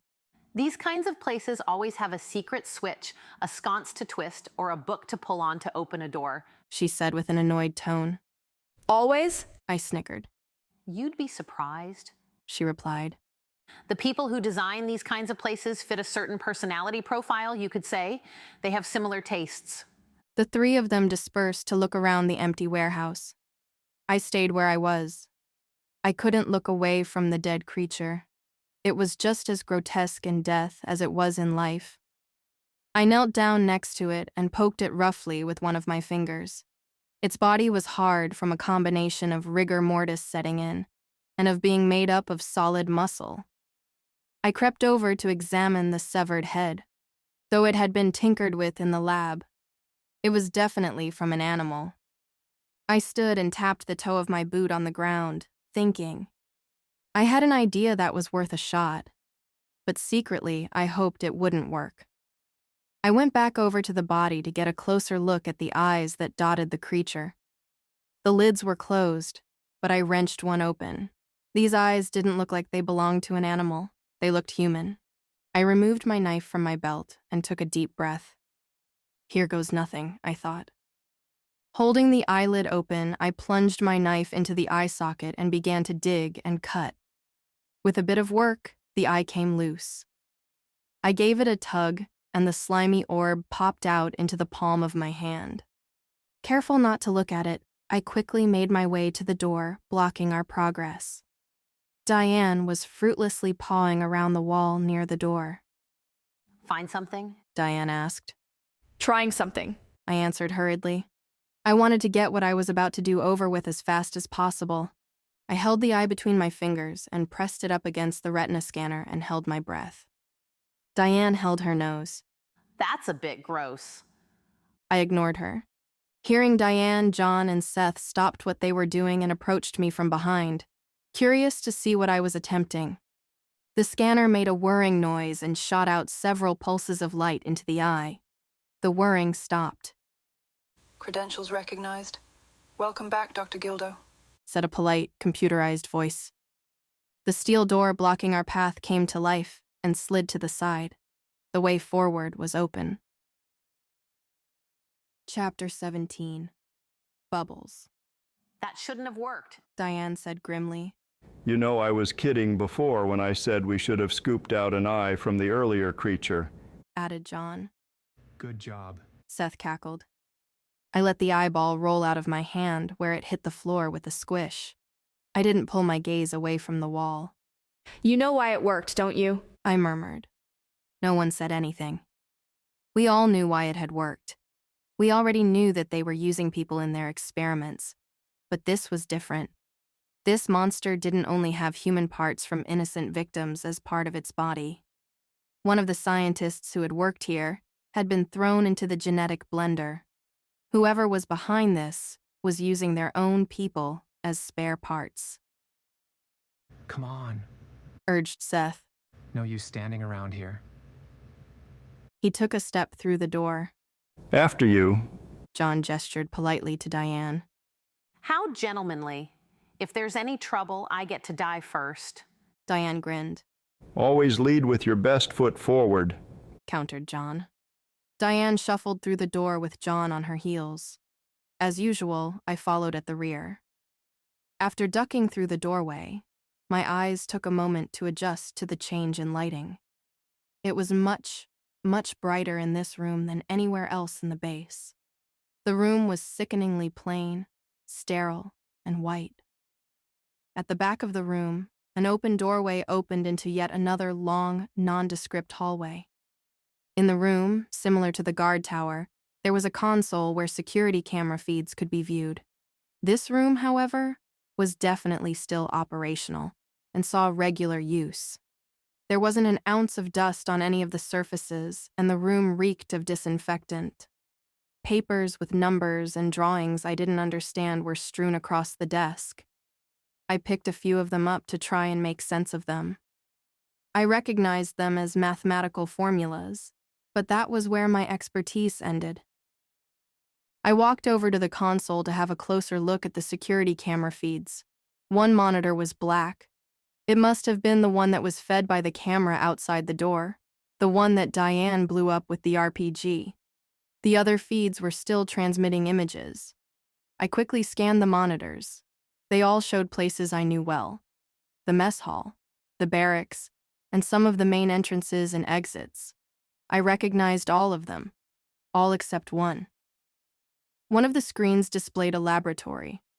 Lab tables with complicated instruments and intricate glass containers were laid out neatly on the tables. A series of glass tanks filled with some kind of opaque liquid lurked in the periphery of the camera. I stared at it for a few moments, hoping to catch some movement, but nothing happened. The room stayed still and undisturbed. I frowned. That was somehow worse than if I saw some kind of life, natural or otherwise. The silence in the room was broken when Seth thumped his foot against the console. So you won't exactly be useful anymore, will you? He blurted out. What do you mean by that? I asked defensively. You haven't been back here before, he pointed out. Seth pointed at the threshold we had just crossed. Your usefulness as a guide ends at that doorway. You see this? I held up my trigger finger. I can still fire a gun, and I've still got a dog in this race.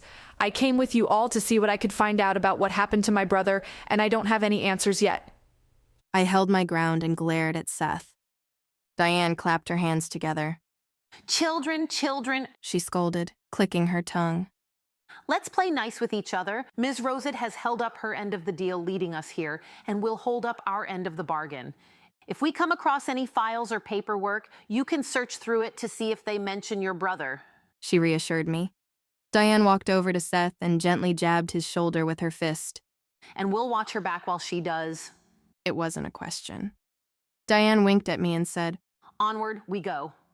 John walked over to the console and tapped the screen that displayed the laboratory with the tip of his finger. This is where we should head.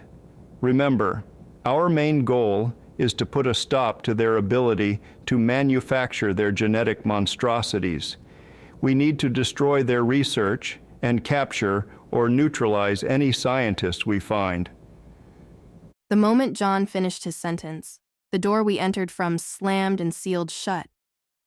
Only one way to go, I said, gesturing toward the doorway. The map still works. Seth sneered. I ignored him and headed out of the room. I decided to lead the way this time. No one in the group objected, apparently, because they fell in behind me and followed me out of the room and into the hallway. This stroll was more scenic than the bunker's typical bare concrete hallways. Even though everything from the floor to the ceiling was a medical white, each room had a large viewing window that allowed a glimpse into what was going on inside. These windows undoubtedly allowed science officers to easily keep tabs on their subordinates' progress and work. It would also make giving tours to the military's top brass much easier. The lab rats were always looking for a promotion or more funding for their experiments, but they didn't want the untrained getting too close to their precious projects. I cupped my hands against the glass and peered into one of the rooms. The lights were on, but no one was inside. The room was loaded with vials and scientific-looking equipment that I knew nothing about.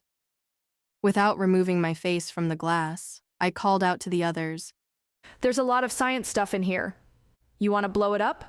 John positioned himself next to me and peered through the window into the room. That's normal science equipment you could buy anywhere, he explained. We want to blow up their more specialized instruments. Besides, we didn't bring enough explosives to destroy everything we come across. He chuckled. Diane, overhearing John's comment on the explosives, crowed, Oh, yes, we did. John gave a little shrug and gestured for me to keep moving down the hall. We walked on down the hallway, passing several nearly identical rooms. Eventually, we came to a door that did not have an accompanying window. That's different, said Seth. Let's have a look. Seth kicked the door and knocked it off its hinges. I peeked over his shoulder. The room was undoubtedly different from the others. It was a maintenance and supply room. The most advanced item in there would be a mop bucket and soap. Mission accomplished. Let's go home, I mumbled. I don't want to hear it. Seth huffed and walked away further down the hall. He didn't make it far. Several bangs and clangs of something hitting the floor could be heard coming from one of the back corners of the maintenance room. It sounded like when you catch an animal scavenging in a trash can, and they knock all of them over as they attempt to run away. I had a feeling we wouldn't find a wild dog or raccoon in this room. It was bound to be something much worse. Seth turned on his heels and headed back to the room, but Diane went in first. She shouldered me out of the way and drew her submachine gun. She took a few steps into the doorway. She quickly strafed the room with her gun's muzzle. She jerked the barrel side to side, ready for anything that might pop out from the corners or from behind the shelves. Another rattle rang out from the room. It wasn't a monster this time. It was worse. It was a skinny, white-coated scientist. The man was pale from lack of sunlight, with shallow wrinkles creasing his face. He had his back against a shelf as if he hoped to slip through the wall and escape us. Don't hurt me, please, he pleaded. Diane let her gun fall to the side. We finally found one, she said, sounding exhausted. John appeared, grabbed the white-coated man by the collar, and hoisted him into the air. Hello there. He said cheerily. What's your name? Anderson! The man squeaked. Anderson. John smiled. You're going to answer some of our questions. John dropped the man and he fell hard to the floor. Yes, yes, whatever you want. The man, Anderson, pleaded. Soft. Seth seethed. Men like you are all soft. Seth threw a kick at the man who yelped, drew his knees into his chest, and hugged them. It was clear to me that, for whatever reason, Seth had a particular distaste for the bookish scientist. Diane knelt down to address Anderson. We're looking for where you keep the really interesting stuff, she sang. Are we headed in the right direction? He looked up at our group with wet eyes. Yes, sort of. Keep going down the hall. You'll get to the main laboratory, he explained. The man's eyes darted frantically over the four of us. He was obviously terrified. Where do you keep your files on the people here? I interjected. His eyes widened. The man's jaw slowly fell as he studied my face. His expression settled and went blank. You. He whispered. The man raised his head. Why are you back? Do you know me? I asked, puzzled. Of course I know you. Anderson spat. You're that woman who was pretending to be a man playing soldier. Did you think we wouldn't notice? We aren't idiots. John punched him in the mouth. I knelt and grabbed Anderson by the shoulder, digging my fingers into his skin as hard as I could. What do you mean by that? I demanded. The man half winced and half smirked, but he didn't answer. He was so afraid a moment ago. Where was this sudden burst of fearlessness coming from? Seth grabbed my arm and gently pulled me back. Without speaking, he drew one of his revolvers and pushed it against Anderson's forehead. My associate here has a question for you, he snarled. Anderson gritted his teeth. I'm a dead man already. If you don't do it, someone else will, he seethed. Probably. Seth nodded. He removed his gun from Anderson's head and stood. He stretched his arms over his head and let out a long yawn. But Seth fired a bullet into the man's foot. You definitely won't like what I'll do if you don't talk. Anderson screamed and grabbed his foot. Blood leaked through his fingers as he winced and wheezed. John, Diane, and I held our hands against our ears. Our heads were ringing from the sound of the loud gunshot. Ouch! Diane yelped. Warn us before you do that. A small pool of blood started to form under Anderson's foot and leg. Go ahead and finish it, he wheezed through gritted teeth. They'll do something worse to me than you ever could. I highly doubt that. Seth smirked. He grabbed Anderson by the wrist. Seth pulled it toward himself while simultaneously producing a knife from his belt. Seth pressed the knife against Anderson's index finger on his left hand. You've got 10 of these, and I don't think you want to lose any of them. 20 if you count his toes? Diane added. Were you the one on the loudspeaker? Questioned Seth. Yes, but you don't understand, Anderson answered. Where are the other scientists and workers? Seth pressed. Anderson ignored his question. He's always watching. He's always listening. His eyes darted rapidly from one of us to the next. He's always... He couldn't finish his sentence. His body started convulsing. Seth took a quick jump back. The rest of us followed his lead and backed away. Anderson's body shook violently. His teeth chattered as his muscles convulsed. This went on for about 15 seconds, but it felt like an hour. Eventually, his body stopped and was still. What happened to him? I asked. Diane reached out her foot and gently tapped Anderson's body with the toe of her boot. Nothing happened. John stepped closer to Anderson's now limp form, knelt, and began to examine the corpse. He patted down the body, starting at the legs and working his way up to the neck. When he got to the neck, he unbuttoned the dead man's collar and pulled it apart. Embedded in the man's sternum was a metal stud with a dim, fading light on it. John moved to the side so that we could see the item on the man's chest more clearly. What do you figure this is? Queried John. He tugged on it hard, but it didn't come loose. It's in there pretty good. He muttered. His mother didn't give it to him. It's best not to tamper with it too much, Cautioned Diane. It's a safe bet that it's what did our friend in. They have their workers wearing collars. Sneered Seth. The people up top have to keep their dogs in line. John rifled through the pockets on Anderson's lab coat. He produced an ID badge and snapped the cord that was holding it to the lab coat. This will come in handy. He stood, leaving Anderson's body and returning to the group. Did you know this man? John asked me. I shook my head. No, I've never seen him before, I answered. I was just as puzzled by what the man had said as they were. The only people who knew I was really a woman were the people I worked closely with and reported directly to. But he knew you for some reason. How interesting. Diane mused, mockingly stroking her chin. And they were aware you were pretending to be a man. Seth added. They must have cameras everywhere. He said sarcastically, eyeing me up and down. I understood what he was implying. I did my best to ignore him, but I couldn't stop myself from blushing a little. I tightened my fist. If the people outside my immediate circle had found out I was a woman masquerading as a man, why did the military let me stay? A better question is, why did they allow me to act as the leader of a squadron and put the lives of other men in my hands? So far, this mission has led to more questions, instead of providing the answers I so desperately wanted. John nudged me. Best not to dwell on it. Stay focused on the mission. He comforted.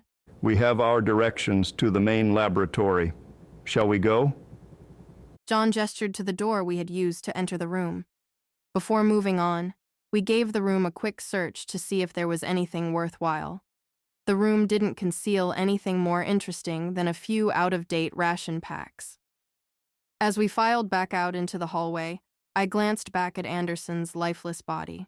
We were leaving it there to rot, just like the now dead beasts he had helped create. Another casualty of old wars, I thought. We headed toward the door at the end of the hall. This one also did not have any windows that would allow us a glimpse of what was lurking behind it. When we reached it, John produced the ID badge he had taken from Anderson. Are we ready? He asked without turning around. Ready. Diane nodded. Let's get on with it, Snapped Seth. I hesitated for just a moment. Maybe the answers I wanted were hiding behind that door. Maybe it was another threat. I gulped. Let's go, I said confidently. John ran the ID badge over the reader. The door responded in kind by sliding out of our way. One thing was sure. It was concealing what we were looking for. It was the laboratory from the camera feed in the previous control room. The room was still empty without a soul in sight, just as it had been on the camera. It had the long lab tables upon which rested the glass tools of science. Complicated vials and tubes bubbled and dripped. Small machines whirred and spun. The glass, liquid-filled tanks I saw on the camera were there too. This time I could see them in full. They were huge, running the length of the room. Something I didn't see on the cameras was off to the other side, the working space for the lab where they would have kept their notes and data. This definitely qualifies as interesting, Diane noted. John, Diane, and Seth headed straight away to the side where the scientists would have kept their research. They began rifling through the desks and cabinets, searching for any information about the technology, science, and personnel at the base. I, on the other hand, headed straight for one of the glass tanks. I couldn't see through the milky liquid, so it must not be filled with water like I originally thought. As I got closer, I noticed that it was just one long tank, but that it had dividers separating it into several smaller compartments. I took a cautious step forward, coming within a few feet of one of the compartments. Even though I was close, I couldn't see if there was anything inside. All I could see were the bubbles coming from somewhere at the bottom of the tank. I leaned in to get a closer look when, suddenly, a dark shape rammed against the inside of the glass. I jumped back, startled. A A clawed hand attached to an inhumanly long arm pounded against the glass. I could see the hand striking the glass clearly, but as my eyes followed the multi-jointed arm deeper into the tank, the murky liquid concealed the owner.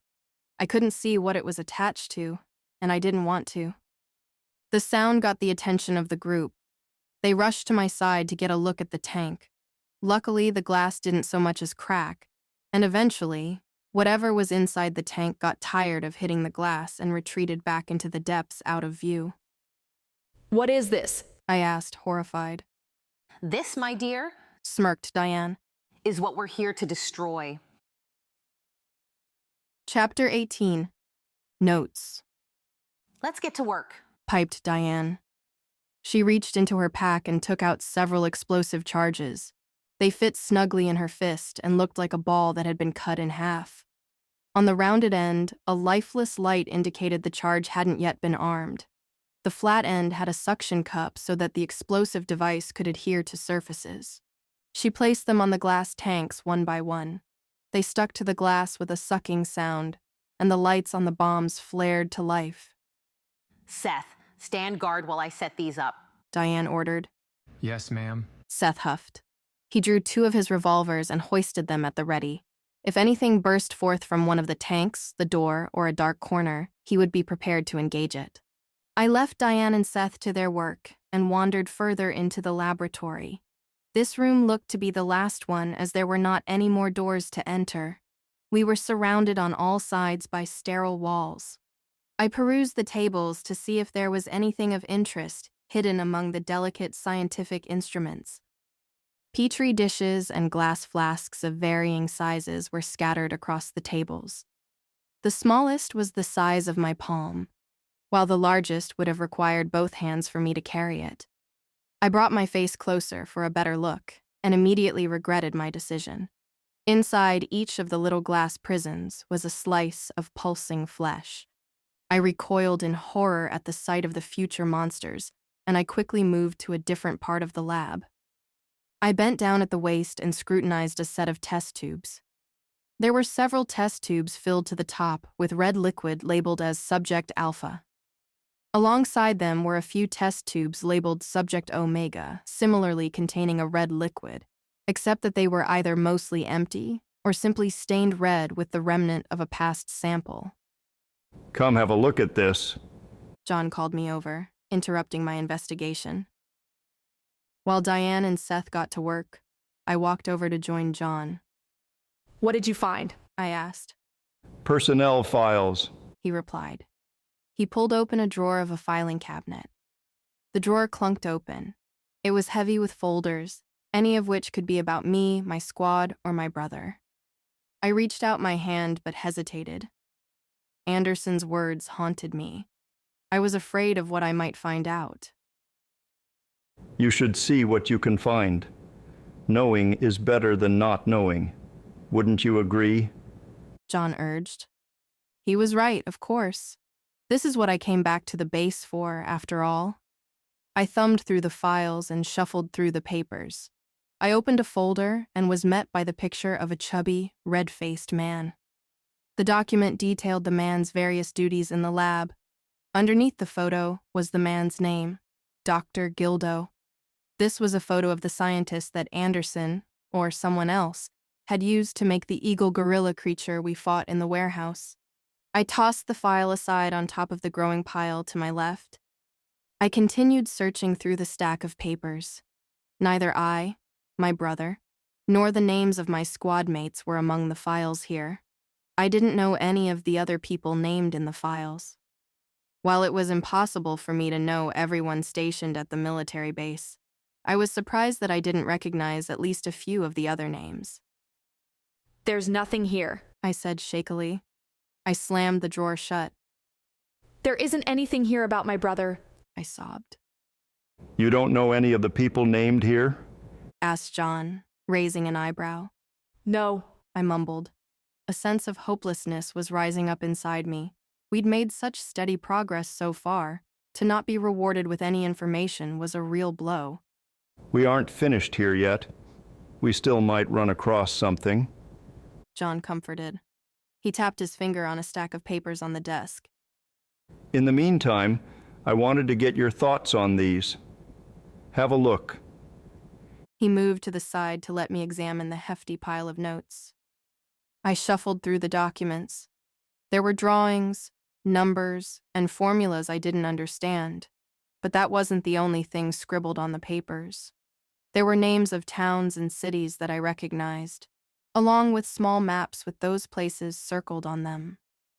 On an attached piece of paper, there were troop movements and radio communication transcripts detailing attacks and defensive maneuvers.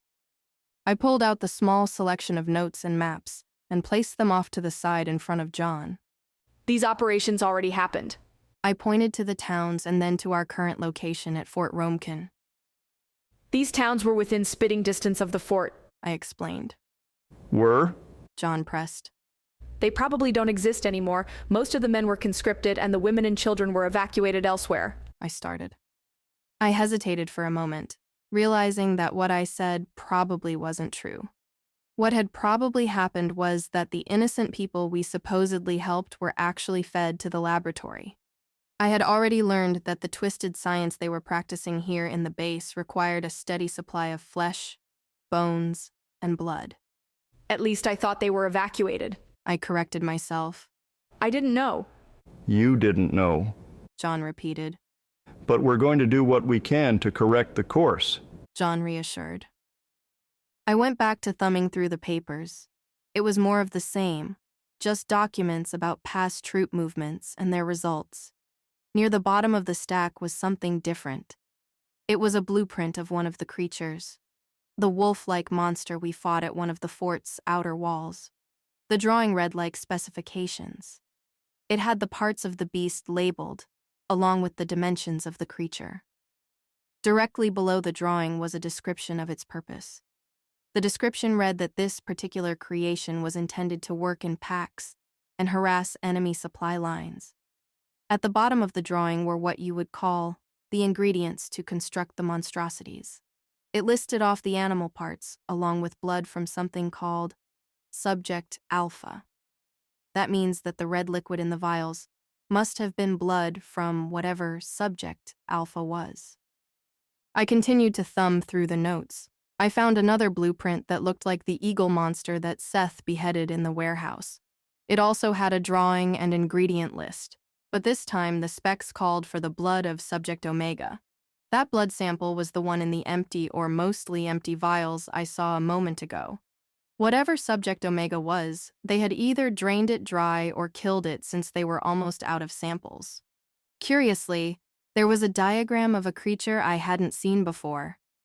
It was more human than beast, though it still required animal parts. Its component list required blood from Subject Alpha and Subject Omega, but also blood from a Subject Gamma. I hadn't seen any vials labeled Subject Gamma, though. Before I had too much time to dwell on it, John looked over my shoulder. Find anything? He inquired. I handed the papers to John.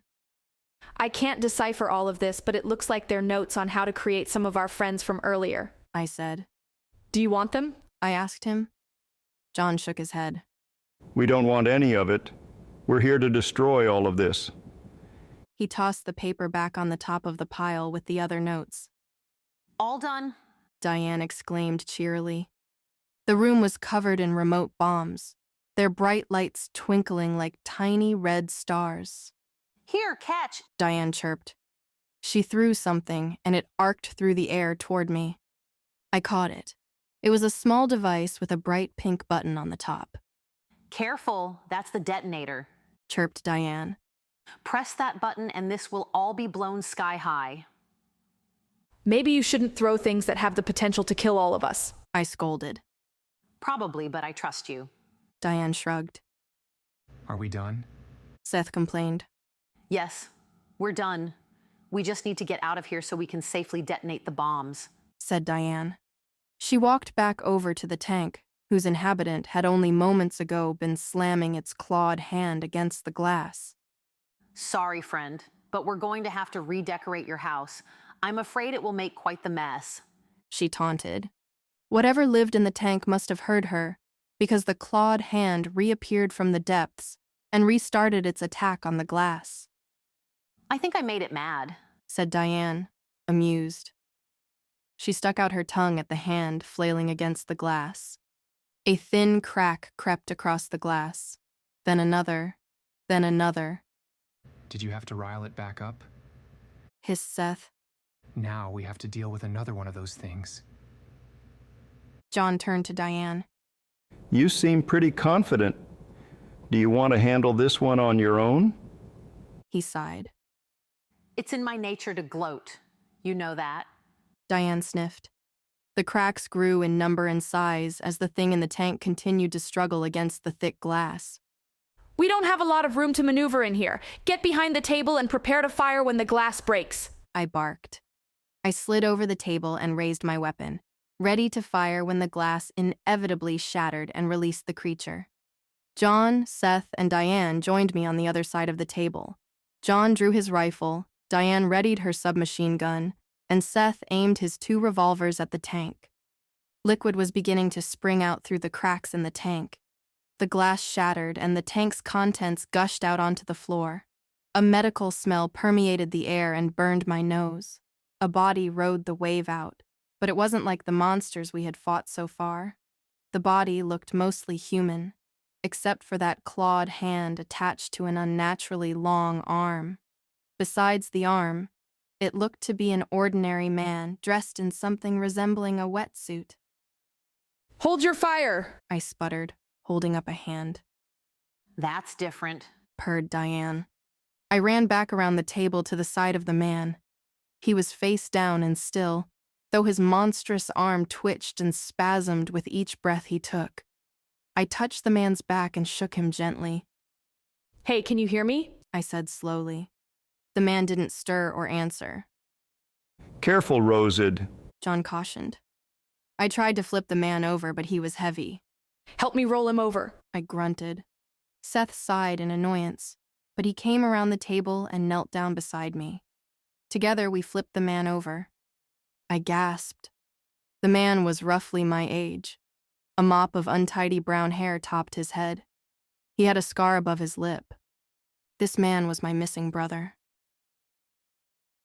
Chapter 19. Escape. My hand shot up to cover my mouth. It was David, my brother. I had finally found him. This is my brother, David, I stammered. Did he always have the arm? Diane questioned. I ignored her. I gently slapped David's face. David, wake up. It's me. Aubrey, it's your little sister. I croaked. David didn't reply or open his eyes. He was taking shallow breaths, but his skin was clammy and pale. He was alive, at least. He must have recognized you when you first approached the tank. That's why he was trying to break out. Seth reckoned. And Diane's taunting gave him the extra push to escape. Seth said, sounding exhausted. We have to get him out of here, I begged the others. John motioned to Seth. Seth, you take him, he said softly. We'll get him out of here. A thin smile crept across his face. This is better than a personnel file, eh? Without speaking, Seth removed his jacket and draped it over David's shoulders. He hoisted my brother onto his own shoulder. Let's get out of here, he muttered. We hurried back out the door from where we originally entered the lab. As we exited, the automatic door slammed shut behind us. We had found what we were looking for, so there was no longer any need to take our time and investigate each door and window. It was time to make our way out of the underground bunker and leave Fort Romcon as fast as possible. As we hurried back toward the control room and warehouse, a loud rumble shook the hallway. Rosid! Did you accidentally hit the detonator? Diane cursed. I held up the controller she had moments ago carelessly tossed to me. No, of course not, I objected. The 4 of us turned and peered back down the hallway toward the lab. The automatic door slid open. A wave of liquid gushed out into the hallway. It was more liquid from the tanks, which could only mean one thing: more monsters.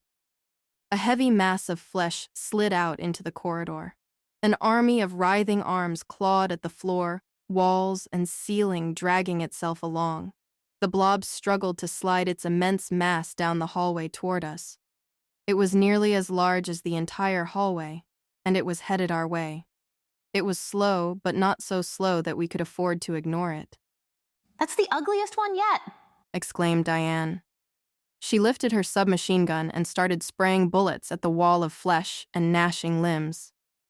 John, you and Seth go check the door back to the warehouse, Diane ordered. Seth, take care of my brother, I begged. Seth nodded at me. He and John sprinted down the hall back to the control room. Rosid, back me up here, Diane barked. I switched my weapon back to rapid fire and joined Diane in launching a hail of bullets down the hall at the approaching mass. The bullets whizzed through the air and sank into the monster's flesh with a sickening squish. The arms continued to heave the body forward. There was no discernible head to aim for, and the body was soaking up bullets like a sponge. With each lurch forward the creature took, Diane and I took a step backward toward the end of the hall. We continued to shoot at the monster, but we were losing ground. This isn't working, hissed Diane through gritted teeth. John, is the door open yet? She yelled down the hall. John poked his head back into the hallway. The key card we took from the scientist worked on the door. It's open. Hurry, and let's get out of here. He shouted back. You heard him, let's go, motioned Diane. The two of us started running back to the control room. Just like John had said, the door was open, and the way back into the empty warehouse where this had all started for me, all those years ago, was clear. John and Seth were already waiting on the other side of the door. John had his hand held up in the doorway like he was holding an elevator door for a late coworker. We cleared the threshold, but we weren't safe just yet. The blob beast was not as swift or agile as some of the others we had encountered thus far, but it was still gaining on us at an uncomfortable pace.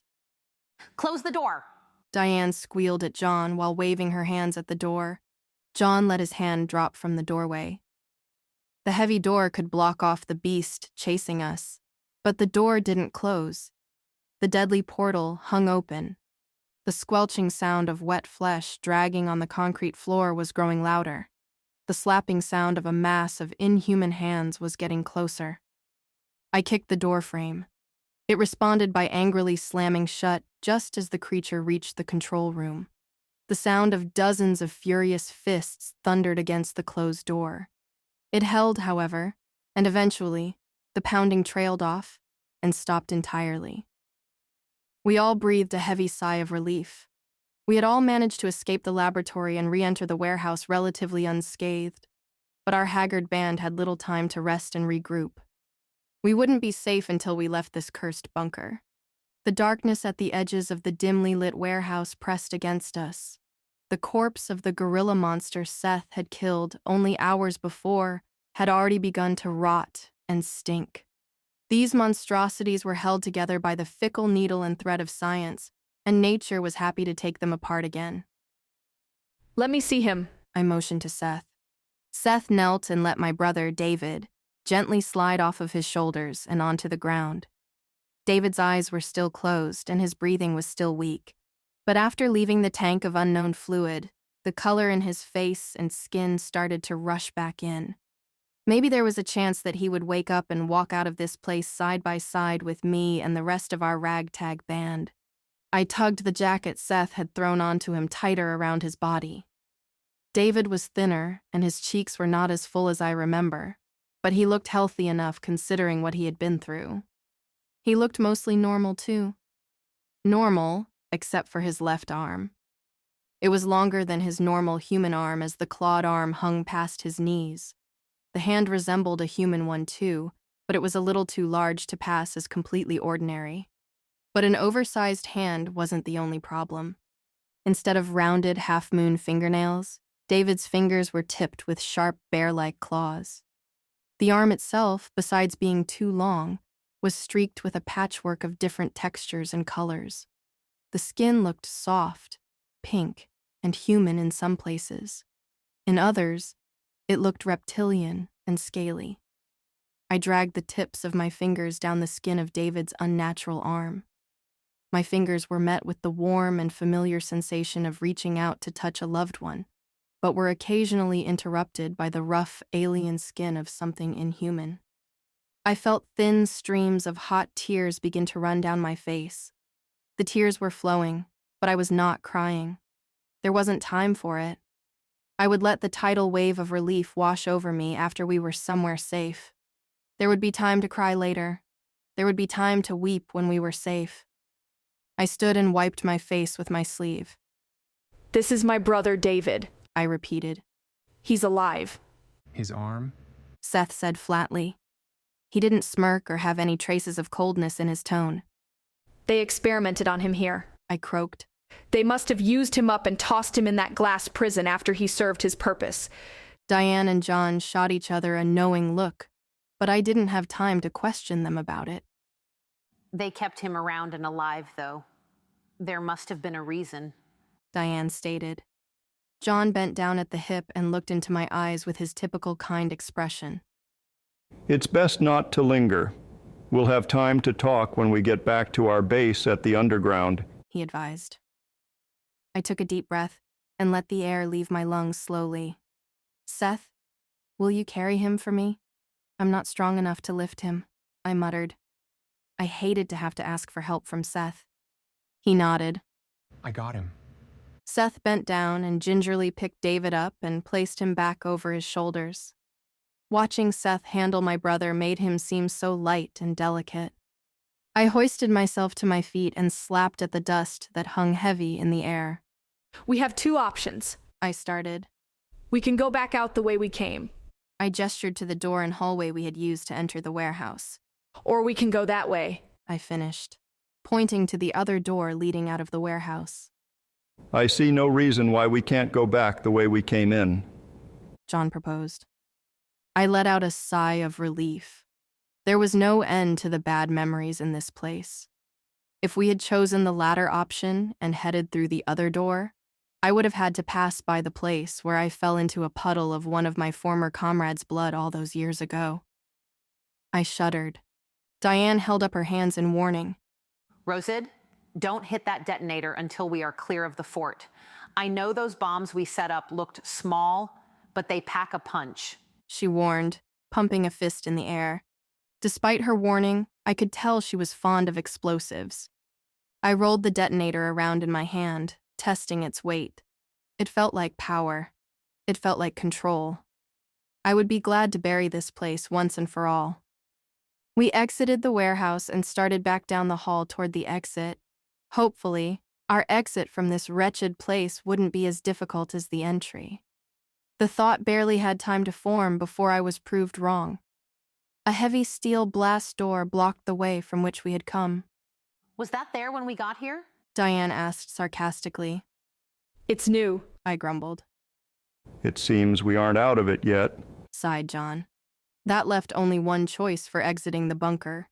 We had to take the long way around. We were going to have to go through the passage that had been stained with the blood of one of my friends. I looked over at Seth.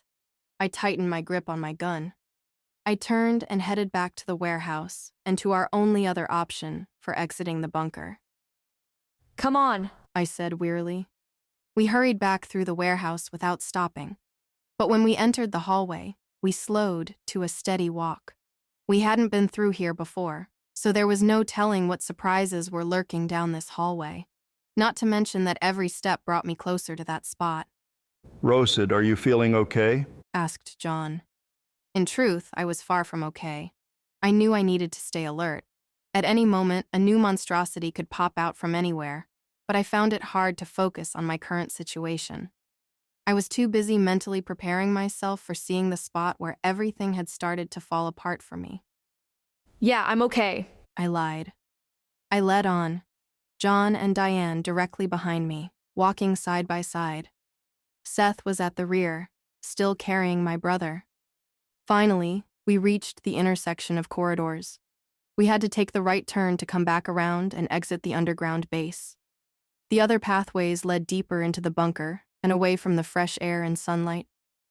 I took a deep breath and rounded the corner. I half shut my eyes, worried I would see the old bloodstains from where Seth killed one of my friends. But I didn't see what I was most dreading. I didn't see blood staining the floor and walls faded by the passage of time. What I found instead was far worse and something I didn't expect. A man was leaning against the wall, smoking a cigarette at the exact spot where I had fallen in a pool of my friend's blood. He took a long drag on his cigarette and looked over casually in the direction of our group. He didn't look surprised to see a group of people running through the underground military bunker. He looked almost bored. It's good to see you two again. The man exhaled through a cloud of smoke. It had been years since I had seen this man, but I didn't have any trouble recognizing him. He wasn't in his dress uniform. Instead, he wore standard fatigues that any soldier would wear when deployed into the field. Despite that, he had the same expertly styled black hair and hungry, vulture-like eyes. It was Brigadier General Huxley, and he was here waiting for us. Chapter 20. Higher Level. Huxley took another drag on his cigarette and flicked it against the wall opposite him. Brigadier General Huxley, I uttered. I was shocked to see him again, and even more shocked to find him standing before us now. I thought someone like him would be in an office somewhere in the capital. I'm touched that you remember my name and face, but I thought you'd be happier to see me. It is your homecoming after all. Sneered Huxley. You know me then? I demanded. Of course I know you. You were one of our precious soldiers. One of our comrades, you and your brother both. I raised my weapon and aimed it at him. Diane and John did the same. Even Seth, still carrying my brother over his shoulders, pointed a single revolver at Brigadier General Huxley. Huxley raised an eyebrow. I've been a venerable host. I allow you into my place of work. I let you play with my pets. And this is how you thank me? You point guns at my head? He mused, seemingly unperturbed by the weapons pointed in his direction. Are you the one behind this madness? I demanded. Not at first, admitted Huxley. But after this one... He waved his hand nonchalantly in Seth's direction. Dispatched our visionary leader. It was up to me to pick up the torch. And my brother? I asked angrily. Is he meant to be one of your pets too? Huxley tried his best to feign confusion. He did a poor job of it. Of course not, he said. You and your brother were meant to be under my protection. You are both very important to the great nation of Lud and will help secure our place in the world. Why do you think the military let you, a woman, sneak into our ranks without punishment? Huxley extended his arms outward, as if he was welcoming us into his home. We were more than happy to have you both under our roof. I think we've heard quite enough from you, said Diane. There was none of the usual teasing or lightheartedness in her voice. Both Diane and John fired at Huxley. The bullets ripped through his body and he hit the floor with a thud. No one moved to approach the fallen body. I was surprised. I didn't expect Diane or John to be so trigger-happy, especially with such a high-profile person. Didn't they want to question him? I thought. They must have had their reasons, or orders, to act this way. Both Diane and John had fired their weapons, but not Seth. Was Seth not told everything about the mission? My first instinct was to fire off a series of questions for the pair, but I held my tongue. Though deep bonds form fast on the battlefield, I had to remind myself that I had only just recently met them and their mysterious organization. The Brigadier General lay on his back in the hallway. A few ragged coughs escaped Huxley's body, the last sounds of a dying man. At least, that's how it normally happens. Shakily, Huxley got to his feet. His clothes were riddled with holes, but there were only the faintest spots of blood where the barrage of bullets had pierced his body. He brushed himself off and glared in the direction of John and Diane. I wasn't finished talking, he growled. Diane shot a worried look at John. That's not good, she uttered. That shouldn't be possible, rasped John. I could sense a tinge of fear in John's voice. I saw that Seth was gingerly placing my brother against the wall so that he could fight if he needed to. Huxley laughed. With the right vision, almost anything is possible, as long as you have all the parts, that is. He narrowed his eyes at Seth and then fixed his gaze on me. I have you to thank for that, Aubrey Rosid. What are you talking about? I demanded. I'd never seen you before that day, and we never even met. After checking the personnel lists, I found out who was missing. After I knew you ran off, I investigated the warehouse. I was able to put together what happened and found the spot where the invader let you live. But more importantly, I found the blood. Not a single one of our men were able to put a scratch on it when it paid a visit to us all those years ago. But you He slowly clapped his hands in mock praise. were able to spill some of its blood. And that is just what we needed. We already had Alpha and Omega, but we still needed Gamma. Of course, we would have loved to acquire the source, but a few drops were better than nothing. I thought back to the blueprints and vials of blood that I had discovered in the laboratory earlier. The blueprints had mentioned a subject Alpha, a subject Omega, and a subject Gamma, but there had only been vials of blood for Alpha and Omega. Huxley just said they only had a few drops from subject Gamma, and he was thanking me for getting it for them. He was thanking me for what I did all those years ago when Seth came to Fort Romekin. He was thanking me for wounding Seth and spilling some of his blood. The realization crept over me. When Huxley and the blueprints said subject Gamma, they meant Seth, or more accurately, his blood. I've heard enough, Grumbled Seth. With lightning speed, he rushed forward and threw a punch at Huxley. I heard a loud crack, and I was sure that Huxley's neck had been snapped by the force of the blow, but Huxley had caught Seth's fist without so much as budging. Huxley smirked. But when you have all three subjects, Alpha, Omega, Huxley took hold of Seth's arm and flung him into the wall. and Gamma, He hissed. you can do amazing things to a human body. The wall cracked where Seth's body slammed into it. He barely had time to move out of the way before Huxley threw another punch at him. The punch missed, but the wall cratered inward when his fist smashed into the corridor's concrete wall. The hallway shook from the force of the blow, and I was afraid the roof would cave down on top of us. Diane, John, and I fell back down the corridor to give the two room to engage each other. Seth launched a flurry of punches and kicks, but Huxley blocked all of them with relative ease. He didn't look like he was even trying. It was obvious that Huxley wasn't a normal human any longer. I pictured the third blueprint in my mind, the one that required blood from Alpha, Omega, and Gamma. The result of that combination had looked human. John, I grabbed his shoulder. do you remember those blueprints we saw in the lab? I asked hurriedly. He nodded. I was having the same thought. What blueprints? Diane pressed. They were instructions on how to make the creatures we saw and fought already. It listed out the ingredients, all the various animal parts and blood from either a subject Alpha or a subject Omega. Explained John. But there was a third set of blueprints requiring blood from the previous two subjects, Alpha and Omega, but also a subject Gamma. The result created something that still had a human form. Diane's eyes grew wide. It was clear she understood what John and I were getting at. Like John before, this was the first time I had seen anything resembling fear flash across her face. And you didn't mention this earlier because? She demanded. I didn't think it mattered. We were going to blow it all up anyway. I shot back. But Huxley must have enhanced himself.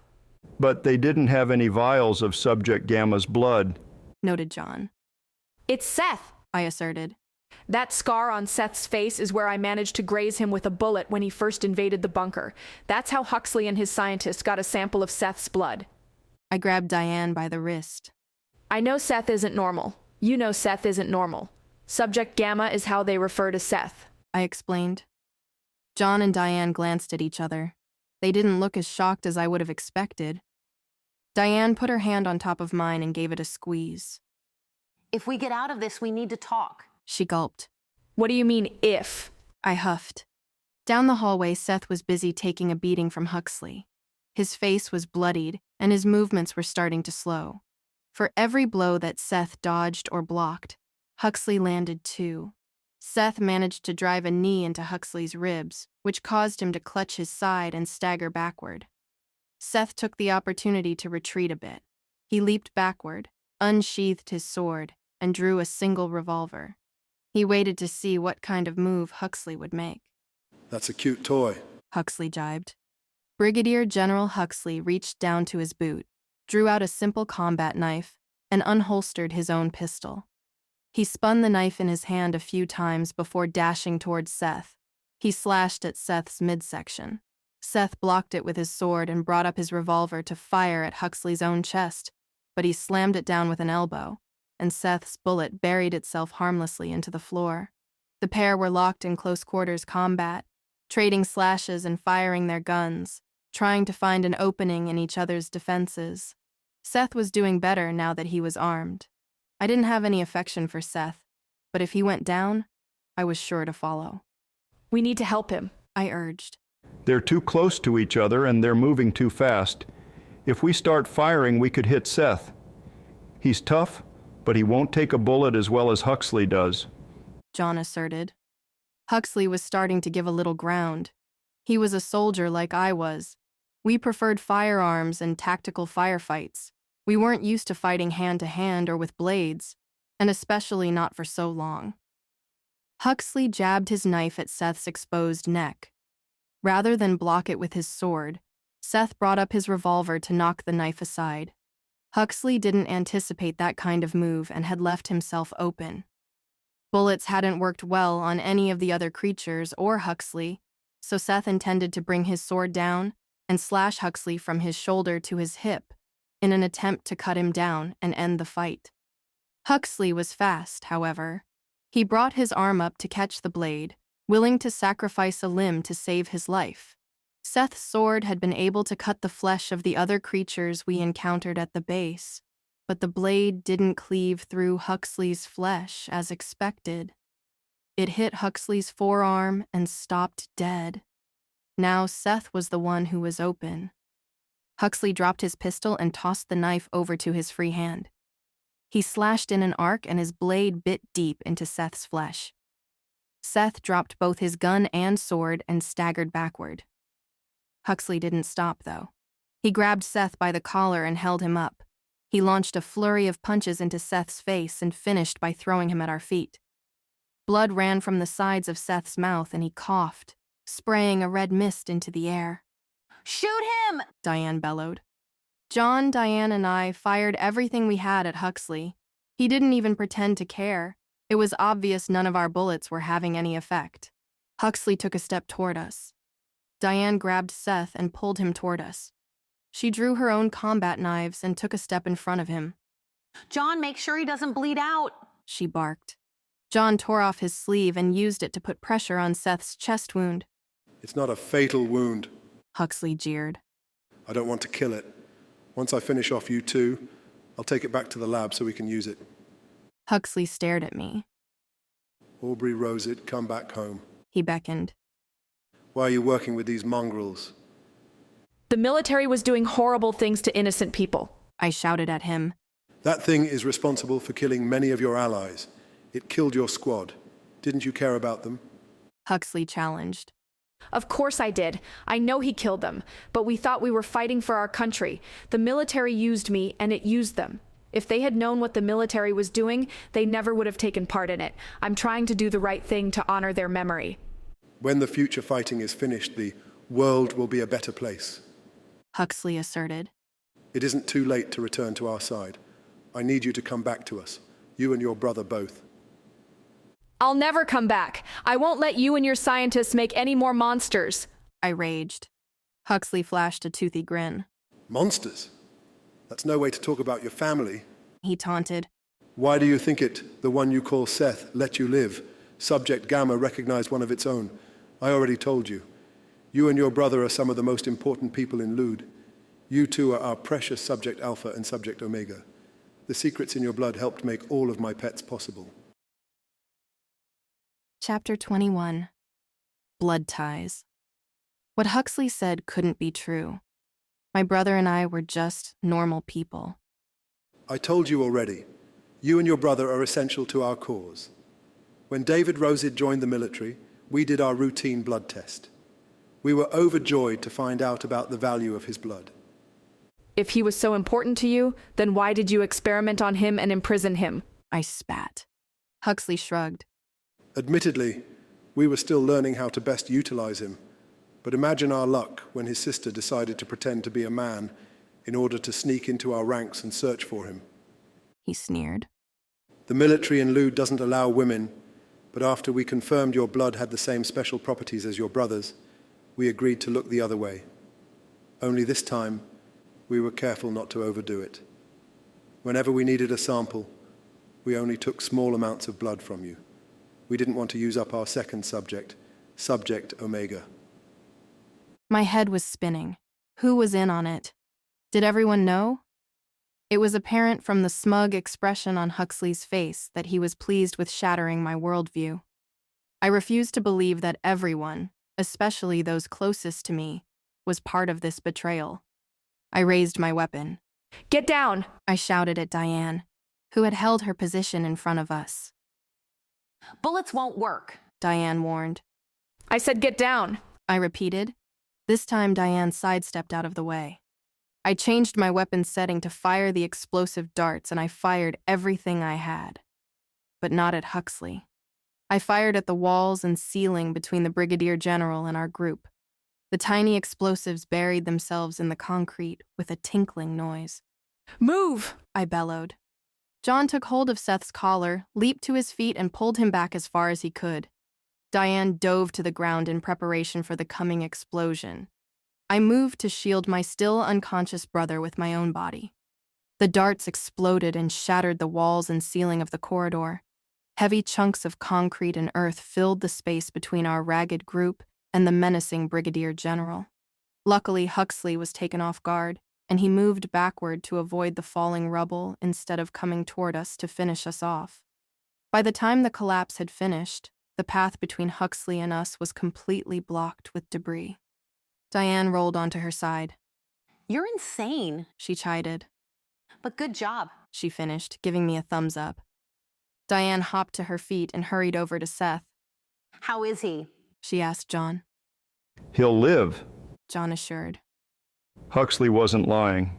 It's not a fatal wound for Seth. Diane let out a sigh of relief. We have a little while before our friend rejoins us. Even he, juiced up as he is, will take a while to get through all of that, she said, gesturing to the rubble blocking the hallway.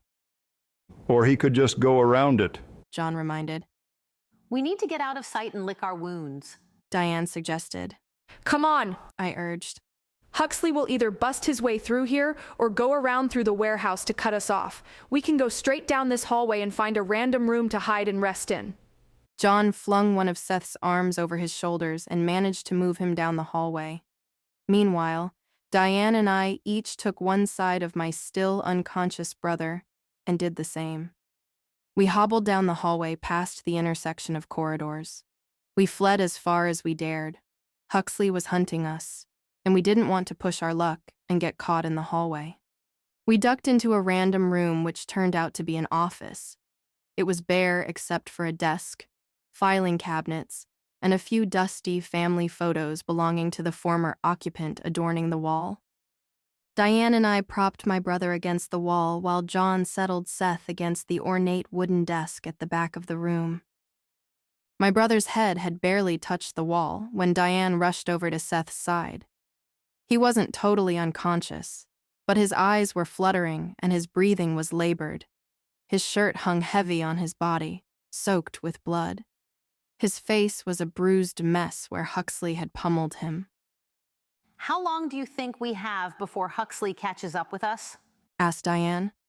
I wasn't sure if I could put a number to how long it would take a superhuman hybrid to find us. I scratched my head. I don't think he'll pick his way through the rubble. If he goes around and checks every room before this one, I'd say we have no more than 20 minutes to recover, I answered. Diane seemed satisfied with my answer because she simply nodded and turned her attention back towards Seth. She opened up one of her packs, took out a small metal tube, and took the cap off, revealing a needle. She tossed the cap aside and jammed the needle into the fleshy part of Seth's upper arm. Almost immediately, his face relaxed and his breathing steadied. Help me with his shirt. Diane motioned to John. Diane started to cut Seth's shirt away with the very same combat knife that she had only moments ago used to threaten Huxley. When I saw the wound on his chest, I gasped. A ragged gash ran diagonally down his torso, shoulder to hip, like a red lightning bolt. The bleeding had stopped, but it was still a gruesome sight. It served as a grim reminder that even though we are human, we are still made of muscle and sinew. We are still made of meat. Diane wasn't bothered by the sight. She produced a needle and medical thread and quickly got to work suturing the wound. Little by little, the wound closed, and the path to Seth's survival seemed to open and become a little clearer. She finished by using a little aerosol can to spray something onto the injury. Seth winced and sucked in his breath as the spray coated his wounds. She caught me staring and blurted, To prevent infection. I nodded, but I was sure that the spray was another example of the Underground's amazing technology that hadn't yet, or wouldn't ever, make it into the hands of the rest of the world. Diane was doting over Seth's massive wound like how a mother would tend to her child's scraped knee. Seth opened his eyes and looked straight at me before letting them close again. I felt certain Seth wouldn't die, but I had my own family to worry about. I looked over at my brother and brushed some hair out of his face. I'd feel better about this situation if he was awake at least. David always knew what to say to ease tense nerves. A long time ago, when I was still in school, I was sulking around the house about some upcoming exam. The headmaster had said that the tests they would be giving us would impact our future success. Needless to say, the stress was killing me. As I was stomping around the house in a huff, David caught me by the arm and asked, If you fail this test, will anyone die? Of course not, I scoffed. Then no matter how badly you do, you won't kill anyone and you won't die, he grinned. At the time, I didn't exactly find his advice helpful, but later on, during the test, it helped me relax. Whenever you're worried about something, just ask yourself if anyone will die if you fail, he explained. Most of the time, no matter how badly you mess up, no one will die. His words helped me find some perspective on what matters. But it doesn't always make things better. Sometimes people can die because of your actions. Rosid. Aubrey, Called Diane, snapping me out of my daydream. we don't have much longer and we need to talk. I tried to force a small smile and swallowed the lump in my throat. Needing to talk was rarely pleasant. Diane and John remained seated next to Seth, and I stayed by the side of my unconscious brother. Our team was now divided both by physical space and our true allegiances. We were allies on this mission, but I was still here for different reasons than they were. My only goal was to get my brother and me out of here safely. Seth is different. Diane started. That's an understatement, I grunted. But so are you and your brother. She finished. I brought my knees up to my chest. Huxley had revealed that my brother and I were considered Subject Alpha and Subject Omega by the military. If he was to be believed, then our blood was used to help make the monsters we had fought when infiltrating the fort. Some people are born with extraordinary potential. When you look at history, warrior kings, legendary heroes, or brilliant scientists all had something in common. They're different from normal people, and that difference can be traced to their blood. Not everyone who was great or made a mark on the scroll of history had the marker in their blood, but many did. Everyone's human potential is limitless, but the rare genetic blessing helps. Diane pointed a finger at me.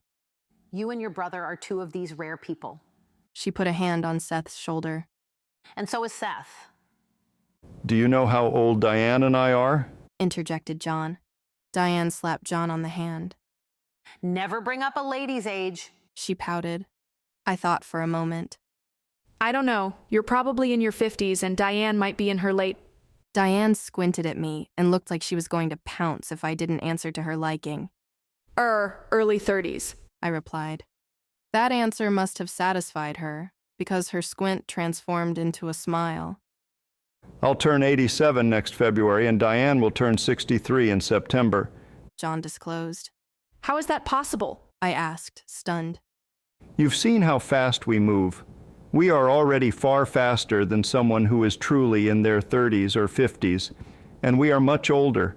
We look like this and move like that because we inject ourselves with samples of Seth's blood. John revealed. We practically raise Seth so he doesn't mind it. I mirrored Diane and put my own hand on my brother's shoulder. But David and I aren't special. We aren't anything like Seth, I countered. Even if you don't seem different, the difference is in your blood.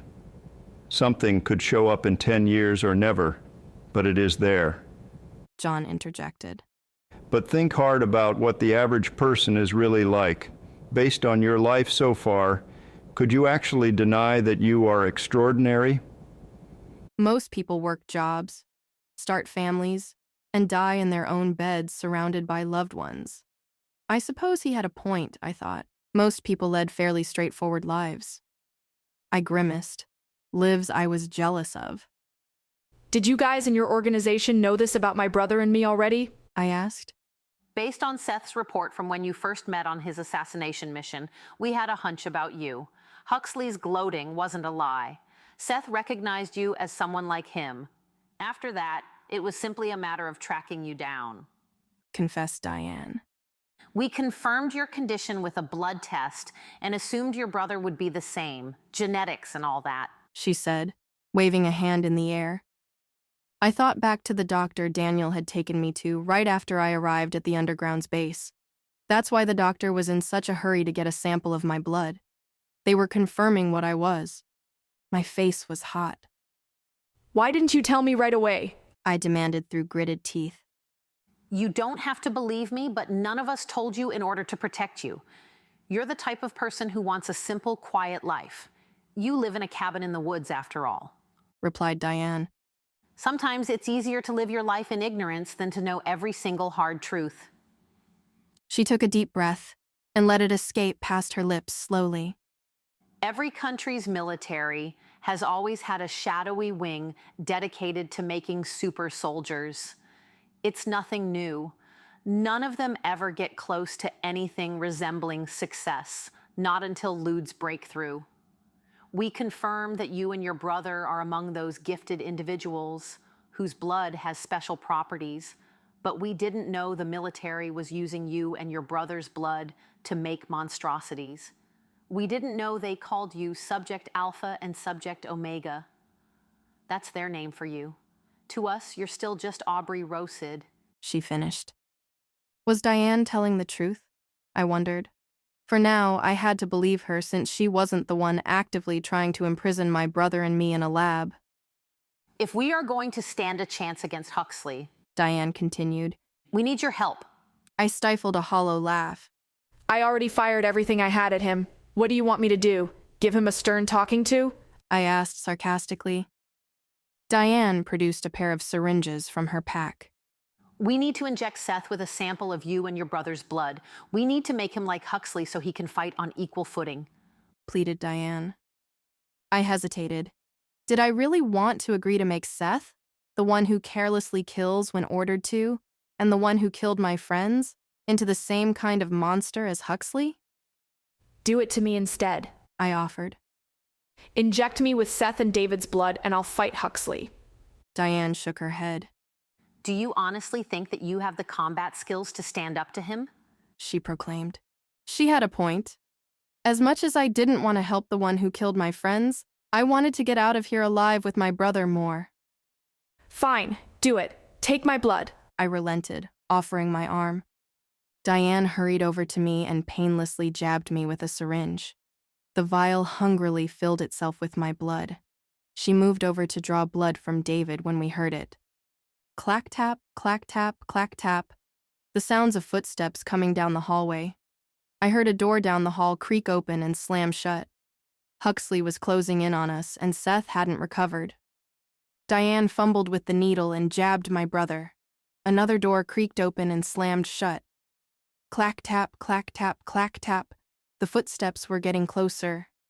Diane held up 2 full syringes, one with my blood and one with my brother's blood. The door swung open. Huxley stood sneering in the doorway. So, this is where you rats were hiding. He jeered. Chapter 22. Savior. Brigadier General Huxley stood menacingly in the doorway. It was too late. He had found us. Diane bolted from my and my brother's side toward where Seth lay, intent on pumping him full of the red keys to our survival. Huxley was quick, though, and he moved to intercept her.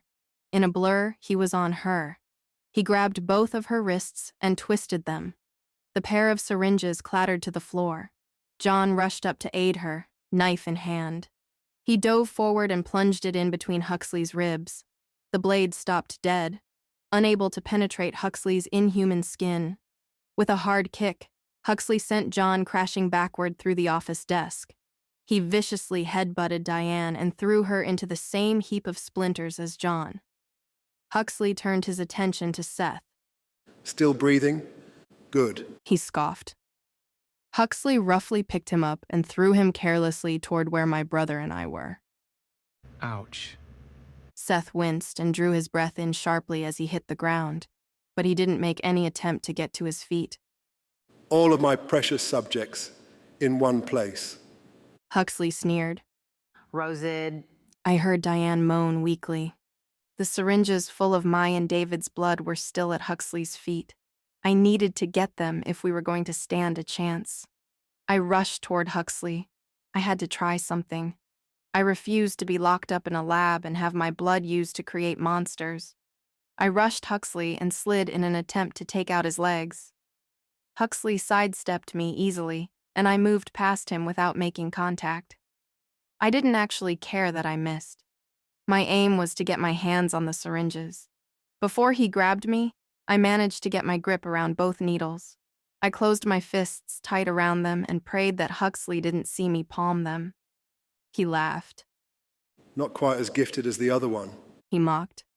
He reached down, grabbed me by the ankle, and flung me into the heap that was my brother and Seth's unconscious bodies. Be good and stay put while I put these 2 out of their misery. Huxley threatened. Now was my chance. I could inject Seth with the 2 syringes containing my and David's blood and turn him into something that would equal Huxley. But I didn't want that.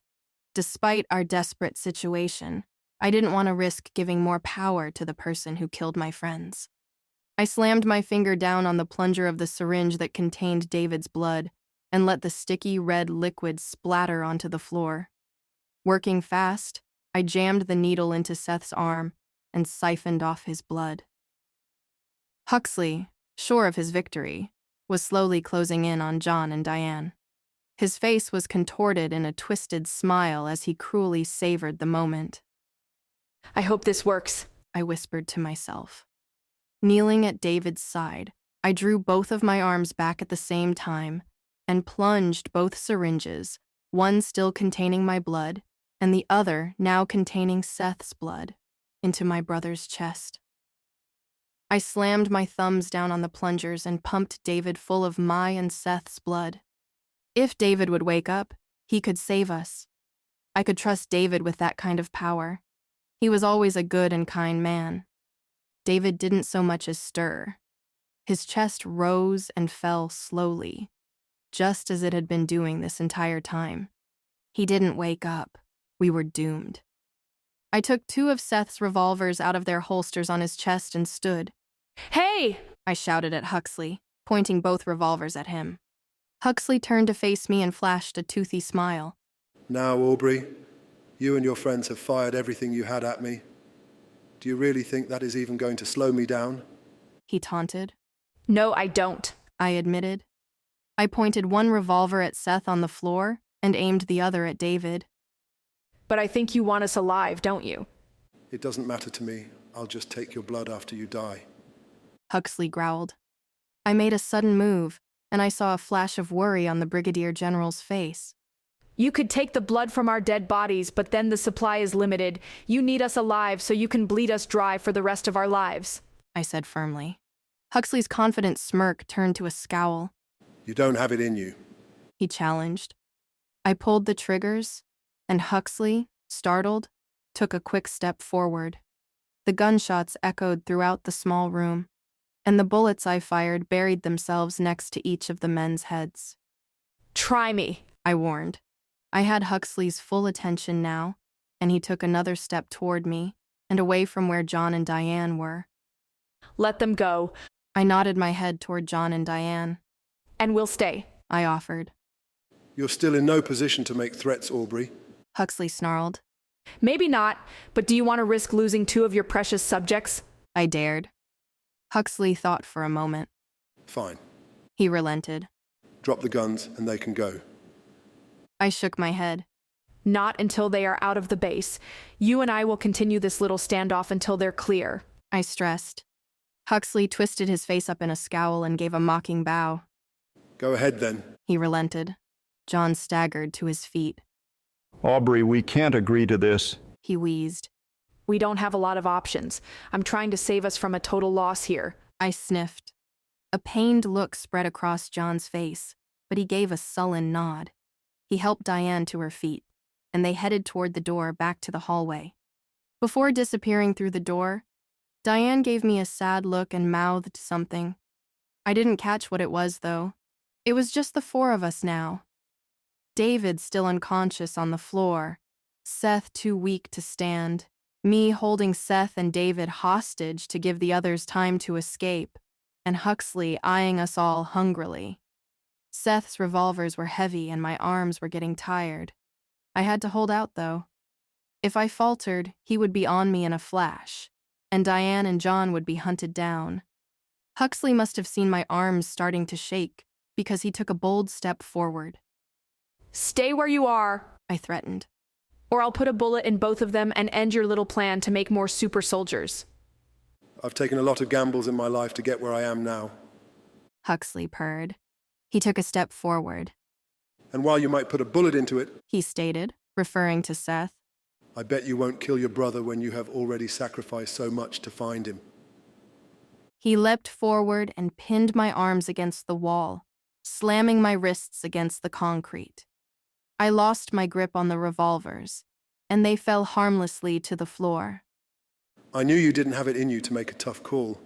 You still think you can get out of here? Huxley was inches from my face, his nostrils flaring and his eyes flaming with anger. How dare you try and threaten my goals? He rasped. How should I punish you for this transgression? He released his grip on my arms, grabbed my throat, and squeezed down hard. After I teach you a lesson for defying me, I'll catch up to your friends and tear them apart, he said gleefully. He drew his fist back. I won't kill you, but this will hurt, Huxley taunted. All I could do was shut my eyes before the earth-shattering punch connected with my body. But the pain never came. I didn't see the bright, fuzzy lights a person normally sees when struck by something. Cautiously, I opened my eyes. Huxley's fist was halted, wavering as it strained against a clawed hand. Huxley hadn't released my throat, and I struggled against his grip to turn my head as much as I could in order to get a view of whoever, or whatever, caught Huxley's punch. Starting at the clawed hand, I let my gaze climb up the arm. The arm was long and mottled with scaly skin with patches of pink, human flesh. I strained against Huxley's grip, but I couldn't get a look at my savior's face. I shot my eyes back over at Huxley. His overconfident, smirking face had transformed into one of fear. How? Huxley croaked. Whoever had a hold of Huxley's fist twisted hard. He lost his grip on my neck and I fell hard to the floor. I coughed and gasped after being released. My vision was hazy, but I saw who had come to my rescue. Still holding tight to Huxley's fist was my brother, David. He was awake and on his feet, but his face and eyes still looked sleepy, like he was acting out a dream. David kept twisting and Huxley's arm popped and fell useless to his side. Huxley took a step backward toward the door leading back out into the hallway, but David kept after him. David swiped at him with his clawed hand, but Huxley sidestepped the strike and used the opening to kick at David's chest, sending him flying backward into the room. Huxley grabbed hold of his limp arm and slammed his shoulder into the wall, popping it back into place. He opened and closed his fist a few times, testing it before drawing his combat knife. This day just keeps getting more and more annoying. Huxley seethed. Huxley went on the offensive. He rushed forward to engage David. He drove his knife toward David's chest, seemingly unconcerned about potentially killing one of the subjects who, only moments ago, he didn't want to risk losing. When it came down to it, his own life must have been more valuable to him than his research subjects and the potential power they could bring. David didn't move to block the knife or even attempt to dodge. I winced as the knife struck his chest, but when the steel met his flesh, it stopped before it was able to penetrate even an inch. The injections of my and Seth's blood appeared to have worked. With all 3 blood types coursing through his veins, David had become like Huxley and could fight him as an equal. David used the clawed hand at the end of his unnaturally long arm to grab Huxley's leg. He effortlessly hoisted him into the air and flung him toward the door leading into the hall. Huxley crashed through the door, shattering it into pieces. He landed roughly in the hallway but quickly got to his feet. David, still in his trance, didn't let up. He kept after Huxley, who still showed no signs of retreating. They collided and grappled with one another, slamming into walls and trading blows.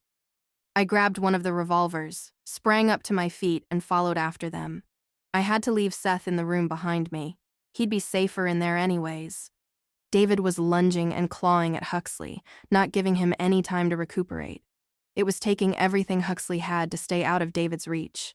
It was a complete role reversal from Huxley's battle with Seth. But Huxley was a battle-hardened soldier. He managed to catch both of David's hands and, knuckles white, gripped tight. He drove his heels down into the floor and swung David violently against the wall. The force of the blow shattered the wall and sent cracks cascading from the floor to the ceiling. Despite David's increased strength and ferocity from the blood injections, Huxley was still stronger. Suddenly, shots rang out down the hallway. Diane and John had sprung out from a pair of doors and were pelting Huxley with bullets. They stayed behind even though they were given a chance to escape with their own lives. Worthless insects. Huxley bellowed, enraged. The bullets still weren't doing much, but they were making him angry, and anger made people get sloppy and careless. Huxley turned to face the hail of bullets. From the ground, David swept Huxley's legs. Huxley hit the floor and David quickly jumped on top of him, pinning him down. He pummeled Huxley's face and body with a storm of punches from his normal hand and swipes from his unnatural clawed hand. Huxley kicked and struggled against David's weight, but couldn't free himself. Huxley's pale, smug face was transforming into a mangled mess. Huxley's movement slowed and then stopped altogether.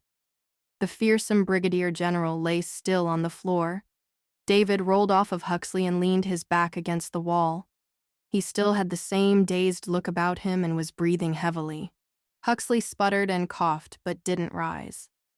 Diane and John left their cover and jogged down the hallway toward us. Both of their faces were racked with utter shock. What happened? What happened?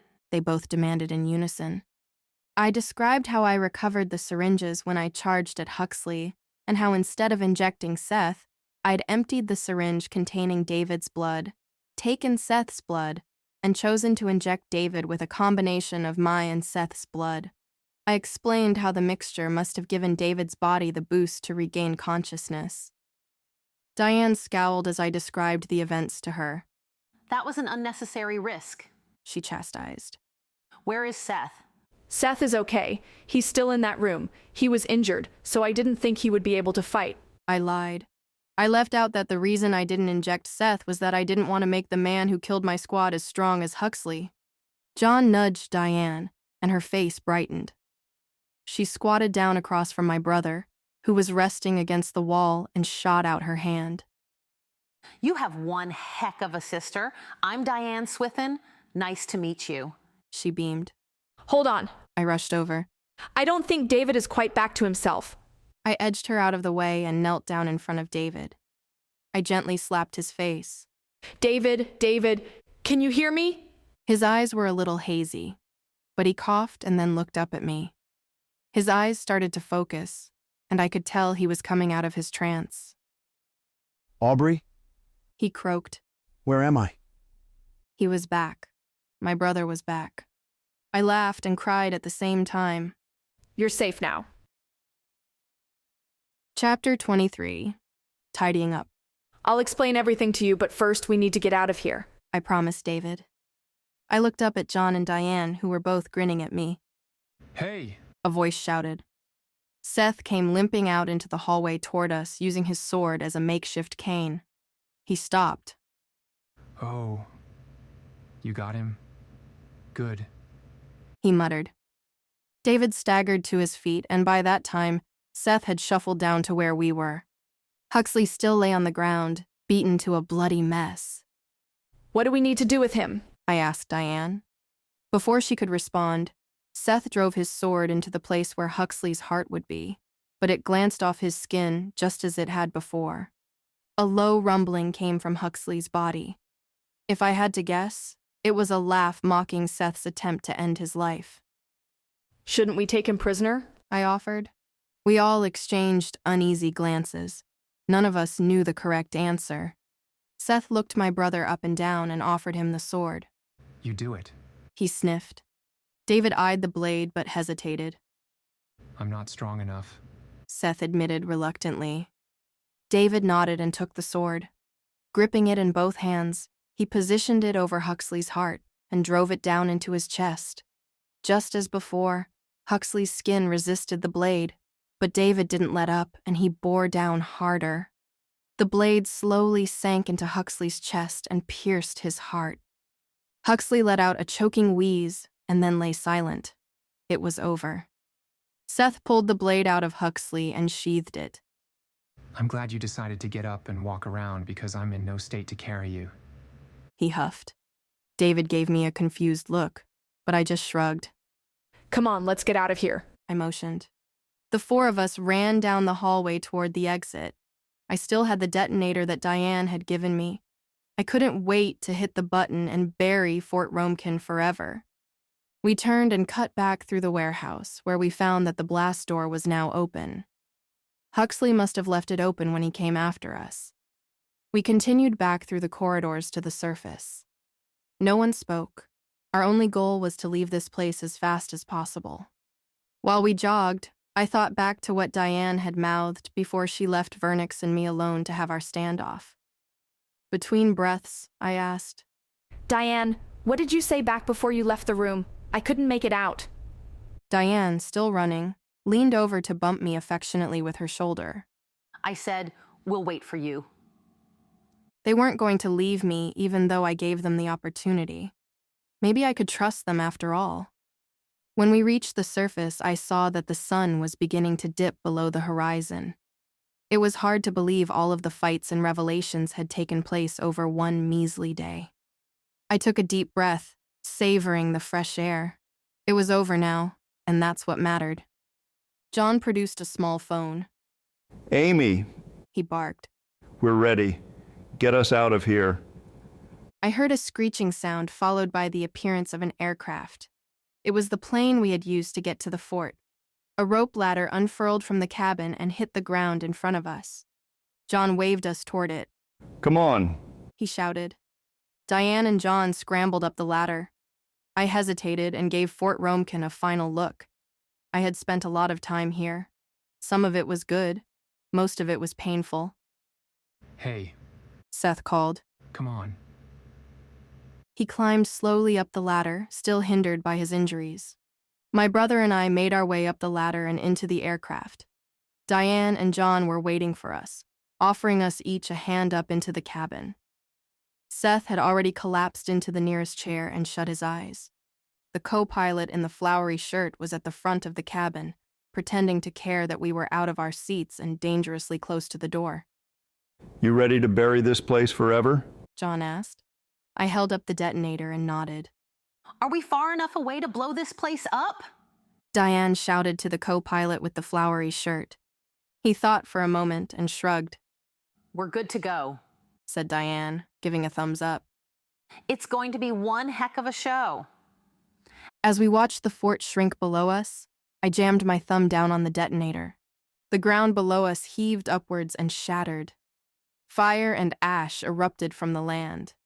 The shockwave from the blast shook the plain, and for a moment, I feared we'd fall out of the sky. The sound of twisting metal and shearing concrete filled the air. When the explosion finished, all that was left of Fort Romekin was a crater in the ground. The walls, buildings, and tunnels had all been wiped out and collapsed. It was erased from the earth. As the smoke drifted into the sky, the plane gained speed and jetted off toward the horizon. We shut the cabin door, but John, Diane, David, and I each found a window and watched as the crater where the fort once stood slipped out of sight. John and I helped David into a seat while Diane retrieved the food cart from before. Anyone hungry? She chimed, as cheerful as ever. Seth was already asleep in his chair, but John and I raised our hands. David raised his clawed hand, but then put it down. He rubbed it self-consciously. Diane wheeled down the aisle toward him. Don't worry, she cooed. We're all a bit strange here. You'll fit in just fine, she reassured. She lobbed him a thick sandwich wrapped in cellophane which David caught with his clawed left hand. Thanks, he said gratefully. You too, Diane chirped as she hurled a sandwich at my head. I managed to catch it, but Diane moved on down the aisle to sit with John before I had a chance to complain about her behavior. I grumbled as I unwrapped the sandwich and hungrily stuffed it into my mouth. I glanced over at my brother. He hadn't started to eat. Of course, how could he? David, I said to get his attention. He replied listlessly. Do you want to ask me some questions, or do you want me to explain how I got here? I asked. Explain it to me. My memory is still a little fuzzy. I remember joining the army and going through my day-to-day life, but then it all just goes black before I wake up after having killed someone, and you and these people are there. He quavered. So, I told him what had happened. I told him how he had stopped sending letters home and seemingly disappeared. I told him how I disguised myself and joined the military to look for him. I told him how I got caught but stayed anyway, because the people there were good and decent. I explained to him that Seth had killed General Dunn. With great sadness, I told him how my squad had been killed by the same man we now shared a plane with. I recounted the chilling speech Huxley had given and how I'd been forced to flee back to our home. I filled him in on how, years later, Diane had approached me about finding him, how I'd gone with them despite what Seth had done. I described the underground and the people working to make the world a better place. I told him about how we'd infiltrated the base, the fights, and where we'd found him. I told him about Huxley and the revelation that his, my, and Seth's blood made us different, and how the military had used it for their sick experiments. I told him how I'd injected him with my and Seth's blood, and how he'd beaten Huxley in a trance. Us escaping, he already knew about. I finished by telling him how much time had passed. David listened quietly. He seemed to take it well. He just nodded and asked the odd, clarifying question. Quietly, he unwrapped his sandwich and started to take small bites. Do you think the people at this place, the underground, will be able to fix me? He asked, lifting his strange new arm off the armrest of the seat. I don't know, I admitted. But even if they can't, we'll make it work. We always have. He gave me a small smile, but I could tell he was still processing everything I'd told him. I understood that it was a lot to take in. Do you have anything else you want to ask? I offered. No, David replied. I just want to try and get some sleep. I feel like I've been hit by a bus. All right, I said. David leaned his seat back and fell asleep almost instantly. I moved to sit near John and Diane, who were each finishing a plate of gourmet-looking pasta. So, I started. The mission is complete, and I guess it's a success. What happens when we get back? What's next? I asked. Nothing too different from a normal military mission. explained John. We'll get medical care for our injuries, a bit of rest, and then undergo a debriefing. That wasn't the entire answer that I wanted. What about my brother and I pressed. He was asking if someone at the underground could help him with his arm and his body, I explained. If that's what he wants, we can try, but why would he? Diane shrugged, confused. He's extraordinary now, she asserted. John nudged Diane, and a look of regret touched her face and disappeared the next instant. It's up to you guys, she stressed. We'll give you any help we can. But I hope you consider staying, John added. The underground can always use more good people, and you'd both be more than welcome, he finished with a smile. I hadn't considered staying. I never saw it as an option. I stole a look at Seth. Could I really continue to work with him after what he'd done? Can we have some time to think about it and talk it over? David's not really in any shape to be making any big decisions right now. Of course, said John. Now buckle up and get some rest. We'll be back at the underground before you know it. I nodded and went back to the seat next to my brother. He was still sound asleep, and a bit of drool was starting to leak from the corner of his mouth. I leaned back and looked out the window. The clouds passed by us, still not caring about what had changed in the world below. I focused on finding shapes in them. A cow, a sheep, an eagle-headed gorilla. I felt myself drifting off into sleep. The difference was that this time it was dreamless and peaceful. Chapter 24, Back to the Underground. I awoke to David frantically shaking me. I could tell the plane was quickly descending in altitude. I heard Diane giggling madly in the background. Aubrey, we're going to crash, he shouted. I'm glad I got to see you one last time. I began to panic. Was this the end? After everything we'd gone through, is this how my story would finish? I pressed my face against the window to get one last glimpse of life outside of the metal death tube.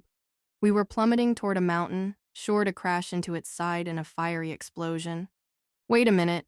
That mountain looks somewhat familiar. I spotted a telltale crack running down the mountain face. I instantly calmed down. With a sigh, I grabbed my brother by the shoulders and wrestled him back into his seat. David! David! I snapped. It's fine. The mountain will open up for us and we'll land inside the underground's hangar, I explained. What are you talking about? He sputtered. The wall of the mountain is split and there's a sliding mechanism on each of them. The mountain will open up for us and we'll land inside safely, I explained to him. Look, I urged him to peek outside the window. Behind us, I heard Diane's laughter get a little bit louder. I guess not too long ago, I had been shocked by this, and already I was explaining it to a newbie like it should be obvious. I pressed my face to the window alongside David's, and I saw the familiar mountain split open to reveal the hangar. We descended harmlessly into the belly of the mountain, landing with barely a bump.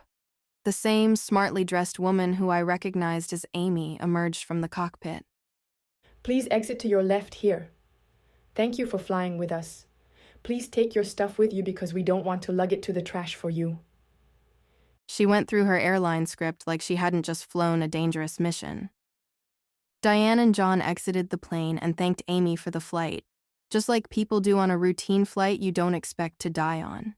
Seth limped out of the aircraft without a word, but nodded in Amy's direction, who nodded back. I followed John and Diane's lead by thanking Amy. No problem, she said with a wave. So, the mission was a success for you? She eyed my brother, who sheepishly put a hand over his unnatural-looking arm. Yes, it was, I asserted. Amy took a step forward and put her hand out. I'm Amy, the pilot from this little walk in the park. Welcome.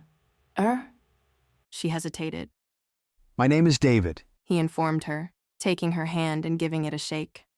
David, welcome to the underground, stated Amy. David and I exited the plane, and his eyes lit up with amazement, just like mine had at first, at the size of the hangar and the scope of the different aircraft lined up in rows waiting to take to the skies. Call me when you get some free time, Amy called out. David's face went red and I gave him a little shove, urging him forward. We caught up with John, Diane, and Seth, and we exited the hangar together. As the doors slid open, we were greeted by the swarm of activity inside the mountain base. People were still rushing from place to place, lugging weapons and equipment around, and traveling in groups locked in strategic conversations. There was no celebration or fanfare surrounding our return and apparent success. No one paid any mind to the 5 burnt-out people dragging themselves into the base. Our group had simply been doing one of countless jobs. I was naive to expect a parade when we returned. The people here were hard, and they did their tasks because they needed doing. What now? I asked. Seth will go to the medical station. Since the rest of us aren't in the process of bleeding out, we need to return our weapons to Leon at the armory. He gets fussy if we don't give them back in a timely manner, she explained, sticking out her tongue in jest. Seth handed over his weapons to John. We waved goodbye to him and headed to the armory. On the way, David asked John a barrage of questions about the Underground's base of operations, each of which he jovially answered. When we arrived at the armory, Leon, looking just as tired and sickly as when we had left, greeted us cheerily at first. His looks darkened as he got a closer look at our weapons. We handed them over, and he accepted them and inspected them with a serious look on his face. These are a little banged up, he sniffed. Seriously? I asked, flabbergasted. After everything we went through, it's incredible we made it back in one piece ourselves. But the scratches, he moaned. Behind me, I heard Diane crack her knuckles. Leon's expression instantly changed. I guess these are in acceptable condition for after a mission, he admitted reluctantly. It was your first time out in the field with us after all. Leon scratched his head and his sullen expression changed. How did your weapon, the Viper, do for you anyway? He asked excitedly. It was really cool, I admitted, hoping that a compliment would put me in his good graces. It wouldn't hurt to have the weapons guy on your side. Good to hear, he replied. I'll note down that it was a successful test run. My stomach dropped. What do you mean test run? I demanded. Leon grinned sheepishly. It was the first time anyone had used it in the field, he admitted. Leon, John groaned. You have to stop doing that. You can't keep letting people take untested weapons on missions. What? Field data is the best kind of data, Leon asserted. David had to hold me back because I was intent on jumping across the counter to strangle Leon. Diane and John made no move to restrain me. In fact, I think they approved. After turning in our weapons, we headed over to the medical wing. When we arrived, we saw that Seth was just finishing up. Seth was wearing his trademark scowl, while Dr. Tabitha Galen was busy shining a flashlight into his eyes. All right, you're all done here, she said as we approached. Seth scrambled off the table before she could even finish her sentence. It seems that Seth and I both shared an instinctive fear of medical procedures. Can we cut in line? Diane asked innocently. I'll admit we aren't banged up too badly. Dr. Galen turned around and greeted the 4 of us with a smile. Of course, I see no harm, she started, but her voice trailed off. An excited look spread out over her face. She rushed forward, nearly knocking me down, and planted herself firmly in front of my brother. I'm going to go pass out, commented Seth as he swiftly left the rest of us with the formidable Dr. Galen. David held his ground, but he looked a bit uncomfortable. Fascinating, she murmured to herself. She pointed at David's modified arm and asked, May I? I guess, David replied hesitantly. Dr. Galen examined David's arm, poking and prodding it with interest. Let's run some tests. You're okay with that, right? Dr. Galen asked David. At that, David lit up a bit. He had wanted to get his arm looked at and maybe return it to normal. That would be fine, David replied. Dr. Galen turned to John, Diane, and me and quickly looked us up and down. You all look fine, she said in a hurry. Now, David, why don't you join me in the lab so we can run some tests? She said gleefully. She started to usher him away, but stopped when she saw his expression. When Dr. Galen had mentioned the word lab, David's body tensed. The color drained from his face, and his body went as stiff as a board. Dr. Galen must have sensed David's discomfort because her enthusiasm subsided, and the caring bedside manner of a doctor returned. Don't feel like you have to do anything, she clarified. I just let the scientist side of me slip through a bit is all. I'll stay with you during the test, David, I assured him. Can you reverse this? David asked, holding up his unnaturally long arm. I won't know anything until I learn a little more about you and your condition, she disclosed. We did already figure out. Dr. Galen looked over at Diane for permission. Diane nodded her approval. We did already deduce that you and your sister are special like Seth, but as far as undoing what happened to you in that bunker's lab, I can't make any promises. I'll stick with you during the tests, I repeated. I gave him a playful punch on the arm. I'm afraid that if I let you out of my sight again, you'll go missing for another few years, I joked. David thought for a moment before nodding. Okay, let's do it, he confirmed. Great, Dr. Galen exclaimed. Right this way. She started to lead David and me away, but I stopped to look back at Diane and John. Did we have permission to go? I wondered. Go on, said Diane. John and I always have something to do. You two just come to my room when you finish here. Oh no, I thought. We're not all going to sleep there, are we? I squeaked. Diane scowled. What? You don't want to have a slumber party at my place? She huffed, pretending to sound hurt. Not really, I said flatly. Just swing by when you finish, okay? She ordered. John and Diane told us they'd see us later, while David and I followed Dr. Galen out of the central medical bay. She led us past the other doctors and patients until we reached a series of rooms with various machines and scanners. All right, here we are, announced Dr. Galen. Let's begin. Dr. Galen put David through a battery of tests. He was scanned, imaged, measured, put onto and into machines, and had his blood tested. Dr. Galen did her best to explain the tests to David and me, but most of it went over our heads. The entire process took several hours. David was exhausted from being run through the onslaught of tests and examinations, and I was exhausted from watching. Sorry that it took so long, apologized Dr. Galen. I'll let you know if we find anything out about restoring your arm to look more human. For now, try and get some rest. David and I thanked her, and then headed toward Diane's room. The artificial lights in the underground mountain base had started to dim, signaling that it was the end of the working day. It was fairly far from the medical bay, so we had some time to talk as we walked. How long have you been working with these people? David asked. I thought for a moment. Counting today, less than 4 days, I admitted. It felt longer than that, though. And you trust them? He asked, raising an eyebrow. I shook my head. Not entirely, I admitted. But I had a shot at finding out more about what happened to you, so I took it. I grabbed hold of his arm. You really don't remember anything? No, just living my life as a soldier, and then waking up surrounded by you guys. He sighed.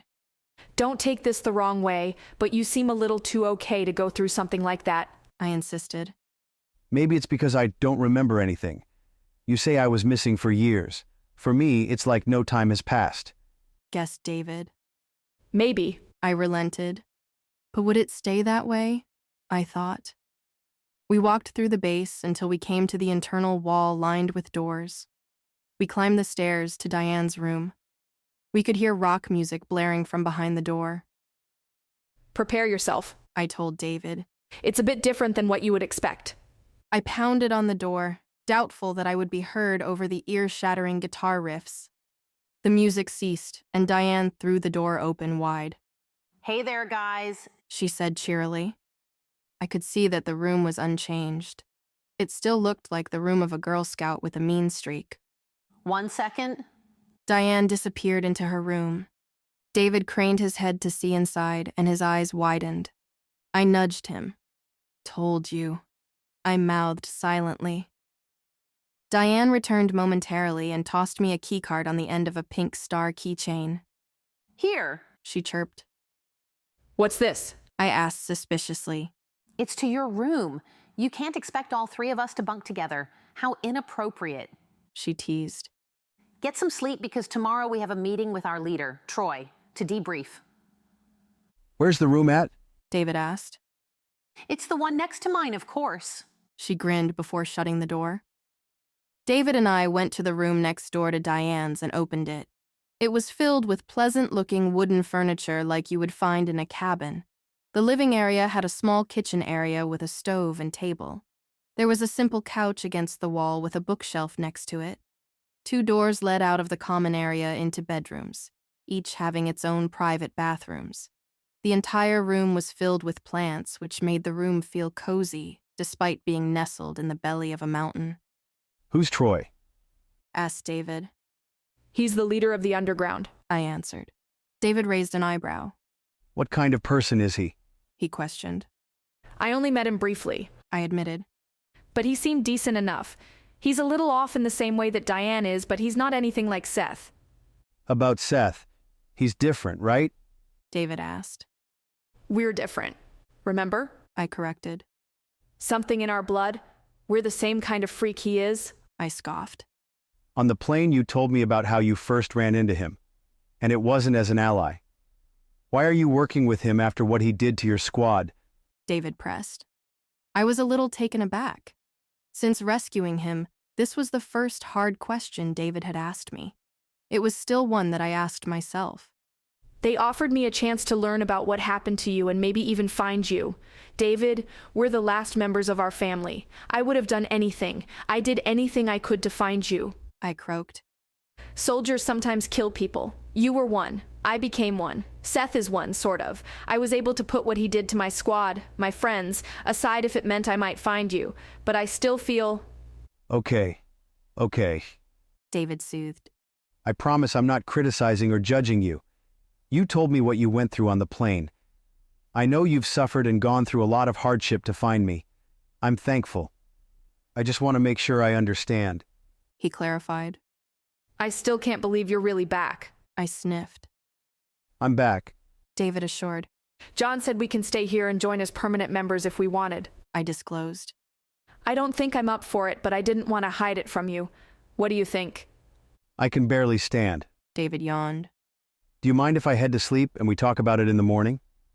No, go on. I'll be up for just a little longer, I said. He shuffled off to his room and quietly closed the door. I walked over to the couch and sat down. I thought about what David had said about my working with Seth. I wasn't prepared to be questioned like that. Not by David.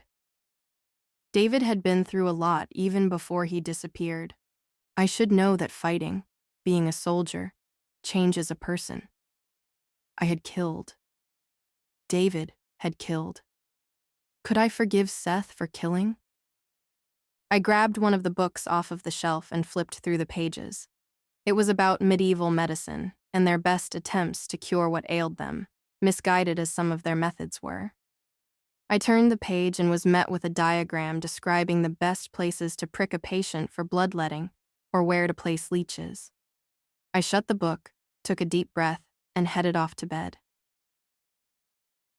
Chapter 25. Debrief. Thump, thump, thump. A heavy knock on my door pulled me from my peaceful, dreamless sleep. Aubrey? David called. I made some food if you want some. Ugh, I groaned, wiping the sleep from my eyes. 1 second. Ever since we were kids, David has had the nasty habit of waking up early. I rolled out of bed and made my way to the bathroom. I was happy to see it was much the same as the one in Diane's room. However, there was a much wider selection of clothes ready for me, and no snarky note from Diane this time. I bathed and dressed in a casual outfit, and then went out to join David. He was dressed more like he was going to a business meeting in an office, except he had clumsily hacked off the shirt's left sleeve. He caught me looking and explained. It wouldn't work with the arm. I nodded and took a seat at the table. David had prepared some toast with jam, bacon, and eggs. Thanks, I said gratefully. I broke the golden egg yolks and heaped some on top of a slice of crunchy wheat toast. David sat across from me, but there wasn't anything in front of him except a cup of black coffee. Aren't you going to eat? I sputtered through a mouthful of food. I've been up for a while. I ate ages ago. He grinned while taking a slurp of coffee. Suit yourself, I grumbled, stabbing more food with my fork. You haven't changed much. David prodded good-naturedly. Your table manners are as bad as ever. I flicked a few crumbs at him. We need to talk before they put us on the spot, I urged. They are going to ask us to stay. What do you think? David got quiet. After a moment, he said, I want to see if they can fix my arm. If they can't, what are my other options? He had a point. He couldn't exactly work at a hardware store with a beastly arm designed to kill. What if they can give you back a normal arm? I asked. Then I want to be done with fighting, he said. I never joined the military because I like to fight. I did it because my country called me. Now I just want to get away from it all and rest. I felt relieved to hear this. I also wanted to move on from all of the fighting. I want us to go back to the old house. I've kept it up, I told him. You can stay there until you find a wife, I joked. Trust me, after living in the military barracks for so long, I'll be happy to work on that. He laughed. We were interrupted by a knock on the front door. I went over to answer it and called out, Who is it? There was no response. I already knew who it would be. I opened the door to reveal the familiar trio waiting outside for us.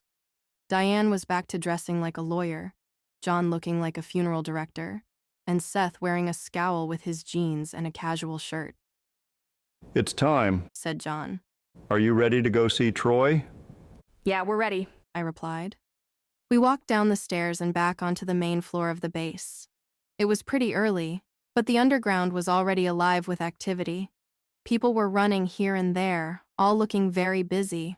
In the distance, at the center of the mountain base, the windowed watchtower loomed. When we arrived at its entrance, Diane and John once again flashed their insignias, and the two armed guards let us pass. We marched ourselves up the steps that circled the tower until we reached the door to the room that had windows instead of walls. We let ourselves in. The stately room was unchanged. The windows still gave the owner of the room a clear view of the base, and maps still covered the walls and tables. At the heavy oaken desk, Troy sat poring over some documents while simultaneously signing others. When he heard us come in, he looked up from his papers and smiled. He got up from his desk and quickly came forward to greet us. There are our conquering heroes, he exclaimed, getting up from behind his desk and moving toward the center of the room. It was the first thing we got resembling a congratulation since we returned. Come in, He beckoned. Tell me about the mission. The five of us approached the table at the center to meet Troy. From the other side of the table, Troy leaned forward. And is this David, the lost brother, Aubrey? He asked. Yes, my name is David.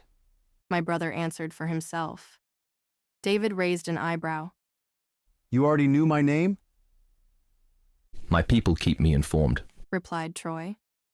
I caught Troy's eyes intently studying David, but also noticed that his gaze did not linger on my brother's inhuman arm.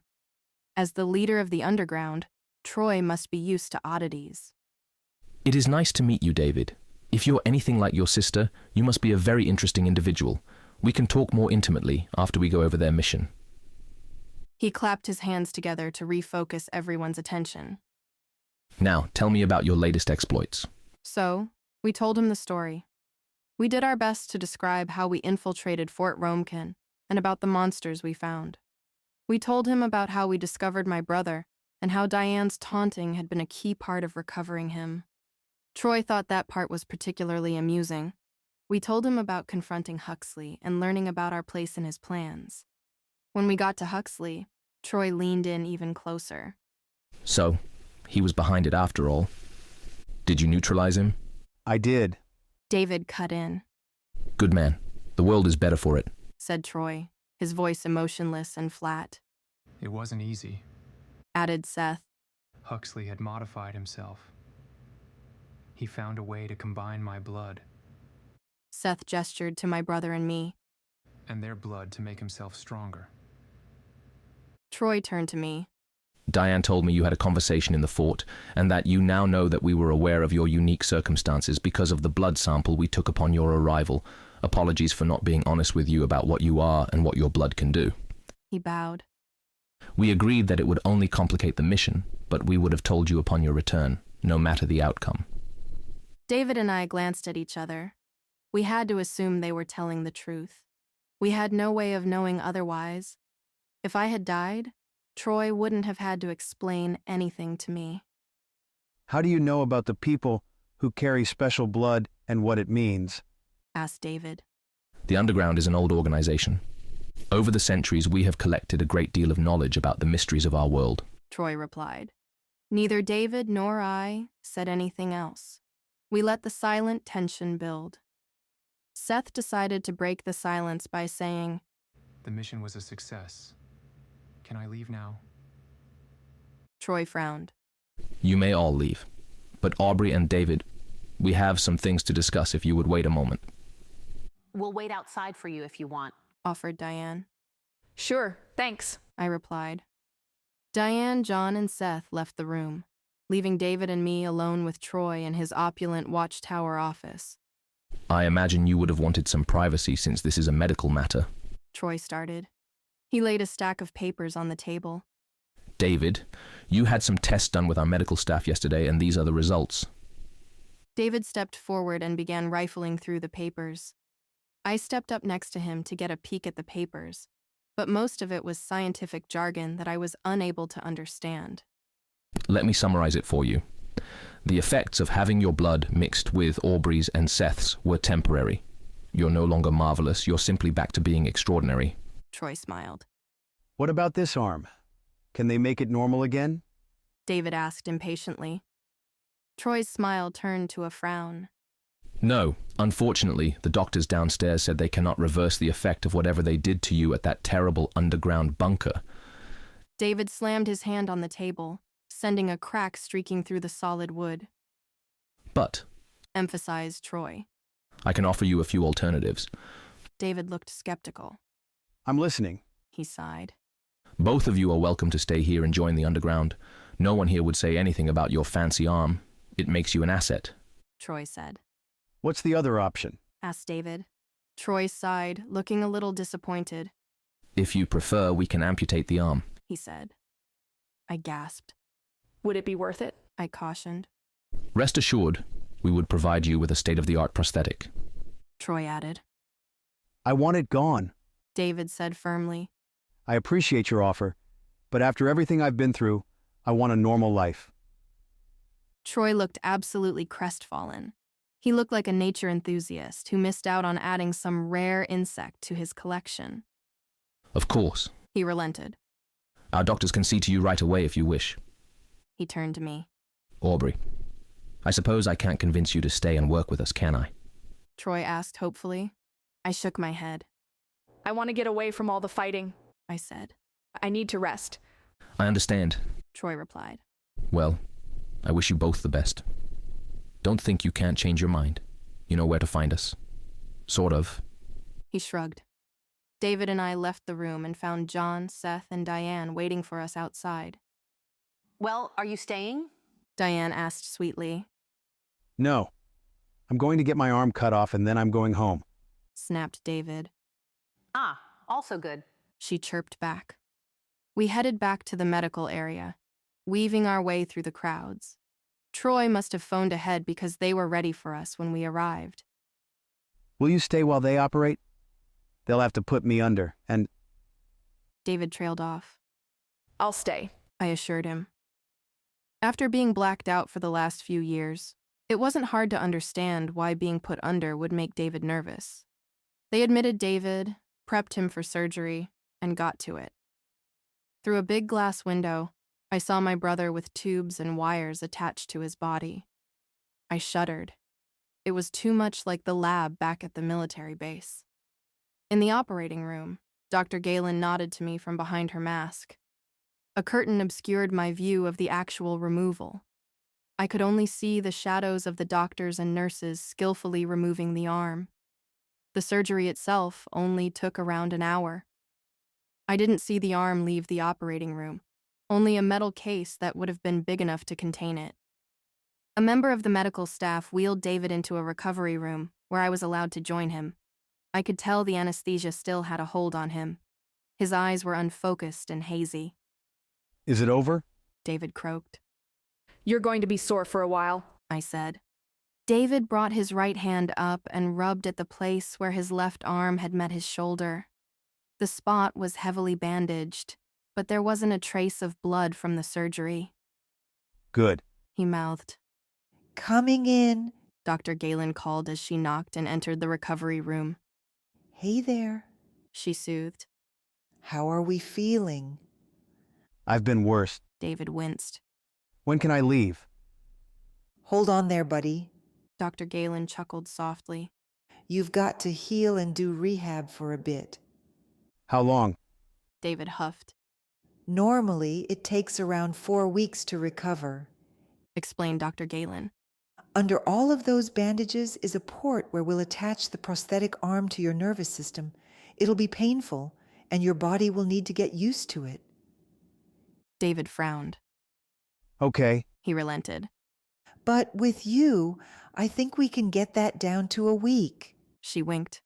At that, David instantly brightened. I can handle that. He grinned. David would have to spend the rest of the day and the following night in the medical wing. A stream of visitors came in and out of the room to check on him.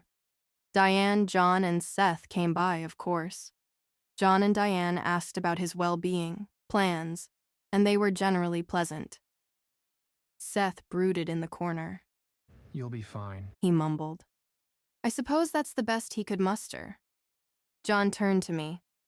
Aubrey, you helped us and everyone in the world out more than you know. Can you imagine what would have happened if those people were allowed to continue their experiments and build an army? It would have been ugly, to say the least, he said, extending his hand. I nodded and took his hand, shaking it. I didn't know what to say. After the trio left, Amy, the pilot, came by and shamelessly flirted with David while I took a turn brooding in the corner. David smiled and joked with her, soaking up the attention. Daniel, the burly, bearded, and kind head of engineering, was next to visit. He eagerly shook David's remaining hand a little too hard, making David wince with every jerking motion. He didn't ask any questions about the mission, just how we both were doing. Are you two going to stick around? He asked cheerily. When we told him we weren't, Daniel looked a little let down, but his face quickly brightened. Oh, that's too bad, he mumbled. But you two need to do what's best for you right now. Near the end of the day, Dr. Galen came back. That's enough visitors. You should rest, she kindly insisted. Tomorrow we'll get you fitted for your prosthetic arm. I'll see you tomorrow morning, I assured David. See you, he replied, closing his eyes. He didn't let it show, but entertaining all the visitors after the surgery wore him out. I knew my way around well enough by now. I went back to my room and cooked a small, simple meal and ate alone. All I needed to do now was wait. In one short week, we could go home. Chapter 26, A Quiet Life. I awoke and rushed to rejoin David in the medical bay in the morning. He was already up and happily eating breakfast. Dr. Galen was already in the room. She cradled a prosthetic arm crafted from metal and plastic. It was a dull gray and looked simply like a mechanical recreation of a human arm. It had an elbow, hand, and 5 fingers, just like any other arm. It clinked and clacked as she turned it. Ah, Aubrey, good timing. I was just about to start explaining the prosthetic arm to David, she said. I took a seat next to David, and we both gave her our full attention. Dr. Galen held up the prosthetic arm and turned it as she spoke. You need to place the prosthetic where your old arm was and connect it to your nervous system via the port below your shoulder. You can do this yourself.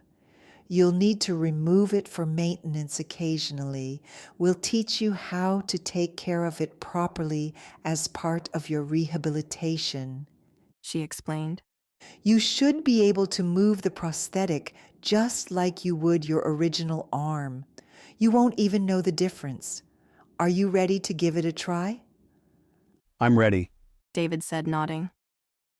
The first time will hurt, Dr. Galen warned. But it will get easier with time and practice. She motioned to me. Aubrey, will you hold him down? I grabbed hold of David by the shoulders. Got him, I confirmed. Dr. Galen lined up the prosthetic arm with the receiving port on David's left side and pushed it in hard. It connected with a pop. David's body convulsed, and he sucked in air in response to the pain. The first time is always the worst. You'll get used to it, promised Dr. Galen. Can you lift your arm? David strained and contorted his face, trying to move his arm. For all his effort, the prosthetic only lifted a few inches off the bed. That's good, Dr. Galen said excitedly. The connection between the prosthetic arm and your body is working. We'll spend the next week getting you adjusted to using the arm. It will be hard work, but the exercises will help you adjust. The arm lay motionless against David's side in the bed. He scrunched up his face again, and the metal fist of his contorted itself into a shaky thumbs up. All right then, very good, Dr. Galen said, elated. Once you master this, you shouldn't be able to tell the difference between the prosthetic and the arm you were born with. If you wear a long-sleeved shirt, no one will even know you are missing your original arm. The following days were filled with David practicing with his new arm. The doctors had him arrange and stack blocks to improve his mobility and dexterity. He and I spent our time throwing a ball back and forth to train his accuracy and reaction time. The same stream of visitors who had come to visit him immediately after his surgery continued to come by and check on his progress. Diane made sure to challenge David to an arm wrestling match when he was healed. No one stayed for long, though. As usual, everyone seemed to be busy working. When Diane, John, and Seth came by together, I asked if they had to leave on any other missions soon. We've earned a bit of a break after all of that fuss, huffed Diane. But it won't last forever. I'm sure they'll put us back to work after you two go home. She put her hands on her hips. We won't consider the mission complete until we put you back where we found you. She hummed. Even Troy, the enigmatic leader of the underground, visited. He simply asked if the arm was to David's liking and about his rehabilitation. David was polite, but he didn't make any attempt to chat outside of answering questions. I got the feeling that David didn't entirely trust Troy. I understood the feeling. We both carried a healthy skepticism of anyone too high up on the chain of command. The week came and went quietly. Through sheer determination, David mastered using his new arm and was discharged by Dr. Galen. She patted him on the back. Good luck out there. Remember, try not to overexert yourself. You're technically leaving earlier than you should, she expressed. I'll be careful, David promised. Thank you for everything. Dr. Galen turned to me and extended her hand. Aubrey, take care of yourself, she instructed, using her doctor voice. I will, I replied, taking her hand. Diane, John, and Seth were waiting outside for us. Diane looked sullen. I knew she was disappointed we weren't going to stay. John seemed to be much more accepting of our decision, or at least he didn't let his true feelings be known. Seth, of course, was Seth. Are you ready to go? Asked John. You don't all have to come to take us back, I offered. Nonsense, replied John, shaking his head. All three of us want to see you off and to make sure you get home safe and sound. Well, started Seth. Diane elbowed him in the ribs. All three of us? She beamed. I spun around and took a last look at the massive complex inside the mountain. I looked at the faces of the people rushing around, focused on whatever task the organization had assigned them. I muttered a small thanks to no one in particular. I grabbed the hand of David's new arm. The metal was cold, but as the fingers curled around my own, I could feel it was my brother supporting me. I'm ready, I uttered. We walked to the area where, only a handful of days ago, I had first tumbled down into the base. A simple elevator embedded into the wall was waiting to take us to the surface. It seemed that my exit from this world would be much less exciting than my entrance into it. I was grateful that the method for leaving the underground base didn't involve anything as ridiculous as entering it. We filed into the elevator and John pressed his thumb on a fingerprint scanner. The elevator started to ascend as some light music played in the background. No one spoke. When the elevator halted, we were back in the tunnel of the cave where I had entered. I knew that just outside the tunnel, the very same car that had brought me here would be waiting. I could hear the stream gurgling from somewhere in the cave as I walked down the path toward the light outside. Beside me, David stumbled and stubbed his foot on a rock. Ouch, he complained. Here, I offered. Hold on to my shoulder. I was much more sure-footed in the cave this time. Exiting the cave, the light streaming through the trees was a welcome sight. The air was thick with the smell of decaying leaves. This deep into nature, you wouldn't have any idea that just below the mountain was a secret organization armed to the teeth. Birds called to each other in the trees as we picked our way back down the path to the car. When we reached it, David and John cleared the brush hiding it as Seth, Diane, and I watched. He's already confident with the new arm, mumbled Seth. I was surprised that he spoke. He was always a fast learner, I replied. What will you do when you get back? Seth asked. I'm not sure exactly, I admitted. I guess we'll get jobs and live life. Maybe I'll go back to school. I just don't want to fight anymore, I finished. There's always a fight, Seth hissed, stepping toward the car. I let him go. Diane lingered. He's jealous of you, you know, said Diane. The fight is all he's ever known. I know, I replied. Have you forgiven him for what he did to your squad? She asked. Before I could answer, she started speaking again. No. Have you forgiven him for what we made him do? She corrected. No, I haven't, I started. Diane looked at the ground, disheartened. I thought about the horrible things the military of Lude was doing behind the scenes. I thought about all of the people they must have used for their experiments. I thought about my place in it all. But I do understand, I finished. Diane looked up, and we held each other's gaze for what felt like a long time. She nodded. We're ready when you are, called John. The black limousine gleamed in the sunlight. It looked like a shiny black beetle huddled amongst the massive trees. We piled into the car, with John again in the driver's seat and Diane by his side. David, Seth, and I were relegated to the roomy back seat of the limousine. I felt like we were a band of unruly kids being driven around by a pair of watchful parents. The car lurched forward, and we were off. We again traveled through the beauty of the forest and countryside. As always, the towering mountains kept watch. This time, everything seemed a little brighter now that my family was whole again. The hours passed, and we got closer and closer to home. John and Diane made small talk with us. Seth occasionally smirked. David often smiled.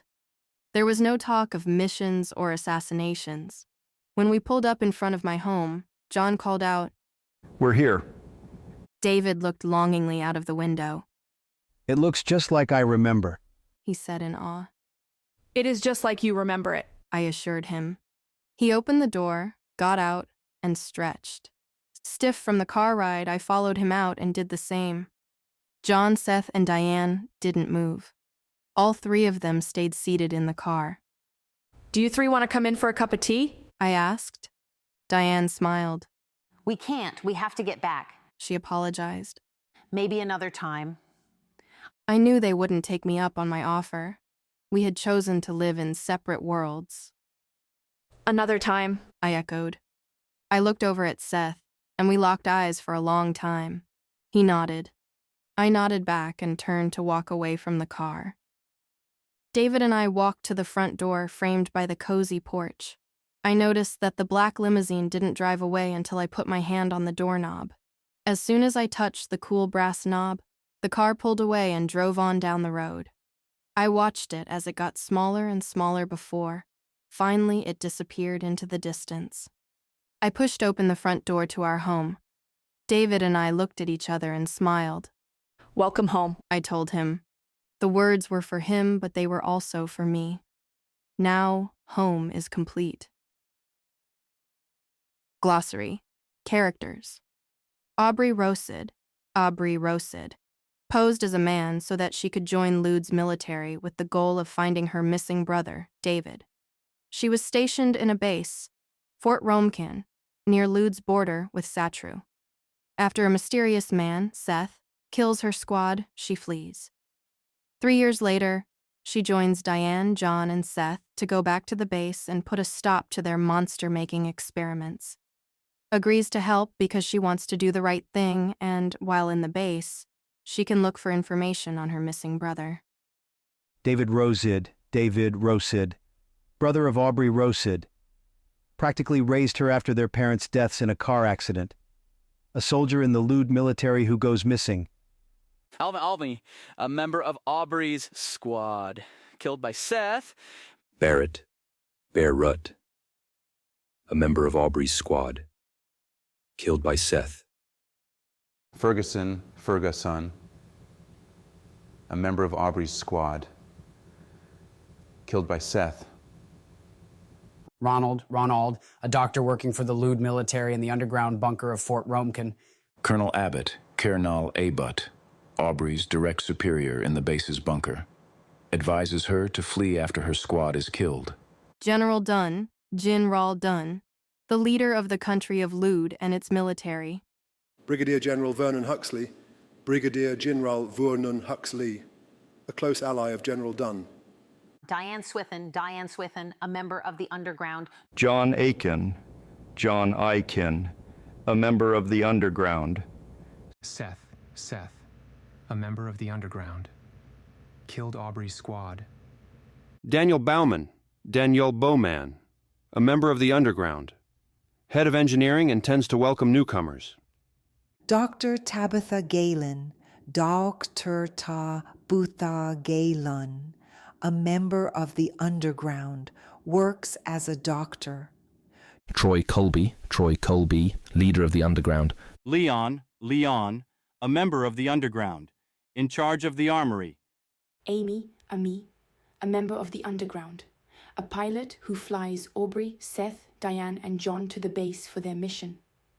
Dr. Gildo, a scientist who worked in the underground bunker of Fort Romkin. Anderson, a scientist who is working in the underground bunker of Fort Romkin. Monsters. Bear-like creature. Seen in a photograph that Diane gave to Aubrey. Insect horse creature. Encountered outside of the base. Wolf-like creature. Encountered when Aubrey, Diane, John, and Seth scale the walls of the base. Eagle gorilla creature. Encountered in the warehouse of the underground bunker. Blob creature. Encountered in the lab of the underground bunker. Locations: Lude, home country of Aubrey and David Rosid. The country is known for its vast forests and mountain ranges. Local industries take advantage of the country's vast lumber and stone resources. Initially at war with Satru, a country to the north of Lude. The terrain is rocky and hilly. Initially at war with Lude. Sisla, a country to the south of Lude. Home country of Daniel Bowman. The country's geography is dominated by rivers. The country is known for its fishing industry. Dangton, town near the border of Lude and Satru. Gled, capital city of Lude. Tracul, a mid-sized city. near Aubrey's home.